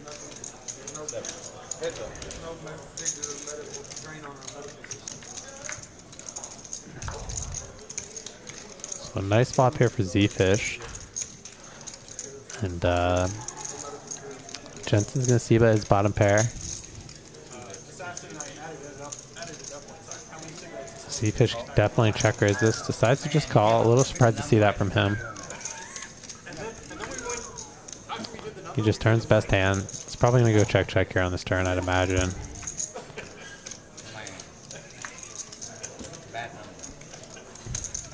Pretty thin spot, but I do like going for value here. Zefish getting called. Oh, Very- Jensen's feeling it. Yeah, very impressive Zefish getting very, very thin value there from Jensen. Nice block bet for value on the river. Zefish is really putting on a clinic tonight. Yeah, up almost over 14,000 now. Yeah, what a session so far from Zefish. AJ having a really nice session as well. Love to see it. Oops. Love to see Zefish and AJ crushing the game. Absolutely. Yeah, AJ has also very impressed me tonight too. He's played the hands in some very interesting ways, which have made it hard to put him on a hand, and you can see him get paid off. Yeah, he's mixed up his play very nicely tonight. Picked his spots very well. I've actually wondered if they would allow it. It's a write-off. Because then I could actually, like, also help me with my nutrition.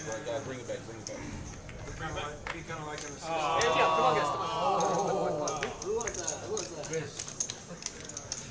Thank you all for joining us. If you're new to the chat, we are playing 5-10, 25-50, no limit hold'em tonight here in Dallas, Texas at the Poker House.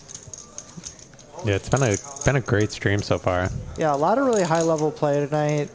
I'm very impressed with these players. Had some epic hands tonight. Absolutely. Had some coolers as well as some very high level plays. The players are playing the 7-deuce game. We've had a 7-deuce versus 7-deuce matchup. That was my favorite hand of the night. That's one of my favorite hands I've seen for so many reasons. Yeah. Oh yeah. I just loved how and you can still see how happy Assassin is. Yeah. He's just exuding great energy right now. I love to see it. Chris, I bet you 7-deuce. I bet you 7-deuce. Three raises for 300. 4. Eddie does it again. Cash. Oh my! Kyle is doing our job for us, and he has it again. Yep. Zefish now with the 7-deuce. Zefish gonna fold here. Oh, Zefish, you're breaking my heart, buddy. Not gonna tangle versus Cashman's 3-bet. Oh, that makes sense. I didn't realize there was a 3-bet. Yeah. That would have been epic. And AJ, he's gonna call here in position with the 5s. I like this decision. And let's see if Cashman can drag in a pot. Turn things around. Not very deep, so it'll be kind of difficult to play 5s with a shallow SPR. Interesting board here. Like the C-bet from Cashman with this hand. I think you got a C-bet with this hand. So would you check this board with any, what hands make good checks on this board? Some over pairs with a spade, ace jack with the ace. Well, nice hand, Cashman.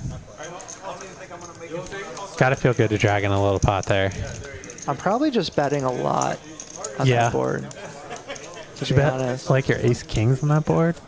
Versus it's a weird spot. Always find it difficult in those spots. Well, how are we protecting our checking range, right? So we have to have some strong hands. I guess you could check aces and kings with the ace of spades, king of spades. I guess you could ace king of spades. Yeah, I guess you could check some of your weaker jacks, like your jack 10 suited or queen jack suited that you 3-bet would make sense. Yeah, with one overcard. Yeah, maybe king jack, queen jack. Yeah, you can maybe check aces sometimes with the spade. Would make sense. That's your most natural. Sure. Check bet for sure. Jacks, top set. Yep. Yeah, stuff like that. So I guess that makes a lot of sense then. Yeah. It's always a good practice to try to think about how to play the totality of your range and not just the specific hand you have. That way you can kind of see where you're at and how you should combine your strategy overall. Like 3-bet here from AJ with the 7-8 suited. Zefish now getting the 7-deuce for the second time. Can't resist. Yeah, this time he's coming in. Coming in for the big 4-bet. Has he already won the 7-deuce game? I don't believe so.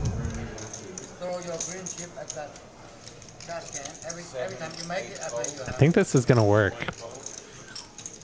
Yeah, that'll cap on a really nice Well, night for actually, him and AJ are very deep. So AJ being this deep stacked, AJ has a really great hand to call a 4-bet with in position. Yeah, I'd actually be very surprised to see him lay this down. I agree. And he is going to call, yeah. Classic matchup, 7-deuce versus 8-7. 8-7 is dominating him. Ooh. Great flop for Zefish. I think if he c-bets here, he's going to get aided to lay this one down. Definitely going to be a little bit scary, but I do like to see bet here.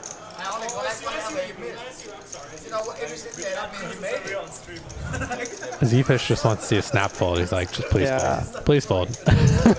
Please fold. This is going to really cap it off for him. Oh, Zefish. What a night. Wow. What a night he's having. And he's going to get paid.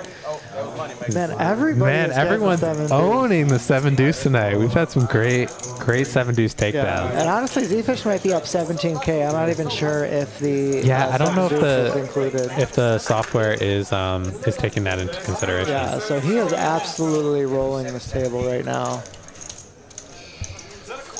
Really great player, really great instincts.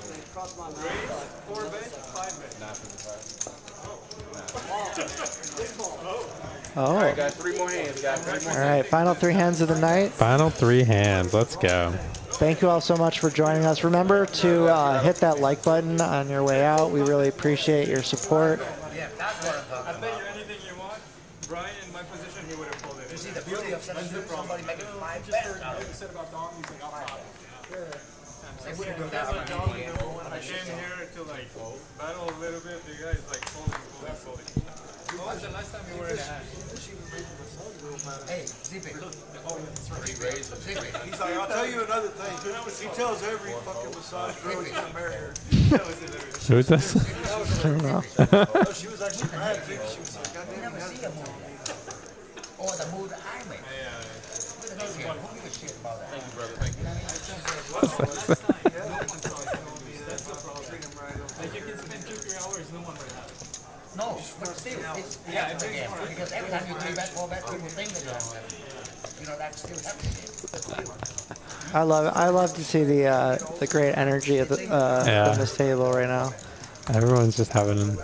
Well, some people are having a better time than others. Yeah. Which is always the case in a poker game. Yeah. Definitely is better when you're winning. Yeah, you can definitely tell Jensen's had a pretty tough night. A lot of coolers. Still, he's played okay. He just really had some tough spots.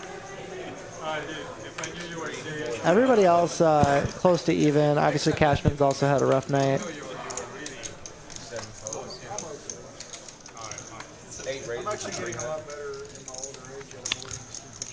Yeah, I agree. Captain under pairs. Hats off to Cashman for keeping us cool and composure while having a good play, bad results type of night.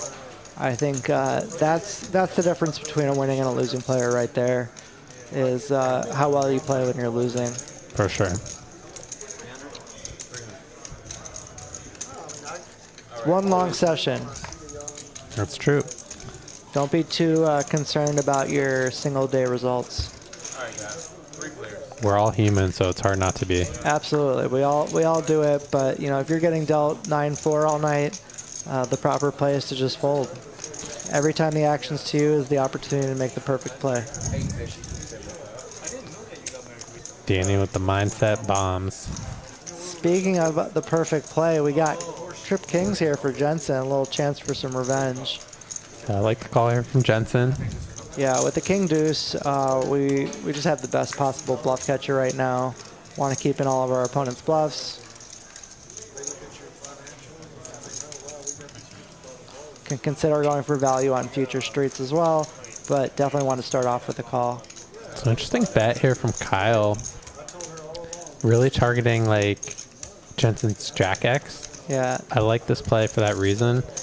But the problem is I think that Jensen's going to have hands like maybe Jack 10, Jack 9, hands, I don't know. Yeah, This these is types of interesting. bluffs aren't hands that I usually have in my bluffing range. But I'm probably not bluffing enough because of that. So it's always interesting to see when you find some kind of... So look at this. I'm going to go for it again, huh? And spades did miss. This is not going to work. Jensen fills Yeah, up here. Jensen with kings full. He's gonna win a nice pot here. Yeah. I don't know. I don't think it makes sense to raise. I don't know. I think it's close. So I think It's he should close. think it over. It's but close, I do yeah. agree.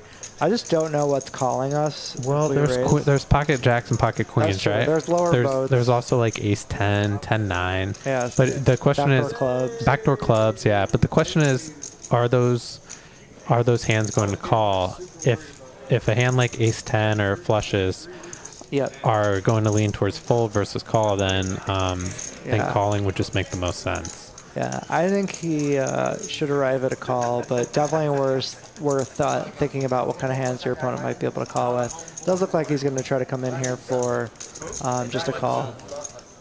Well, considering it still.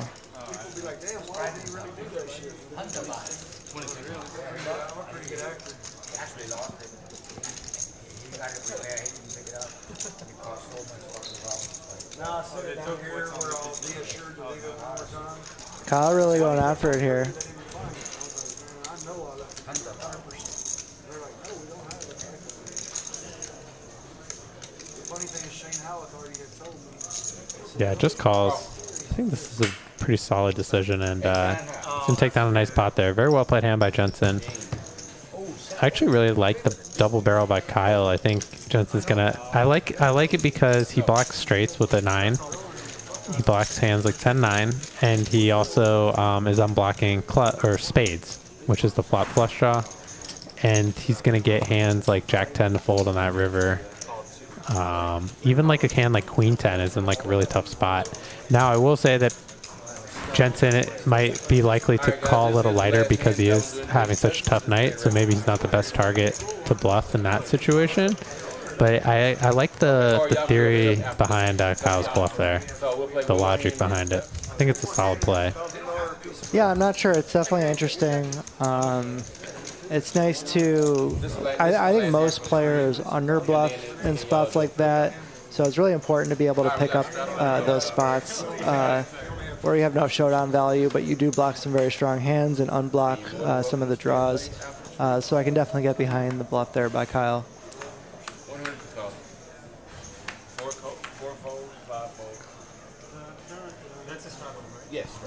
Very interesting hand. Yeah.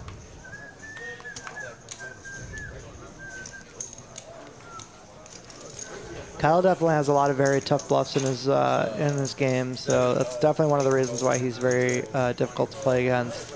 Yeah, I've noticed that. He's definitely willing to bluff in those types of situations. Yeah, and he'll barrel off too, so he's quite difficult to play against. We're gonna have a five-way flop here. Zefish raised it up with the Jack-8 suited and picked up 4 callers. What a flop. Man, we've had some action flops, I'll tell you what. Jensen flopping top pair with his ace-queen. Zefish has a pre-flop raiser flopping middle pair and the spade draw, and AJ flopping 5-5 flush draw as well. Brian's gonna call with his gut shot in position, and at the very least, we're gonna see Jensen call here. He could be considering a check raise here. What do you think about a check raise here? It's very interesting. He just calls. I think he's a little deep for a check raise. Yeah, that's what I was thinking too. And AJ gets away from his small flush draw again in a multi-way pot. This time he's very correct to do so. Yeah, I think with how deep they are, you can really get yourself into some trouble here, multi-way. And look at this. What a fold from AJ. He's probably going to hate it right now, but yeah. I'll be happy when he sees what Zefish had. AJ, what a fold. And that's the reason why you just have so much reverse implied odds here, multi-way. That hand plays better heads up. And what a check. What a check from Zefish there. Checks the Brian Green on the button. And Brian Green betting there. He's got a spade in his hand. He's got a good hand to bluff with. Wow, what a check from Zefish. Seems like he checked very quickly. What do you think about that check? These spots are so complicated. They're so interesting. I think the callers are going to have more flushes here. Good fold there from Jensen. Wow, very good fold, Jensen. And I wonder if he's going to come in for a check raise. I like a call here. I think he's got like a great bluff catcher. He can under-rep his hand. Brian is so aggressive that he could definitely catch Brian blasting here on this river. Definitely. And that's a really good river for him to bluff catch on. And Brian's going to rep the flush. Goes for a small bet. Very interesting. Yeah, nicely played hand there from Zefish. Yeah, I really like that check on the turn. I do too. It's going to favor your opponent's range. You want to have some flushes in your checking range there too. But looks like that's the last hand of the night for a $10,000 pot. Players are doing a $100 flip. Final chip counts here. Zefish, almost $30,000. Let's check out the win-loss. VPIPs. Yeah, AJ still leading the pack 40%. And we'll do pre-flop raise, and then we'll get to the win-loss. Kyle definitely being very aggressive here. Yeah, very aggressive tonight. Yeah, everyone pretty solid pre-flop raise percentage. And the most important stat. Look at this. Zefish crushing it tonight. Up 22,000. Probably closer to 23 with the 7-deuce game. Yeah. AJ up 45. Moneymaker 16. Sasson and Tony booking winners. Kyle down 5,000. Brian 54. Cashman 79. Had a really tough night. And Jensen, tough night as well. Did make a comeback towards the end. Finishing down 10,000. Other than AJ, Zefish pretty much has all of the profit on the table, and all of the losers' money has gone to him. Yeah. What a stream tonight. Yeah, thank you all so much for joining us. Remember to hit that like button. Last hand of the night will be a flip. 5, 10, 25, 50. Remember to join us here tomorrow, same time for 5, 5, 10, 25. Myself will be playing in that game as well. Come watch me get crushed. See how much harder it is to play without knowing the cards. Come watch Danny crush it tomorrow. Yeah, that or that. 5, 10, 25. No limit hold'em. Or 5, 5, 10, 25. No limit hold'em. Who's going to win the last flip? Brian Green has the nuts. He's going to take it down. All right, everybody. It's been a lot of fun. Thank you guys for being with us. Have a good night, and we'll see you.